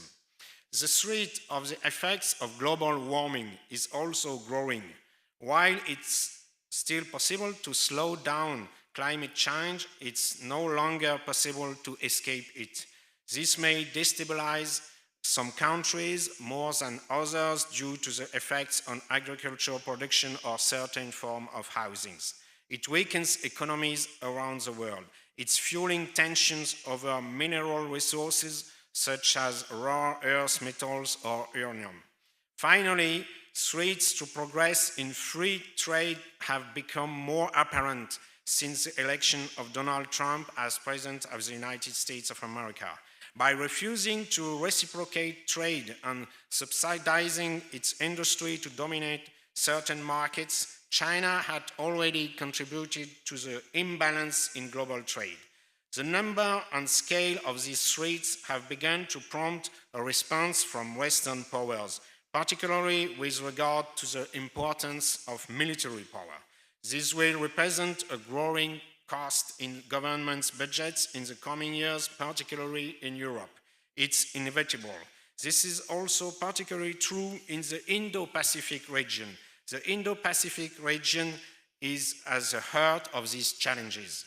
There are strategic rivalries, military threats, crucial economic flows, and major environmental challenges. It can also be considered one of the regions of the world where the future of universal values such as democracy, individual freedoms, and the rule of law is at stake. If we consider these values to be universal, then they must be defended here as they are in Europe, America, and Africa. And we must defend the rule of law over force as well as free and fair economic exchange. The Indo-Pacific region has become a nerve center of international relations. It's home to more than half of the world's population, a growing share of global trade, and essential shipping lanes, including the Taiwan Strait and the South China Sea, through which approximately 40% of the European Union foreign trade passes. For several years now, tensions have been growing in the region. This is fueled by China's rivalries between China and the United States, North Korea's nuclear ambition, and territorial disputes in the East and South China Seas. China is becoming increasingly aggressive and threatening towards Taiwan, with several statements by President Xi Jinping expressing more and more directly the prospect of a takeover of Taiwan by military force. This threat is taken very seriously here. This threat must be taken seriously by the rest of the world. It's increasingly perceived in Europe and particularly in France as one of the greatest threats of the coming years. The war launched by Russia against Ukraine shows that this is possible. France, as an Indo-Pacific power, thanks to its overseas territories as New Caledonia, French Polynesia, Wallis and Futuna, and the European Union as a major economic and normative actor, have a direct interest in promoting peace and stability in this region. These interests are not limited to maritime or economic security, but also include the defense of a rules-based international order in which democracy and freedoms occupy a central place. Since 2018, under the leadership of President Macron, France has developed an ambitious Indo-Pacific strategy based on 3 pillars: security and defense, economic cooperation, and multilateralism. For a very long time, French governments consider that France's strategic priorities lay in Europe, the Mediterranean Sea, the Middle East, and Africa. At a time when the stakes for global stability in the Indo-Pacific region have become clearer, France has seen its allies in Africa turn away and break their military agreements. The political and economic decline in France's influence in Africa has led France to turn more towards the Indo-Pacific region. It now has the opportunity to deploy more military resources there from its overseas territories, but also by participating in joint actions with Japan, Australia, and New Zealand, and by developing its tie with India. President Macron has made official visits to India or Indonesia to sign major arms contracts. This year, the president of Indonesia was invited to the military parade of France National Day. In 2023, the guest of honor of the French president was the Prime Minister of India. As a maritime power, France plays a key role in defending freedom of navigation and overflight, fundamental principles of international law as defined by the United Nations Convention on the Law of the Sea. In partnership with allies, the regular deployments of the French Navy, including its aircraft carrier, nuclear submarines, and multi-mission frigates, sent a clear message. France is committed to preserving access to shared spaces and countering any attempt at coercion, particularly in areas of tension such as the Taiwan Strait and the South China Sea. However, France is taking a nuanced approach, seeking to avoid a bloc mentality between China and the United States. This stance, described as a balancing power by President Macron, aims to limit the risks of escalation while firmly defending the principle of international law. But I have to say this position has been criticized in France. I believe it's urgent and more effective to strengthen cooperation, including military cooperation with powers that share the same values in the region, starting with Japan, South Korea, and Australia. France promotes inclusive multilateralism by supporting institutions such as the Associations of Southeast Asian Nations and the Pacific Islands Forum. These platforms help strengthen regional cooperation and promote common standards based on respect for human rights and democracy. In addition, France is involved in initiatives to combat disinformation and cyber attacks which threaten democratic processes, particularly in Taiwan, where resilience to Chinese disinformation campaigns is a crucial issue. We know that French territories such as New Caledonia have been and will continue to be targets for China in the future. Although historically less present in the Indo-Pacific than France, the European Union adopted an Indo-Pacific strategy in 2021 that reflects a growing awareness of regional issues. This strategy emphasizes prosperity, sustainability, security, and governance with a clear commitment to democratic values. The European Union recognizes that stability in the Taiwan Strait is essential not only for regional security, but also for global economic prosperity. In 2022, the European Parliament adopted a resolution condemning any Chinese military aggression against Taiwan and affirming that the European Union and Taiwan are like-minded partners united by the values of freedom, democracy, and respect for human rights. This position marks a significant shift, with the European Union adopting a firmer tone in the face of Chinese attempts to unilaterally change the status quo. However, the European Union remains cautious, avoiding directly provoking China, with which it maintains crucial economic relations. This caution reflects differences between member states, with some favoring a more conciliatory approach toward Beijing, while others, such as the Baltic states and the Czech Republic, have taken a firmer stance in support of Taiwan. Many European Union member states, including France, often fear the economic retaliation that China could take. The European Union's Indo-Pacific strategy is part of its broader ambition for strategic autonomy. Recent geopolitical upheavals, notably the war in Ukraine and Donald Trump's return to the US presidency, have intensified the debate on the need for Europe to develop autonomous capabilities to defend its interests. In the Indo-Pacific, this translates into stronger partnerships with regional democracy such as Japan, Australia, and Taiwan, as well as greater participation in multilateral initiatives. This must be one of the priorities for cooperation between the EU member states and the United Kingdom, which has a long-standing presence in the Indo-Pacific with a region through the Commonwealth. This also raises the question of an alliance with the United States of America in this region.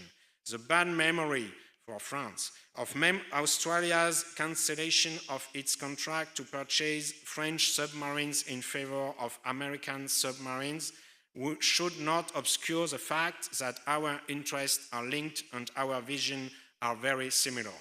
Taiwan occupies a central place in the geopolitical dynamics of the Indo-Pacific. As a pluralistic and consolidated democracy, Taiwan is a counter-model to the authoritarianism of the People's Republic of China.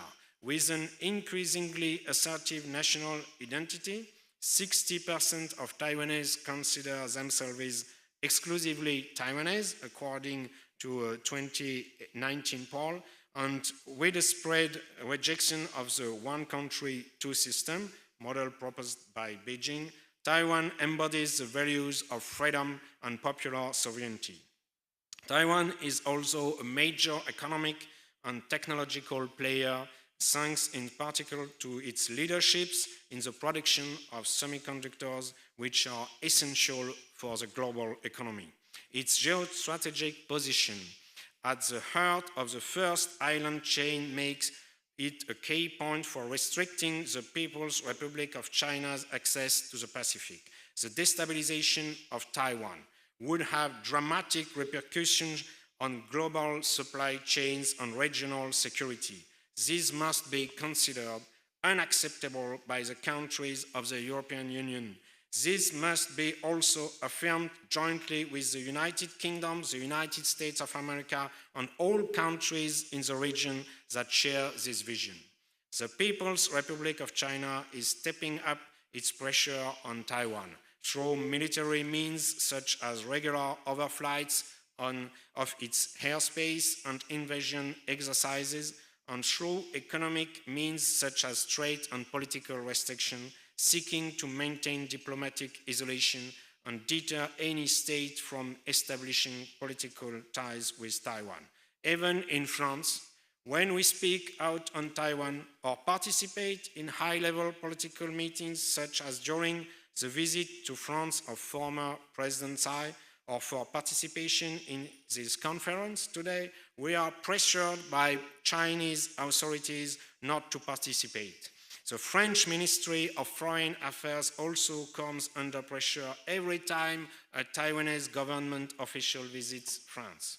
This pressure and these threats from China pose a major risk to peace and stability in the Taiwan Strait, a crucial passageway for global trade. France and the European Union, aware of these risks, call for constructive dialogue and the preservation of the status quo while supporting Taiwan's right to participate in multilateral forums. I myself had a resolution to its effect adopted by the French Parliament at the end of 2021. Defending democracy and freedoms in the Indo-Pacific is not only a moral imperative, but also a prerequisite for regional stability. Democracies such as Taiwan, Japan, Australia are natural partners for France and the European Union, sharing a common vision of rules-based international order. The question of greater cooperation between France and Taiwan on military equipment arises from the need to help Taiwan deter China from attacking it, or in the event of an attack, to help it defend itself. France and the European Union must intensify their partnerships with Indo-Pacific democracies by supporting initiatives such as Taiwan's new southbound policy, which has doubled trade with Southeast Asian countries between 2016 and 2022. These partnerships must include cultural, educational, and technological exchanges in order to strengthen ties between civil societies and promote democratic values. I strongly believe in the importance of strengthening economic ties between Taiwan and France, and more broadly, the European Union. We must develop trade between our two regions, but also Taiwanese investment in Europe and European investment in Taiwan. This is what creates concrete solidarity when threats are more pressing. The fight against climate change and the best ways to adapt to it are also a race for further cooperation. Even though our energy systems are different, we can work together to develop competitive technologies for decarbonization. France, United Kingdom, United States, Japan, South Korea are among the world's leading countries in nuclear technology for electricity generation. There will be new technological developments in the nuclear technology to meet more diverse energy needs in order to avoid the use of coal in the future. We also have a shared duty and interest in not allowing China to dominate the global market for renewable energies, particularly solar panel and electric car batteries. Disinformation and cyber attacks, often orchestrated by authoritarian actors, pose a direct threat to democracies. Taiwan, in particular, is a prime target for Chinese disinformation campaigns. France and the European Union can play a key role by sharing their expertise on cybersecurity and combating disinformation, thereby strengthening the resilience of regional democracies. Finally, France and the European Union must advocate for greater inclusion of Taiwan in international organizations such as the World Health Organization and the World Trade Organization, where Taiwan has already demonstrated its commitment to open and rules-based trade. Such inclusion would strengthen Taiwan's legitimacy on the international stage and contribute to regional stability. Ladies and gentlemen, the Indo-Pacific region faces significant and unprecedented security challenges. In the face of geopolitical rivalries, environmental challenges, and threats to democracy, France and the European Union must play their role in defending the free world. By promoting a multidimensional approach that combines security, economic cooperation, and multilateralism, we can contribute to peace and stability while defending the universal values of democracy and freedom. The history of the 20th century has taught us that there is no inevitability to the victory of authoritarian regimes. Taiwan, with its democratic model and resilience in the face of authoritarian pressure, is an essential partner in this endeavor. By strengthening our ties with Taiwan and other democracies in the region, supporting a rules-based international order, and avoiding the pitfall of bloc logic, we can build a future where peace and prosperity prevail. Let us be clear about the threats and act with determination to ensure that peace and freedom prevail. Thank you for your attention, and long life for the free world. Thank you, Mr. Takuchi, for your excellent keynote speech. Please return to your seat in the audience. Thank you very much. And at the same time, Deputy Minister Wu will be leaving us due to a prior commitment. But ladies and gentlemen, please join me in thanking him for his presence today and for his contribution. Thank you very much. Thank you. Please thank Deputy Minister Wu for hosting several sessions today. Thank you very much. And now, ladies and gentlemen, we will in a while proceed to the panel discussion 3 titled Impacts of Economic, Technological, and Industrial Diplomacy on International Politics. Now, there will be 5 panelists in this session, respectively, from France, Poland, Slovakia, and Taiwan. And in a while, I will be inviting all our panelists and also our moderator upstage to join us and take a seat. Now, ladies and gentlemen, I'd like to first introduce our moderator of panel 3, Mr. Zhou Haoling Thompson Cho, the chair of Taiwan Foreign Correspondents Club. And please give him a big round of applause. Welcome. Please join us on stage. Welcome. And now I'd like to also invite all our panelists to join us on stage together. Please come up stage and take a seat. Welcome. Welcome. Ladies and gentlemen, please give all our panelists a big round of applause. Welcome. Please take a seat.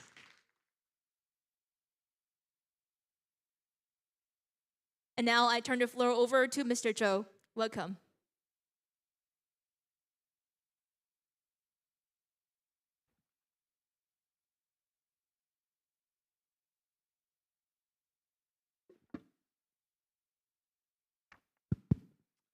Thank you for the introduction. Welcome to the 3rd panel today, Impacts of Economic, Technological, and Industrial Diplomacy on International Affairs. As just introduced just now, I'm Thompson, chair of the Taiwan Foreign Correspondents Club and a correspondent with Nikkei Asia. I will quickly and briefly introduce our distinguished speakers today. I think on my immediate right, would be Stefan Korkov, Associate Professor of Political Science, Lyon Institute of Political Studies in France. And further to my right is Veronika Jakubczak, an Associate Professor at the Main School of Fire Services in Poland.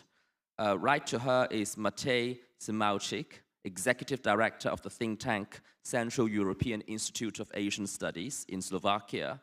And beside him is Tristan Liu, President of the Taipei University of Marine Technology. And last but not least, we have Holmes Liao, former McDonnell Douglas Aerospace representative in Taiwan.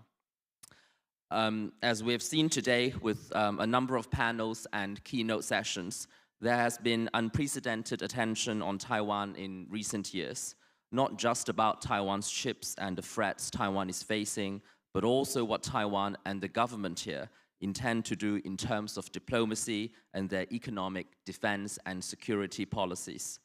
I want to start with a quote from Ghost Nation, a new book recently published by the veteran Taiwan-focused correspondent Chris Horton. In the book's introduction, the author cited Foreign Minister Lin Jialong's words, and I quote, "Beyond semiconductors, Taiwan could serve as a manufacturing hub for drones and other military equipment that the US and other countries are struggling to produce at scale," the foreign minister said. The author then added that it seems that the Lai administration's approach to the second Trump era is to position itself as a proactive partner. And I would say that this is not only limited to Taiwan's relations with America, but also with Europe, with Japan, with South and Southeast Asia and beyond. Minister Lin has made economic diplomacy a core part of his flagship initiative, pushing for more trade and commerce overseas and leveraging Taiwan's technology and industrial might abroad.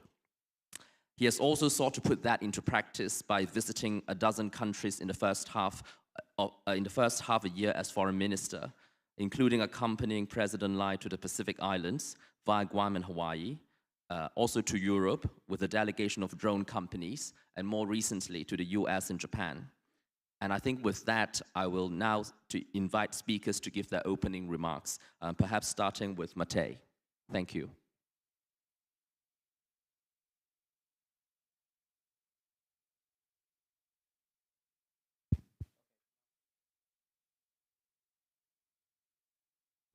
Okay, thanks, Thompson, for the introduction, and good afternoon, ladies and gentlemen.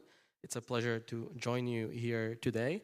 I think that I like the quote that you've shared right now, right? That Taiwan has a lot to offer, and oftentimes we have been reducing Taiwan merely to the idea of semiconductor cooperation, while there's many more areas of economic cooperation where both European countries and Taiwan can work together much more closely.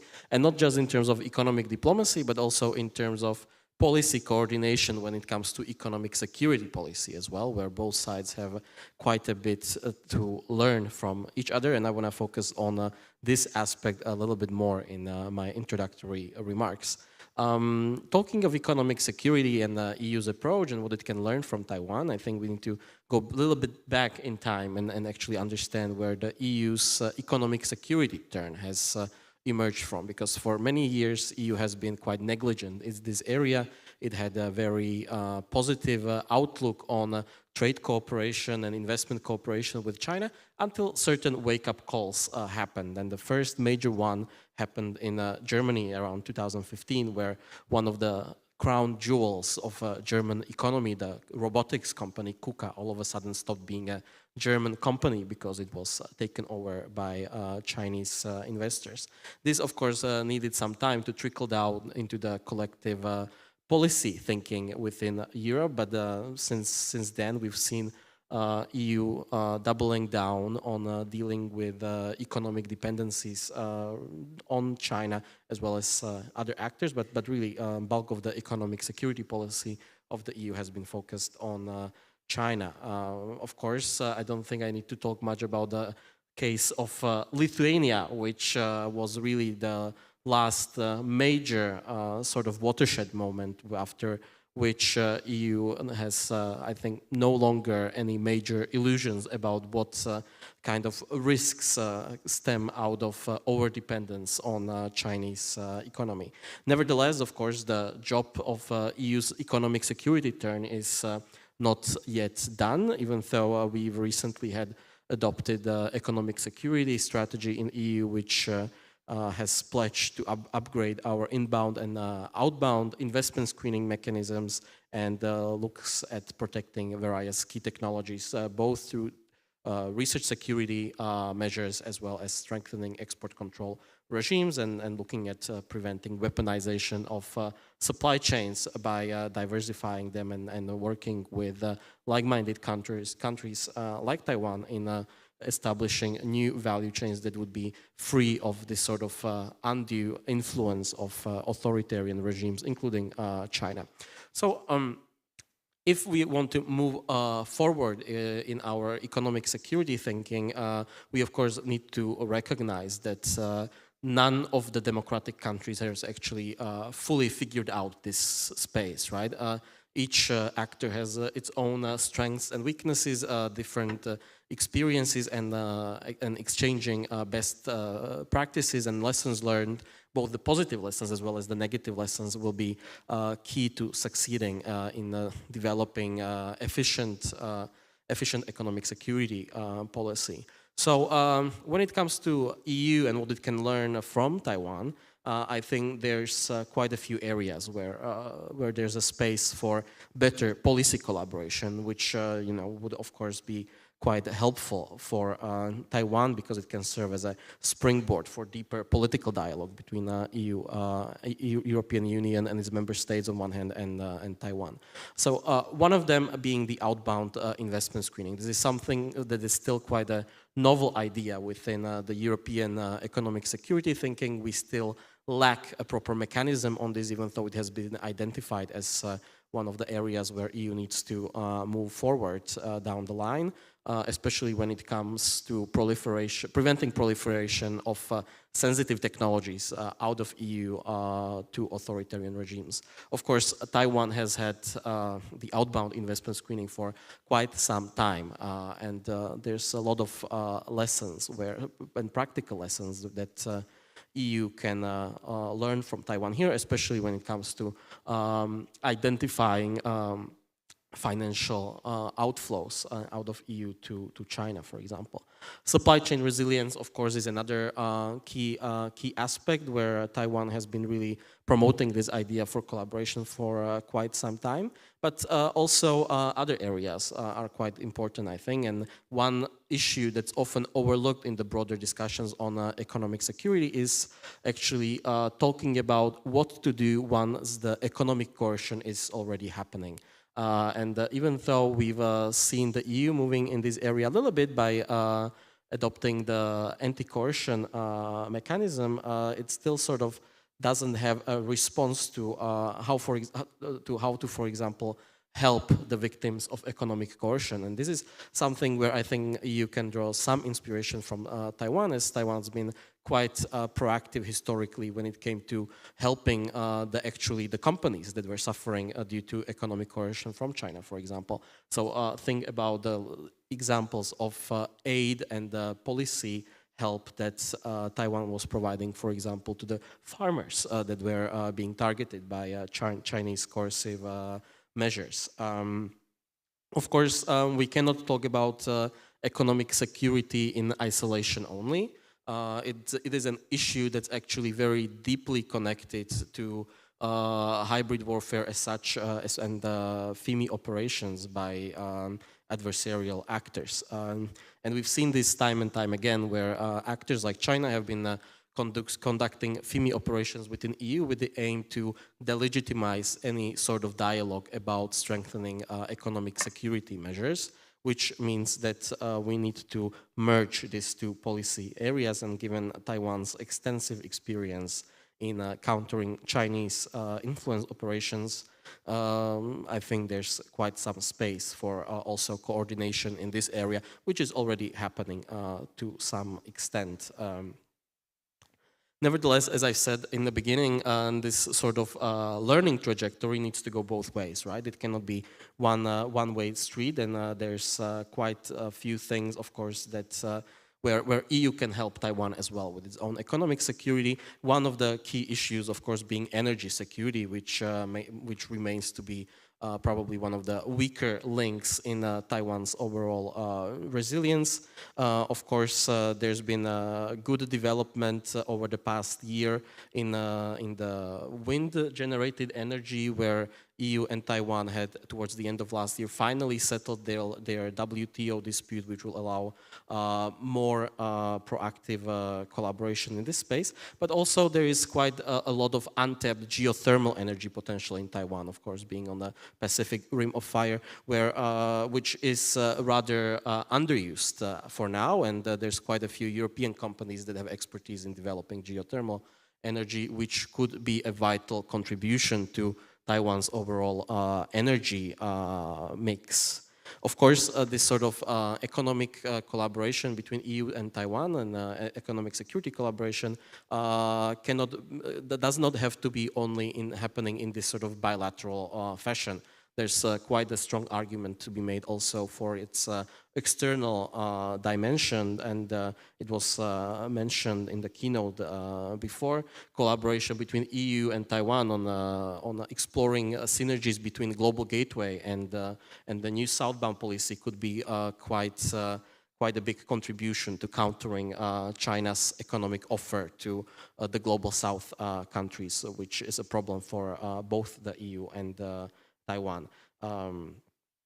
So I will stop here, I think, because my time is running out, but I think that there's quite a bit more that could be still explored, and you've mentioned drones before, so of course there's still a lot of opportunity to discuss economic cooperation in these areas besides the semiconductor industry, so that we can have more proactive thinkings in terms of which industries would have most synergy that would be helpful for fulfilling not just economic interests of both sides, but also broader geopolitical and security needs of both sides. Thank you, Matej. Very good point about the potential for drones cooperation. I think I'll now turn to Stefan to give his opening remarks.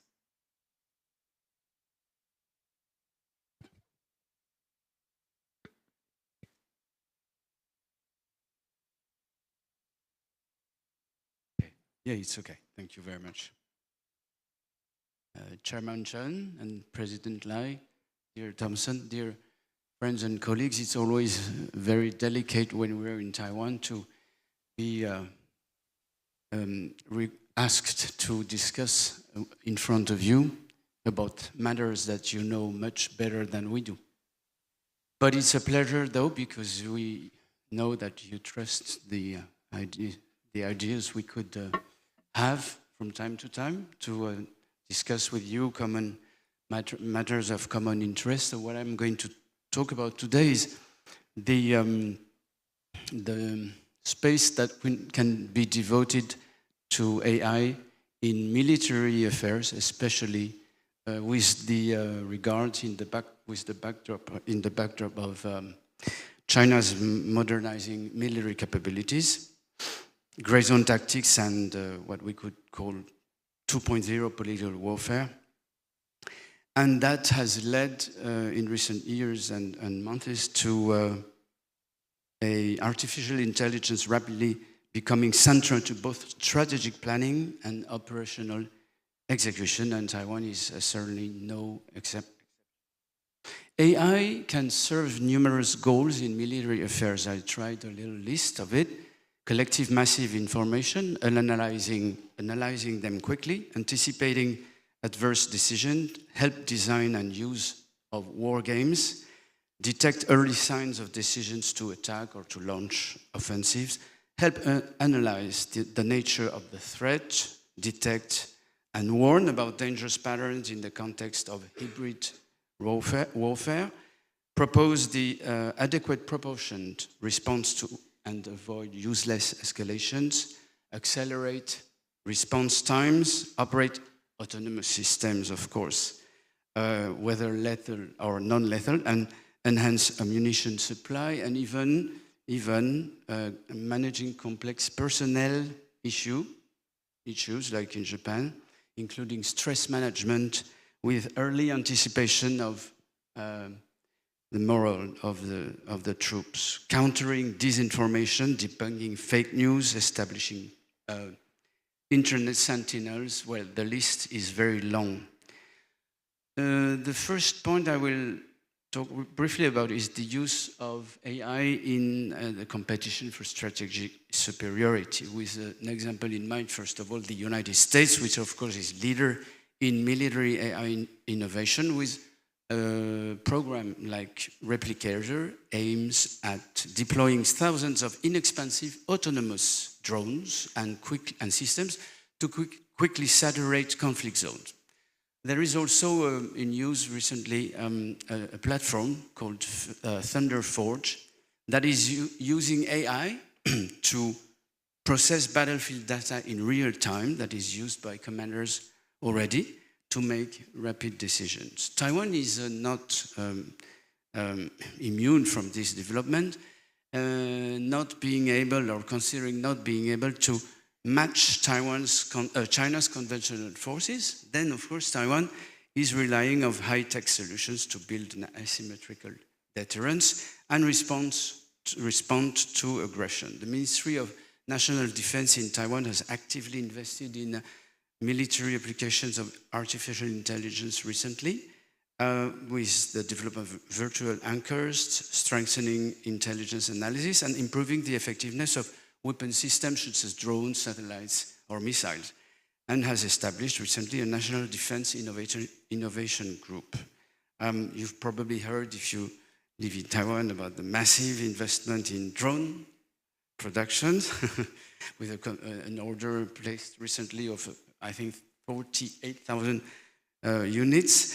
And the aim of developing AI is more generally for early warning systems, streamlining the chain of command, and using AI in military training exercises and stimulation, as we saw last month with the Hanguang exercises that were mentioned earlier today. But AI is also used in information warfare, and this is a domain in which Taiwan is obviously very concerned as a target of Chinese disinformation campaigns. AI can be used, this is no surprise to anyone, I suppose, to create fake content, to create deep fakes, and to launch targeted propaganda on social media, which are aimed always at polarizing public opinion or eroding trust of the citizen in democratic institutions. So if AI is used to produce these things, then AI can be used to counter them. And Taiwan is developing since many years already, several years, an AI-driven countermeasure series that can be quite useful for us outside in the other parts of the world to understand how is being experimented an authoritarian digital strategy that is not, of course, the fact a strategy led by China only. We all know that Russia is experimenting the same thing, and we can try to trace back some connections between Russia and China. And there was quite a lot of discussion recently in Taiwan on an event when a certain president of a certain political party had harsh words on President Lai, and that reminded us of some strategies initiated in the Russian capital. The last point I would like to address is the ethical issue of the military use in AI. Of course, it's the core issue, or one of the core issues. But first, I would like to switch to Japan. Initially, I wanted to make a comparison between Taiwan, Japan, and the United States in the difference of the use they make of AI. Then I had no time. But Japan is a specific case since it's a constitutionally pacifist country. It's not supposed to develop weapons for projections of troops outside of its boundaries, as you know, and is opposed very clearly to the use of AI in lethal autonomous weapons. However, Japan has still worked quite interestingly towards integration of AI into its cybersecurity and logistics systems and intelligence gathering efforts. And also, that's where I found this example, addressing personnel shortages. But Japan is the illustration, I think, of a wider debate that has yet to be held nationally and internationally, nationally in our nations, which is the ethical problems raised by the military use of AI, which is a question that is already addressed in Taiwan.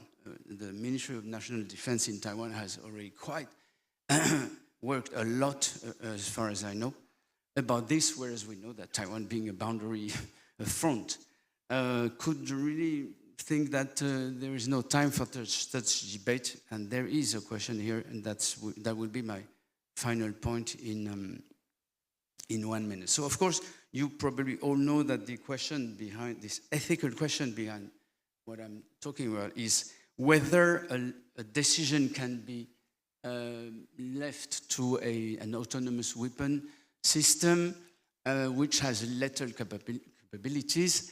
Should we leave it to it the decision to fire or not? And it's already one level of the problem. A sub-level of the problem, should we allow it to fire on civilians or soldiers only, etc.? This is a very tricky issue. Of course, discussions are underway in the United Nations, but there is no international consensus on that, on banning or regulating autonomous lethal weapons. This remains elusive. So for Taiwan, the issue is quite tricky because Taiwan has to defend itself, but as a democracy, so we could hope that Taiwan would uphold democratic norms, but it has to defend itself against an existential threat. This is not simple, which happens to originate in a neo-totalitarian country that most likely doesn't feel constrained legally or ethically in the use of AI in the decision made by autonomous weapon systems to shoot and potentially kill soldiers and civilians. And this is here in front of us on the other side of the Taiwan Strait. So the question is very tricky. And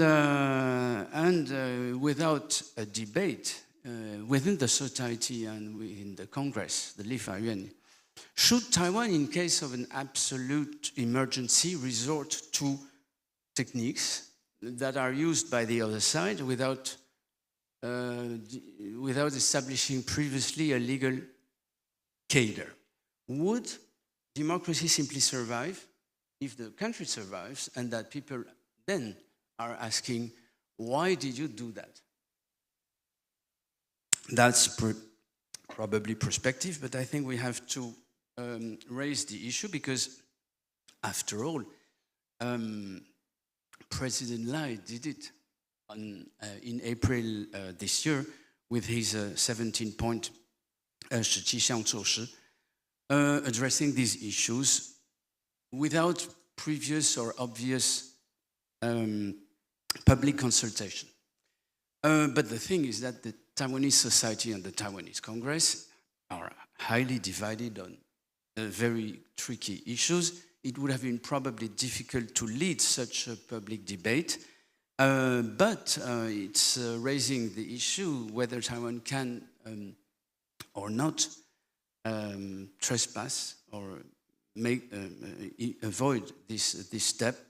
This is really a very difficult question, but Taiwan is not alone in this because we are not in the US or in Europe in a position now to make significant progress on that issue. So I'm making a proposition, and time is up, I will finish on this. A proposition that I made last month, in June, in the Initials Foundation, the Tsilin Jijinhui, that Taiwan could consider, it's just a suggestion of course, but could consider the idea of preliminary talks to organize in Taipei or in Taiwan an international conference to collectively reflect on the legal norms and ethical limits to the use of AI in lethal autonomous weapon system. That would be very useful for the world, and that would probably enable, if successful, Taiwan to shine globally for its contribution on this issue. That would also put pressure on China not to allow itself such use, though I'm not very optimistic. That would set standards, limits, and state what is legal and what is not legal, which, in other words, would decide in advance to render illegal future unruled AI usage by China in lethal military weapon. Thank you very much for your patience. Thank you. Thank you, Stefan. You raised some very valid questions about the ethical and legal dilemmas Taiwan faces as it seeks to fend off coercion and threats from neighboring China. I think with that, I'll now turn to, on our right, Veronica, to give her address.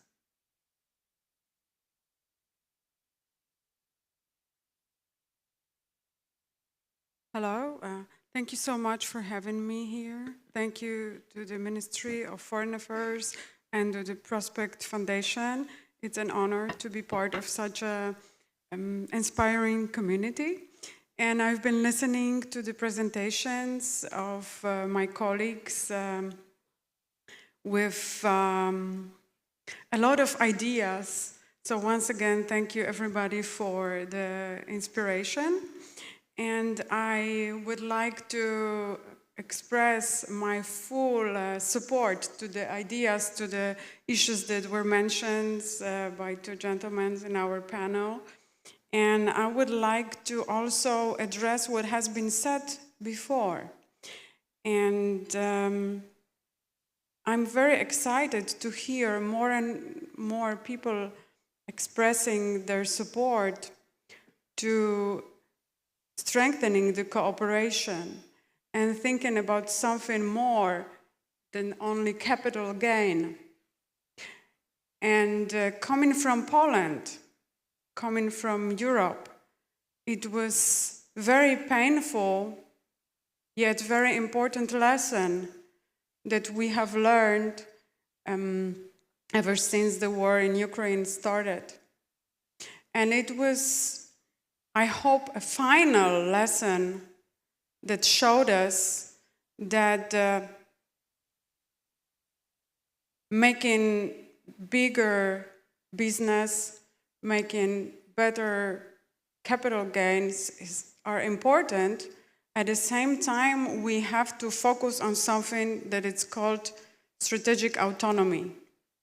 And there have been many ambassadors of this idea, of this phenomena, with the President Macron, just one person to mention. But I think what I have understood from the exposés today is that we have to think of something bigger, something that would fit in a new manifestation of globalization processes. And I'm a big proponent of supporting cooperation between the countries that share the same values, democratic values. And I also would like the economies to prosper. But why don't we, instead of focusing on cutting the costs and increasing the gain, the capital gain, why don't we try to combine the two, making the economy prosperous, at the same time, not thinking only about the money and the costs, but also trying to find the synergy where we, meaning democratic countries, stand up together, think about our resources, think about our capabilities, and not only create stronger economies, make more workplaces, protect our technologies, join our forces to make better technologies without creating vulnerabilities and increasing dependencies when it comes to our reliance on natural resources coming from non-democratic countries. Because we live in an era of gray zone conflict, hybrid conflict. And unfortunately, studying hybrid conflict, hybrid warfare, hybrid activities for a while, it has proven that non-democratic actors that are very often going hand in hand with non-state actors, they are exploiting what we create by ourselves. They don't really have to do much because we kind of serve them on a silver plate whatever they can work with. And there were so many important issues mentioned now. Old threats and new threats, new opium wars, for instance, with respect to fentanyl, our dependencies on energy, natural resources in general. So, as a Poland representative, I would like to highlight that as Poland, we are trying to do our best to increase economic exchange between Taiwan and Poland. And for instance, just the difference between the amount of unmanned aerial vehicles that we have purchased between the last year and this year has been enormous, because it has grown by 750%. And Poland is #1 purchaser of the unmanned aerial vehicles. So this is not only ideas I'm talking about, but I'm talking about concrete steps. It's difficult to talk much more about the diplomacy with the respect to technology, economy, and industry, because the presentation that my predecessors delivered were so complex. But I would also like to tackle the issue related to development of new technologies, green technologies. Many of us might know that they mainly rely on rare earth minerals. And I was really happy to hear the voice of the Canada representative stating that you are developing and, please correct me if I'm wrong, willing to share your resources, despite of the fact that this technology and excavation processing is very demanding on many levels, including the various kind of threats. At the same time, I would like to highlight that we have different technologies. When it comes to energy, there was mentioned geothermal, and we could really be focusing both as Europe or Taiwan in development of this technology. And when it comes to batteries, we not necessarily even need rare earth minerals or lithium, but we can, for instance, turn into technology that uses salt and water. So let's just be innovative. And I think that once we start thinking more comprehensively, without being so obsessed with economic growth and capital gain, we can really focus more on sustainability, strategic autonomy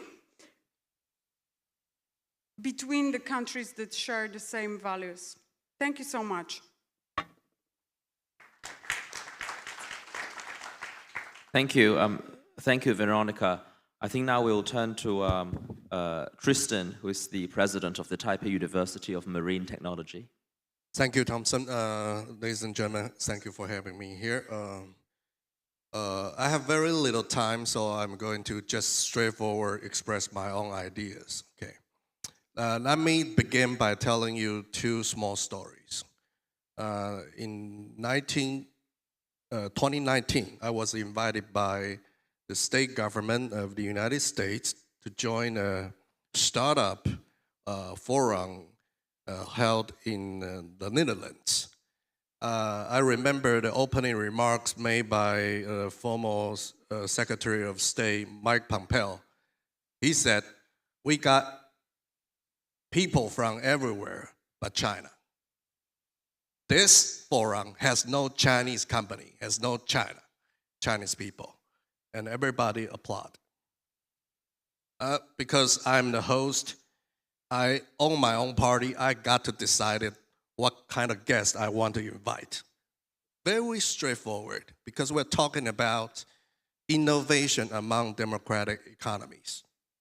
So I would like to say any international organization that we have seen so far, their failure has been truly because of some intervene from the communism countries, not only China but also other member economies. So if we want to move things forward, I'm a straightforward guy, and also I want to solve problems. So I spent 20 years in APEC. Every time we make a proposal to use APEC money, we got rejected by China. And we have no choice but to use our own money, because we give money. We also make some donation to the APEC to run some specific programs. For example, women entrepreneurship program, that kind of stuff. And we got, very intensive participation from our member economies. So I'm just saying that I'm proposing a new framework. It's called the greed-based international framework. It doesn't have to be attached with a geographical, point of view. So everybody talks about EU. Everybody talks about, Asia-Pacific regions. Let me tell you straightforwardly, in this government, in this administration under President Lai, Ministry of Foreign Affairs focusing on topics and issue-centered cooperation framework. So we team up with maybe Philippines and also from Czech Republic. So it doesn't matter, it doesn't tie to traditional geographical limitations. So it's all about topic-centered, and it's all about value-centered. And also it drives very interesting interactions among diplomats across those countries. So whenever we go to the Philippines, we talk to US ambassadors in Philippines. We talk to Japanese ambassadors in Philippines. So it's more like a metric cooperation framework. It's not two ways. It's not only bilateral, but you can form a very interesting multilateral, symmetrical, and metrical framework. So everybody might ask where the money come from. Okay, that's very interesting questions. I give a thought. I think everybody is very familiar with the triple, the triple helix, right? In the past days, especially, I think in APEC or somewhere else, okay, we cherish the participation of business leaders, especially for multinational companies. We have ABAC, but in other international organizations, the business community doesn't have a voice, at least, in the mainstream. So, I mean, why not let the international companies and, cherish, democratic values, cherish the, strategic topics, like our honorable friend from Poland said, strategic autonomy, that should include key industry leaders and also academia, especially think tanks. So money can come from the international corporations with the ethic codes, with the play rules that agreed among those key democratic leaders, so that we can incorporate those leaders to take on much more important issues, like our honorable guest from France said about environmental issues. Those could be solved by the joint efforts, not only by the government, but also by the business leaders. That also can explain how I want to break through the political dilemma in Taiwan, because you have, blue and green party against each other. But if you allow the business community to speak up, to lead the programs that could provide long-lasting financial support and also agenda settings, and also with the proper guideline, the proper support or guidelines by the government officials, it can also incorporate public opinions or NGOs. So I really, glad to see more and more, successful cases. Maybe from UK, we see, IISS holding up several very successful forums around the world in the Middle East or somewhere else. We should have that, more and more. So try to figure out to pin down the agenda and also cooperate, but not with too many countries. Maybe we can start from 3 or 4, just like Quad. But Quad is only limited to government officials. We can incorporate more. And with that, I will conclude my first round speech. Thank you.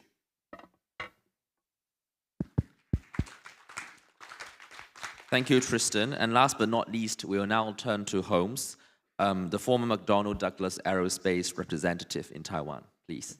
Thank you, Thompson. As many of you may know, McDonnell Douglas no longer exists. In fact, it was absorbed by Boeing back in 1998. But I do not have any positions currently, so I'll be giving some blatant remarks. Be as blunt as possible, right? And like Tristan, I'm going to tell a story. And the story concerns most of the people in Taiwan and probably some in Germany. Are there any Germans here in the audience? Too bad, because I'm going to criticize German cynical diplomacy. Oh, there is. Okay, good to see you. So hope that you can relay my message to German government. All right. So we all remember the global pandemic started in 2019, right? And slightly 1 year after that, there was a global semiconductor shortage. And then Germany's then economic minister, Peter Altmaier, wrote a letter to his Taiwanese counterpart, Miss Wang Meihua. She was the economic minister back then, asking for help to coordinate and prioritize the delivery of Taiwanese semiconductors to the German car industry. Without semiconductors, Germany cannot deliver vehicles, right? So next thing you know, Miss Wang, Minister Wang, coordinated a meeting, called TSMC chairman and the production vice presidents and so on and so forth to the office, and I think the NSC was also involved. At the end of the day, Germany's demands were met, right? End of the story. Always good. That was in January 2021. Less than 6 months later, the global pandemic erupted in Taiwan, and Taiwan did not have enough vaccine. So Taiwan requested Germany's help for BioNTech vaccine, right? There were several flavors of the vaccine. BioNTech was co-developed by Germans. But the Germans government shrugged their shoulders, say, well, hey guys, this is a business matter. Why don't you talk to Shanghai Fuxing, which is located in Taiwan, in China. And of course, it didn't end well. Taiwan, at the end of the day, did not get any vaccines from Shanghai, all right? So what is the lessons of this story, all right? First is Germany's cynical diplomacy. And second is Taiwan's strategic naivety, all right? Cynical because Germany's diplomacy was one-sided and is transactional, and it's short-sighted as well. At the same time, it's when it's inconvenient for them to go out of their way to help a country that have helped them in the past, which is also under healthcare crisis, they didn't bother to lift a finger, All right, so that's the cynical side of the German diplomacy. Now, Germany also suffered from strategic myopia and moral failure, because while Berlin enjoyed Taiwan's cooperation, it refused to help Taiwan in time of need, right? And so that's that, all right? Germans, of course, can do whatever they want, but can Taiwan do something more intelligently and do something to prevent this kind of stuff from happening? I think the answer is yes. So without going any further to criticize Taiwan's government, I think Taiwan can do something to prevent this kind of a non-reciprocal diplomacy from happening again. All right, first it is the Taiwanese government can formalize the reciprocal mechanisms, that is to negotiate conditional cooperation framework with whichever countries that has the supply request. And the second is to enhance international legal mechanism or instrument, that is to pursue bilateral, multilateral agreements in health or in technology that lock in obligations and of mutual assistance. And Taiwan can also institutionalize strategic resource coordination by elevating tasking of critical resources, in this case the semiconductor, to national level strategic importance and protocols. Not left, rather than leaving it to ad hoc ministerial exchanges between Taiwan's Ministry of Economic Affairs and Germany's Ministry of Economics. And of course, the public diplomacy and transparency would be able to provide strategic support and openly communicate expectations when reciprocity in diplomatic channels and public messagings are expected, right? So these are the prevention. Now, I would urge also Taiwan can do something more proactive. That is, with TSMC's global significance, people all around the world are talking about Taiwan semiconductor is a pivotal part of the global supply chain. But I would argue that with TSMC's significance, it can actually exert influence over the global supply chain. That is, TSMC should not be content with being a part of the global supply chain. It should reshape the form and the way the global supply chain should work. For instance, it has already happened that Taiwan is the foundry, Japan is the material, Europeans is the machinery, and the US may be the design, right? So how do we solidify this global partnership, right? This needs to be put in a more tangible framework. So Taiwan should really treat TSMC as a strategic national asset, not just a corporate entity. Everybody in Taiwan is talking about TSMC being a sacred mountain to protect the island country, right? But Taiwan, I think, can go one step further to form a strategic coordination council that involves TSMC, the national security councils, and so on. And whenever TSMC needs to expand overseas, it would require government approval, all right? So TSMC setting up shops in Germany, in Japan, in the US, should not be treated like giving candies out to whichever country that they want. Of course, TSMC has its own consideration, but Taiwan also has its strategic interest. So what I'm proposing, what I'm arguing is Taiwan needs to align TSMC's international posture with national interest. And the second is to push for a multilateral tech compact.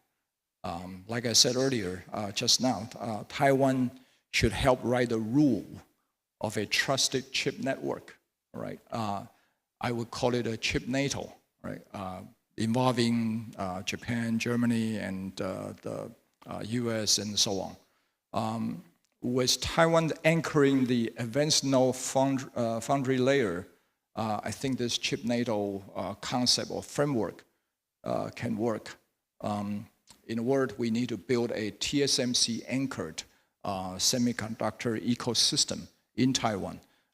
That is, I'm not saying that Taiwan should adopt a mercantilist sense for the global chip supply chain, but rather Taiwan can reshape the global supply chain with strategic intent. A few years ago, Dr. Lai of the Prospect Foundation asked me to write an article arguing that the TSMC should not move to the US. And back then, the US, with all intent and purposes, wanted TSMC to migrate all its assets. Well, all may be an exaggeration, at least a significant part of its production to the US. And the reasons they initially used is that, well, there is cyber attack, TSMC, operational securities, and so on. But anybody with an engineering sense would know that lithography is not software, all right? It's a lot more complicated than modifying a line of software code, all right? So that excuse went away, but US continued to pressure Taiwan to let TSMC move to Arizona. Eventually they did, but that's fine. But what I'm arguing is that we do not want to be absorbed. We want to be indispensable or irreplaceable on our own terms. All right, so I'll rest here and elaborate a little bit later. Thank you. Thank you, Holmes. We'll now move to a general discussion, including questions from the audience. I think as the moderator, I will start with my own first question, and I will take one or two from the floor. Over the last half an hour, 40 minutes, we hear from all of you on a number of key issues. Strategic autonomy, AI as deterrence, building a new international platform, dealing with economic coercion, and revamping diplomatic strategies to align with, to get TSMC and business interests that align with the national interest. So my question is very simple. We see that in an interview with Nikkei earlier this year, Foreign Minister Lin talks about how Taiwan plans to play a vital role in forming a democratic supply chain with like-minded countries as a necessary response to the emergence of Chinese suppliers. So could I invite you guys to assess the efforts to create such a non-red supply chain? Feel free to pick a particular region, such as Japan, Eastern Europe, and Taiwan, or a particular theme, such as drones, which a number of you have mentioned. So this is my question. I think I will also take another question from the floor. If you are interested, please raise your hands and tell us your name and affiliation.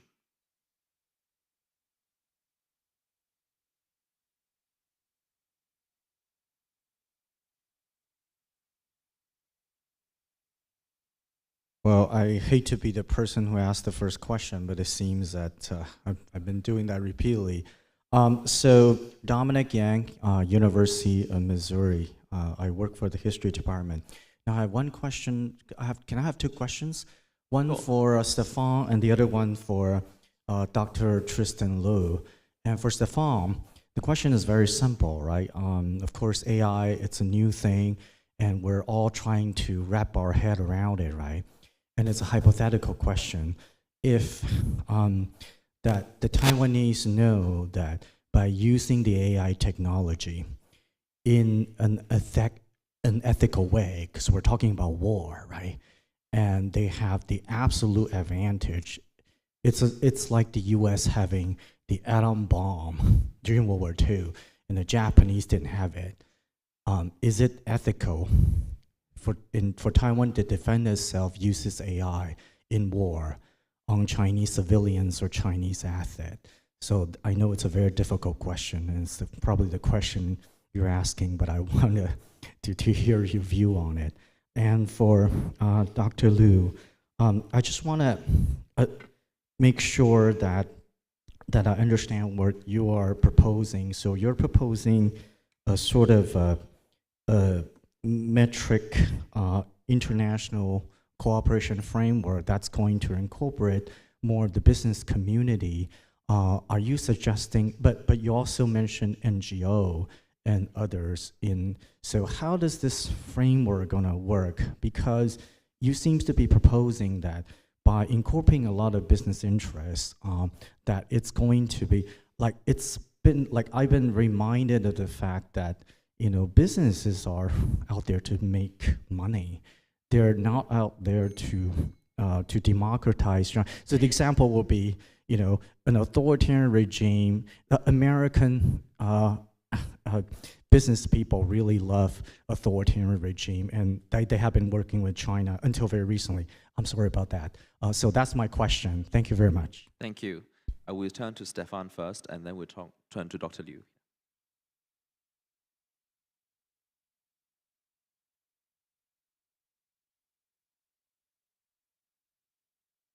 Yeah. So first, maybe a brief answer to Thompson's questions.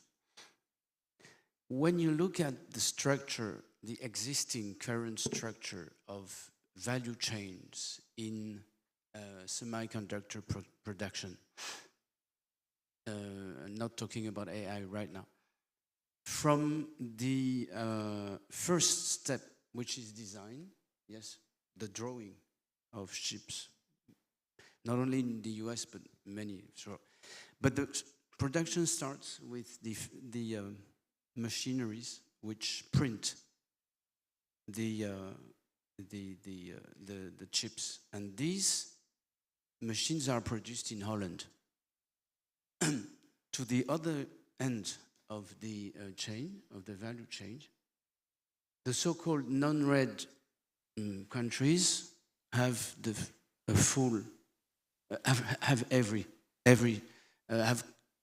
companies, key companies in every segment of the value chain, which means that in each segment there is a plurality of companies, but a very small number of companies, which is making the rest of the whole chain dependent on each element of the chain. It makes first the notion of sovereign AI or sovereign production of a semiconductor technology impossible. It's a dream. Europe can pour billions of euros for this. It's very good because we'll have many opportunities, especially for Taiwanese companies, to collaborate with it. But it's a dream. It cannot work. China is talking a lot about its capacity to do that, but there is so much propaganda everywhere about Chinese technological advances that it's always difficult to, and the more they say that they are on the verge of doing it, the more doubt I have. The US is not capable to do that either. So instead of losing time and money to think about having these concentrated in one country or we just need to take into consideration to just see the reality that we have in our group of non-red countries enough to do the whole chain and to survive by our own. So I think that would be my response. And regarding Dominique, you have questions about everything. And on top of being an exceptional scholar. My role was to propose the idea to hold a civic consultation, that the civil society could express itself in a situation where obviously the Congress cannot do it, at least for the moment. So it's difficult for me to express myself. First, I'm not a Taiwanese citizen, so I wouldn't like to give an answer first. I could not either respond as a philosopher or a specialist of political philosophy. I'm not a political philosopher. However, the question you ask is not simple at all, Dominique. I'm sorry to say, because we are on the very difficult question of the particular situation which is called war, which is the most horrible situation we know.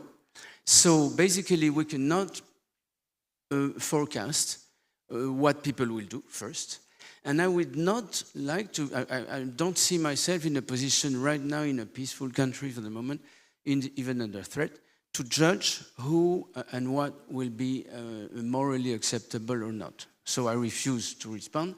But your question is interesting because what I'm calling for is to not let us in Taiwan be in a position one day to have to do that without having debated it beforehand. And to be honest, if the question is a question of survival, for me the answer is if you are under threat by external aggression and that the aim of the aggressor is your disappearance, it is part of the answer. Anyway, whether we think that Taiwanese should accept some derogations to moral principle and human rights behavior in military affairs, the thing is that people convinced that they have to, they will. I'm not going to elaborate about what China believes in the social networks about what they would do to the first frontline soldiers when they catch them, right? I don't want to say that, and I won't say more, because saying that would be conducive to making their propaganda more efficient. But it's dreadful. If I was a Taiwanese, I would have a simple choice between being a brutal savage on the front line against them or leaving and deserting. So that's very dreadful. So we have to think in advance about what can we do or what you can do to avoid this, and avoiding this is probably going through huge technological investment, because the key issue here is to be smarter than them. It's not always difficult, and to imagine before everyone the next generation of AI use in military affairs. Thank you, Stefan. We'll now turn to Dr. Liu before I go to the rest of the Okay, I'll panelists. keep it short. The very important NGO will be industrial organizations, associations. Well, sometimes when government officials meet each other, it's all about very hard issues like tariff negotiations, but with no micro foundations. Okay, just like we are now facing 232 articles against our semiconductor industries, the US government doesn't seem to know the importance of Taiwanese semiconductor industries does to their own industries. So, putting it simple, Americans don't speak up for Taiwanese makers. So in order to avoid this kind of issues, why don't we have a platform to have industrial associations come together?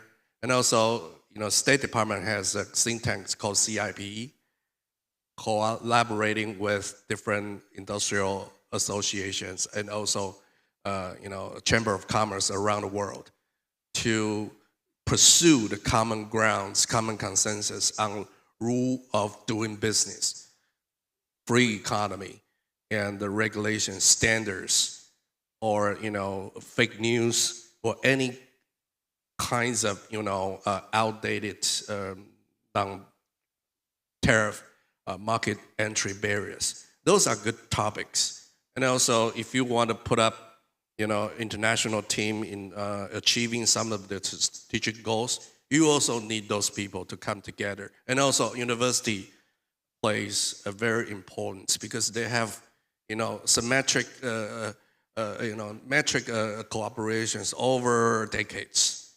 Okay, so as also a university president, I would also want to shed light on the importance of that. But now there's a huge gap between them.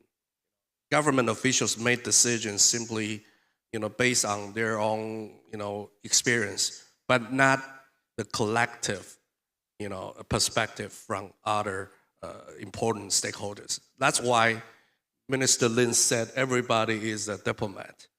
That's the essence of it, to call for participation from more, stakeholders. Thank you. Thank you, Tristan. Matej, do you want to weigh in on the whole talk about supply chains? Yes. Well, I want to piggyback on the vaccine story because Germany might not have given vaccines to Taiwan, but guess which 4 countries in Europe did? Lithuania, Czech Republic, Poland, and Slovakia. What do these 4 countries have in common? It's the Central European region, which has emerged to be the best friend of Taiwan in Europe over the last 5 years. Now, we have to discount Slovakia from this club for now, for a little bit, unfortunately, given our quite pro-Chinese government, but that government is going to lose the next election, and we will have the pro-Taiwanese crowd coming back to power sooner or later. So don't give up on the country just yet. Anyway, why I'm mentioning these countries is because if Taiwan and Europe want to cooperate together in developing the non-red supply chain, Central European countries are going to be vital for this, given their key role as collectively being the manufacturing hub in the EU, as a manufacturing hub in the so-called factory Europe. And Taiwan has started to work on this a little bit. I mean, okay, the big TSMC factory that's going to be in Germany, and it's very understandable given that none of the Central European countries can muster that amount of financial power to provide the subsidy. But we already see collaboration deepening in other parts, in other sectors, right? And you mentioned drones, and that's something where we've seen a new wave of collaboration happening, for example, between Taiwan and Poland. We've seen many delegations coming back and forth trying to establish drone manufacturing of Taiwanese companies within Poland. And I think this is going to be vital for Taiwan to explore even more, given that we also see now the push of the EU Commission to not just re-industrialize EU, but re-militarize EU, and investing in sectors that are quite strongly defense adjacent, like the drone sector, would be quite an important buy-in for Taiwan and people in Europe to, mutually care for each other's future, right? And it would be one way for Taiwan to show that it can deliver tangible economic results for the region, which, all of the political visits and gestures are very important, of course, but it's the tangible results that create a lasting relationship that ordinary people can get behind. Given that the drone sector is so strongly related to the defense issues, right? So it allows Taiwan to, on one hand, to frame it as an economic cooperation, but at the same time to break the taboos that are existing still in Europe around having more collaboration on defense-related issues. So I would urge Taiwan to really double down on this type of activity, because ultimately it will create manufacturing hubs of key technologies that are going to be vital for also Taiwanese defense effort, should it come to this sort of unfortunate event, which will at the end of the day be able to supply the Taiwanese defense effort when it would be needed. Thank you, Matej. I think you raised a very good point about Europe's importance of Taiwan. I think in particular, a recent report, I think from the think tank DSAT, talks about how an executive order from Trump's administration has created some uncertainty about drone cooperation between Taiwan and the US. And I'm sure Europe will have a much bigger role to play.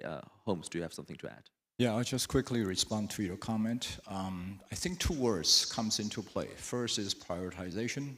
The second is reciprocity. That is, of course, BioNTech or other German pharmaceutical or European pharmaceuticals have other countries and customers to tend to. So does TSMC, right? It has many customers all around the world. The fact is, Taiwanese government has stepped in and helped TSMC to prioritize its production to satisfy German car industry's requirements. But when it comes to reciprocity, it just simply didn't exist. So all I'm saying is that, again, on Taiwan's strategic naivety, Taiwan failed to leverage its semiconductor power as a diplomatic asset. And that is the key failure, right? And the second is the government did not offer goodwill. The government offered goodwill without guarantees. And that should be a lesson in the danger of silent diplomacy. That is, no matter how essential Taiwan wants to, no matter how essential Taiwan is to the global supply chain, goodwill alone does not yield respect or support. Thank you. Thanks. And I think I'll turn, last but not least, to Veronica to see if you want to weigh in on the whole question of a democratic non-China supply chain. I think it takes 3 seconds. Thank you. So I would like to build up on what has already been said. And I'm very happy to hear that there's a growing awareness of need for redundancies. And it was proven during the COVID time that even if something has been working without problems, and when there is a crisis on regional or global scale, we have to think about not only optimization, but also reasonable redundancies and maybe sharing technology to broader extent. And again, I would point out to necessity of being more focused on resilience, on security than on a capital gain. And I would also like to welcome very much the ideas of raising the awareness, because developing technology, making it popular, it's one thing, and another thing is to understand what this technology is connected to, and that there are many threats that we are unfortunately not very aware of. And here I would like to point out the threats related to the Internet of Things or Internet of Everything, and how we think that very simple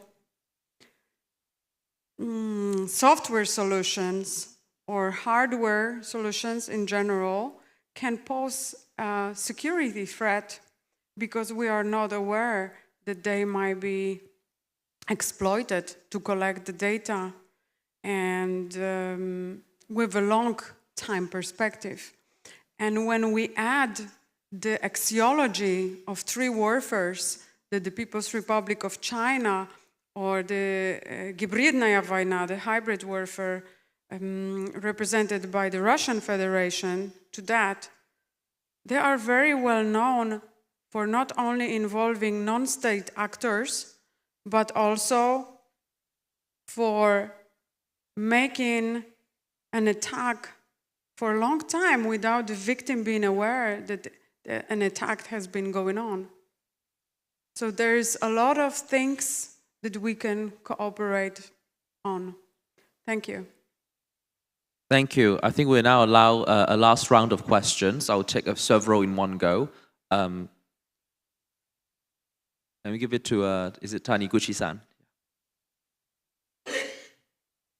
Then we go to Diran-kun and then Thank Jane. you, Chair. I just wanted to say to Mr. Liao, your goodwill and naivete have been well received by the Japanese.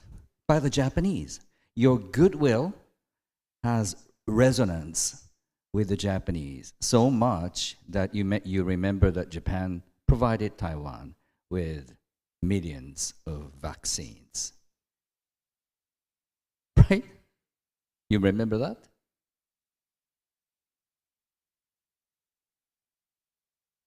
Okay.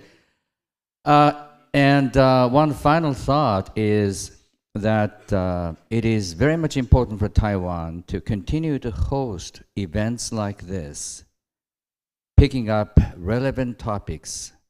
It's just a little bit akin to editing very good magazine with attractive titles so that you could attract attentions from all across the world. And so, by so doing, Taiwan could continue to shine. Continue to shine is the most important thing, I think, for Taiwan. Thank you. Thank you, Taniguchi-san. We'll now go to Diran-kun at the end on my left. And after her, we'll go to Jane from The Economist. Hey, Thompson, can I respond quickly to this gentleman's question? Yeah. Sure. Yeah, briefly. Just 15 seconds. So in the case of Japan, Japan did reciprocate with Taiwan's for Taiwan's goodwill, right? But the question is, does it obligate Japan to respond positively or favorably? No, the answer is not, right? There is no obligation for Japan to respond that way. Well, same thing applied to Germany or to Uncle Sam. TSMC, like I said, was handed out like candies. Well, of course, that is an exaggeration, maybe. But what I'm saying is that in addition to the keyword that I just mentioned, prioritization, reciprocity, there's also need to be an obligation. That is, Taiwan's goodwill needs to have a guarantee so that other countries can be obligated to help Taiwan in time of need. Thank you. Thank you, Holmes. Dirang Kun, please. Hi, I'm Dirang Kun Uchino from Thailand Trade and Economic Office. I'm the Chief of Economic Affairs. Thank you very much for these questions. Very interesting. Lots of insights and views, especially from our colleagues from the European, from the US, and from Taiwan. And following up on Thompson's comments and questions about the successful alliance of the democratic supply chains, especially for the semiconductors, also the intelligent technologies for the future. And on the semiconductors, there will be a lot of questions that need more cooperation and answer, whether be there the diversifications of the rare earth sourcings or the finding of the more cost-efficient manufacturing sites for the supply chains. And on this kind of many lists that we have to carry out, how do you see the role of the partnership with the New Southbound policy targeted countries, including like Australia, New Zealand, or ASEAN in this aspect? Thank you. Thank you. Very valid question, given the geographical proximity. I think we have one last question to Jane over there. So this is Jane Rickards with The Economist. President Liu told an anecdote about Mike Pompeo saying that everyone had been invited to an event except the Chinese. And that made me think of a question that I really have for the organisers of the Ketagalan Forum. My question is, are Russian Federation diplomats invited to this event? And are officials from the Hong Kong and Macau offices, so essentially officials from Greater China, are they permitted to attend this event? And if so, have you seen much interest from them? Thank you. I'm talking about not just this year's Ketagalan Forum, but the forums over the years. Thank you. Thank you. Oh, wow. This question about whether officials from Hong Kong and Russia are allowed to join and the level of interest. That's from Jane. And then Dirang Kun has a question about the resilience and supply chain with Australia, New Zealand, and Southeast Asia. I want to see who wants to pick either question. Matej, maybe you can go first, and then we'll go to Tristan. I'll address the first question. Given that I'm not an organizer, I cannot really respond to the second one. But the first one, I think the cooperation with the countries covered by the New Southbound policy, especially the ASEAN countries, but also Australia, is going to be quite crucial in achieving the de-risking goals that EU has set for itself, and then the overall establishment of the non-red supply chain that Taiwan has been proposing. Of course, there's a big issue of raw materials dependence, right, that we need to deal with when it comes to China. And of course, Canada, it was mentioned, is one option on how to deal with it, but also Australia was going to be quite important, right? Indonesia as well. EU has been very actively moving towards concluding the FTA negotiations with Indonesia, with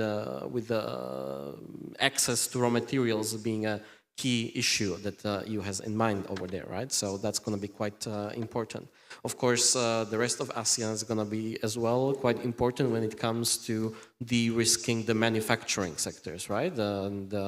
It's gonna be, it's not gonna be an easy homework, I think, for the multinational corporations that are invested in China and have been dependent on getting their manufacturing done in China to move the production out of China into the ASEAN countries. But it is one of the options on the table. Of course, there's also risks attached, right? If it's only the manufacturing that moves, while the inputs for the manufacturing still remain within China, it will not be actually de-risking, it will be just creation of new problems. So we need to think quite holistically about this, and more policy coordination between the democratic countries from ASEAN, from East Asia, from Europe is going to be very much required to achieve this goal.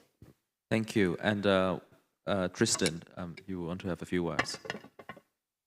Many business leaders told us we exchange ideas about geographical and also economic relations with other important partners. They all said produce local and photo local, which means, for example, when Donald Trump raised the tariff to 32% against Taiwan, I heard from many big electrical, consumer electronics makers. They said that then we will go to United States directly, not from the Vietnams or from Thailand. Why? Because they will complicate the situation.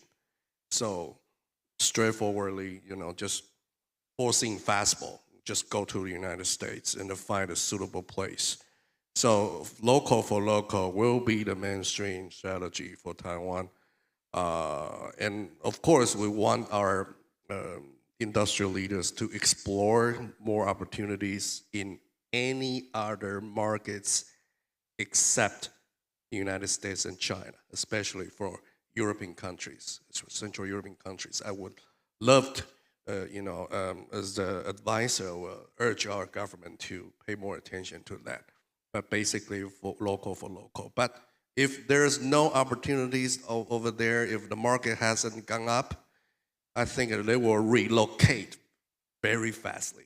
This is all I can say. So with some, countries that full of market opportunity, but no strong economic ties, I would say in the current government, we're going to put in the second wave. Very straightforward. Okay, put in the second wave. Thank you. Thank you, Tristan. Stefan, you have a few words to add.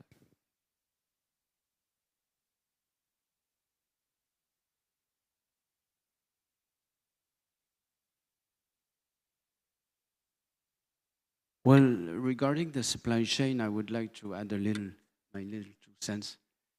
The fact is that we don't cook an omelette without breaking eggs, as we say, and we don't prepare for a war without reorganizing the intendancy and all what we have to mobilize to fight a war. And what is happening is that President Donald Trump is preparing for a war, hopefully to avoid it. And the scale of this war is not American inland, it's the whole world. So the brutal way that he has announced and dealt with these tariffs, of course, has shocked many people, countries, and press media, intellectuals. However, one day, if it happens that he made the right choice by reorganizing part of the world to be solidary and to help each other, to avoid being invaded by that country or taken over technologically and so on, we'll be quite thankful to him. I'm not here to defend him, but it is obvious that everybody's doing whatever he wants, and countries are like using existing facilities and trade agreements to, in a way, to cheat their own partners. Like when they host Chinese companies, and that they help, obviously and consciously, Chinese companies to produce products that are branded, not branded Chinese products. That's what was one of the core issues behind these negotiations imposed by Donald Trump. This is also one part of the story, and we should not forget that one of the first victim or target of his policies is an American company in AI. And I don't want to destroy a national icon here, but Huang Zhongqun is a very perfect example of this, like trying to use the existing network of possibilities and the trade networks and agreements to sell his products everywhere, including in China. Remember last time he came, just with this personal war with President Trump, all what he invented and all the declaration he made like twice a day, 3 times a day in Taipei, like each other contradicting each other, in order to show or to try to find a way to still go on selling GPUs to China. And that should be recalled. One of the biggest losers is an American company, and that's decided by Donald Trump. It's fair in a way. Thank you. I think we're running out of time, so I'll invite Holmes and also Veronica to give any last remarks you want to have. Thank you, Thompson. So Taiwan should strategically orchestrate influence over global supply chain, right? And that Taiwan can do that. It's not a castle in the sky. Rather, Taiwan has the asymmetric advantage as a bargaining chip. That is, we need to form a structural framework to ensure survival, especially when the country's survival is at stake at this point. And this is a whole of society, not just government, it's a whole of society effort that the people of Taiwan should continue to pursue. Thank you. Thank you. And Veronica, please.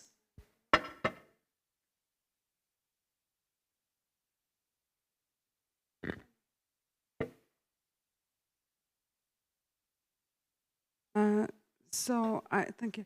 I wanted just to mention that also when it comes to rare earth minerals, that we allowed China to be in such a position, such a strategic position when it comes to rare earth minerals, crucial for the new green technologies. We can also take under consideration recycling.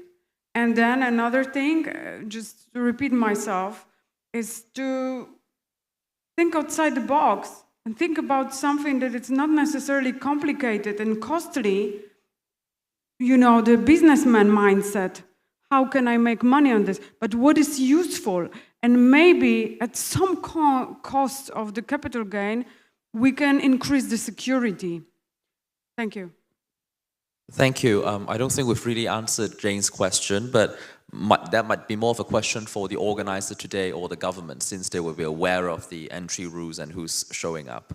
Nonetheless, thanks again to our guests today, Stefan, Veronica, Matej, Tristan, and Holmes, providing fresh thinking and discussion about the way forward for Taiwan's economic and tech and industrial diplomacy and relevant issues like AI and drones and tariffs. So once again, thank you. Thank you, ladies and gentlemen. Please thank you, Mr. Zhou and all our panelists for a wonderful discussion. I'd like to invite all of you to please come forward to the center stage for a group picture. Thank you. Thank you very much for all of you sharing your wonderful insights with us. Please come to the center and face the camera in the front. 1, 2, 3. Please give us a smile. Thumb up. All right, 1, 2, 3. Okay, thank you very much. Please return to your seats. Thank you. Please remember your personal belongings. Thank you very much.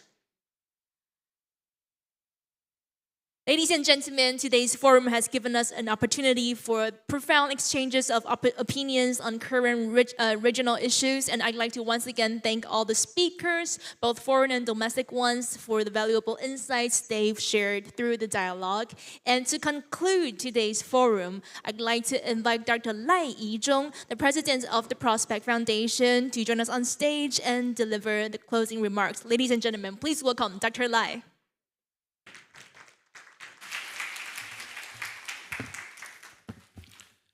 Thank you, everyone. I think that first of all, you should give all yourself a big round of applause because you stick to the end of this conversation. The reason for the Ketagalan Forum for Taiwan is that this is way beyond the issue about the international gathering, but also as a statement and a message and a declaration of our intentions.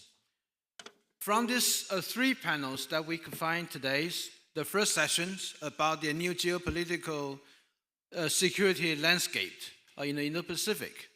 That means that in Taiwan, when we look at the security environment, we found out not just the last 4 years of the paradigm that no longer applies, but even the last 8 years, the security paradigm also changes. So as for Taiwan, we are looking for new compass to guide us through this very uncertain era, that we are looking for inspirations from others as well. So that's why that we have this conversation for the first sessions. As for the second session, countering the hybrid warfare and whole society defense resilience, that basically means that in Taiwan, we are very, very serious about preparing for war. So that's a war preparation panels that we'd like to draw the inspiration from our other experts, and so look for the conversations to engage and find new ideas. Because to us, although a lot of people talk about how the Ukraine model, how the Finland model, Israel model, that could be the inspirations. But when we apply to a specific environment in Taiwan, we found out that readjustment and reassessment that's needed. So that the more finer the tuning about how those were developed, that's something that needs to be desired, and that definitely that has been the foundation for the second panel. And the third session about the technology, economic, and other impacts on the diplomacy. I think that corresponds to the issue that our Foreign Minister Lin Jialong, under his leadership, tried to establish the strategic economic diplomacies in a sense that we try to integrate the technology, economy, as well as others into one whole diplomatic work.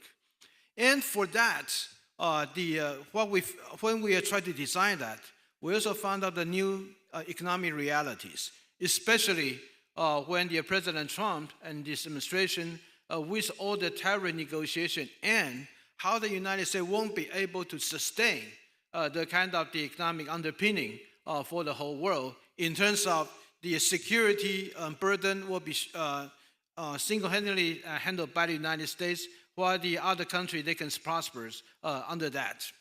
And we do know that since this is no longer applicable, but how are we able to work with this new environment as well as to advance our diplomatic work in this very uncertain and a very fragile period?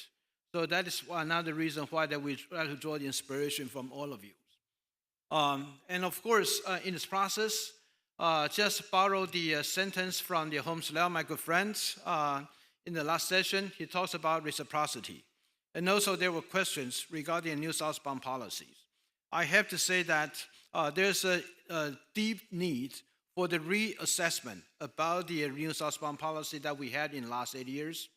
The reciprocity will also be a very important part of it, which means that Taiwan's goodwill and Taiwan's willingness to work with other countries, what we like to offer, cannot be taken as this is just freebies. That means that for other countries, for their sake of their engagement and for whatever reasons, whether that's under pressure or willing to have the benefit from China at the expense of Taiwan, there will be consequences. So that is the thinking that behind those. And when we talk about reciprocity, this is going to be one of them, and with a consequence. And that also applies to the issue about invitation, as some of the audience asked a question whether the Russian or the Hong Kong Macau representative to be allowed to come to the Ketagalan Forum. Our experience is that we do invite Russian in the past, but then after the year 2022, the development, they started not showing up. And then so as a convenience, since they are not interested in Ketagalan Forum, at least that's how they showed to us, then the people decided that we'll still welcome them, but the initiative needs to come from Russia, not from Taiwan. As for the Hong Kong and Macau, our sense is that after the national security law, there are the natural hindrance about the really equal engagement. So that is another reason. That is not that we are not inviting them, but the environment itself sort of preventing them from the equal engagement with Taiwan. So that's I just used the opportunity to answer some of the questions, but I just hope that this Ketagalan Forum and all the design, as well as what we wanted to do, the conversation can continue, and especially thankful for all of you, and also the team, the staff of the Prospect Foundations. Many of them, they are working behind the scene, whether they're sitting or just outside. Just give them a big round of applause. And thank you very much. Thank you very much, Dr. Lai, for the remarks. And next, I'd like to invite Dr. Chen Mingqi, the Deputy Minister of MOFA, to make closing remarks. Ladies and gentlemen, please welcome Dr. Chen. Welcome.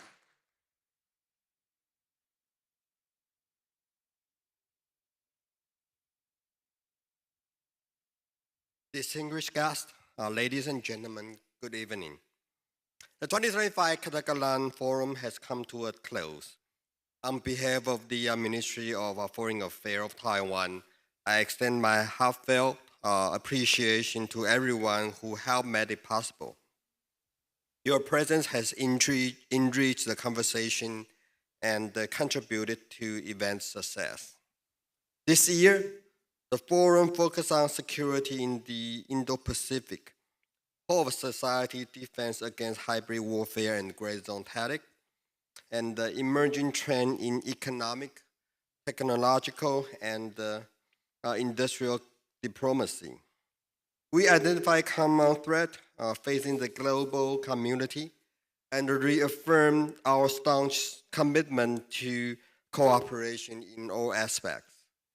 Against a backdrop of growing geopolitical and economic uncertainty worldwide, freedom-loving countries must collectively safeguard it through concrete actions. Today's discussion were insightful and will help to pave the way for strengthening Indo-Pacific security, non-red supply chains, and the international framework to resist authoritarianism.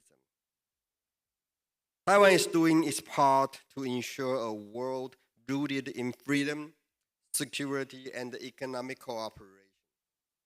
Under President Lai Ching-te's 4 pillars of peace action plan, Taiwan is bolstering national defense, improving economic security and maintaining stable and principled cross-strait policy, and pursuing a new way of doing diplomacy by bringing in job opportunities, medical capability building, and sustainable growth to our allies and like-minded partners, a new integrated diplomacy. And through MOFA's integrated diplomacy, Taiwan is deepening alliance with like-minded countries based on common interests, leveraging technological strengths and government initiatives. Taiwan is steadily expanding its international presence and facilitating win-win outcome with its partners. Taiwan's contribution to regional security, economic stability, and resilience are key to a peaceful and the prosperous Indo-Pacific. I call on the global community to continue supporting Taiwan in the face of authoritarian aggression, and Taiwan pledges to help working hand in hand with the like-minded partner to safeguard our way of living, free of oppression or coercion of any kind.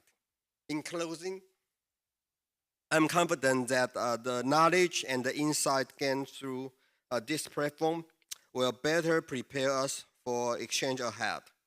Together, we can create a brighter future for generations to come. I wish you all the best moving forward and hope to see you at the next year's forum.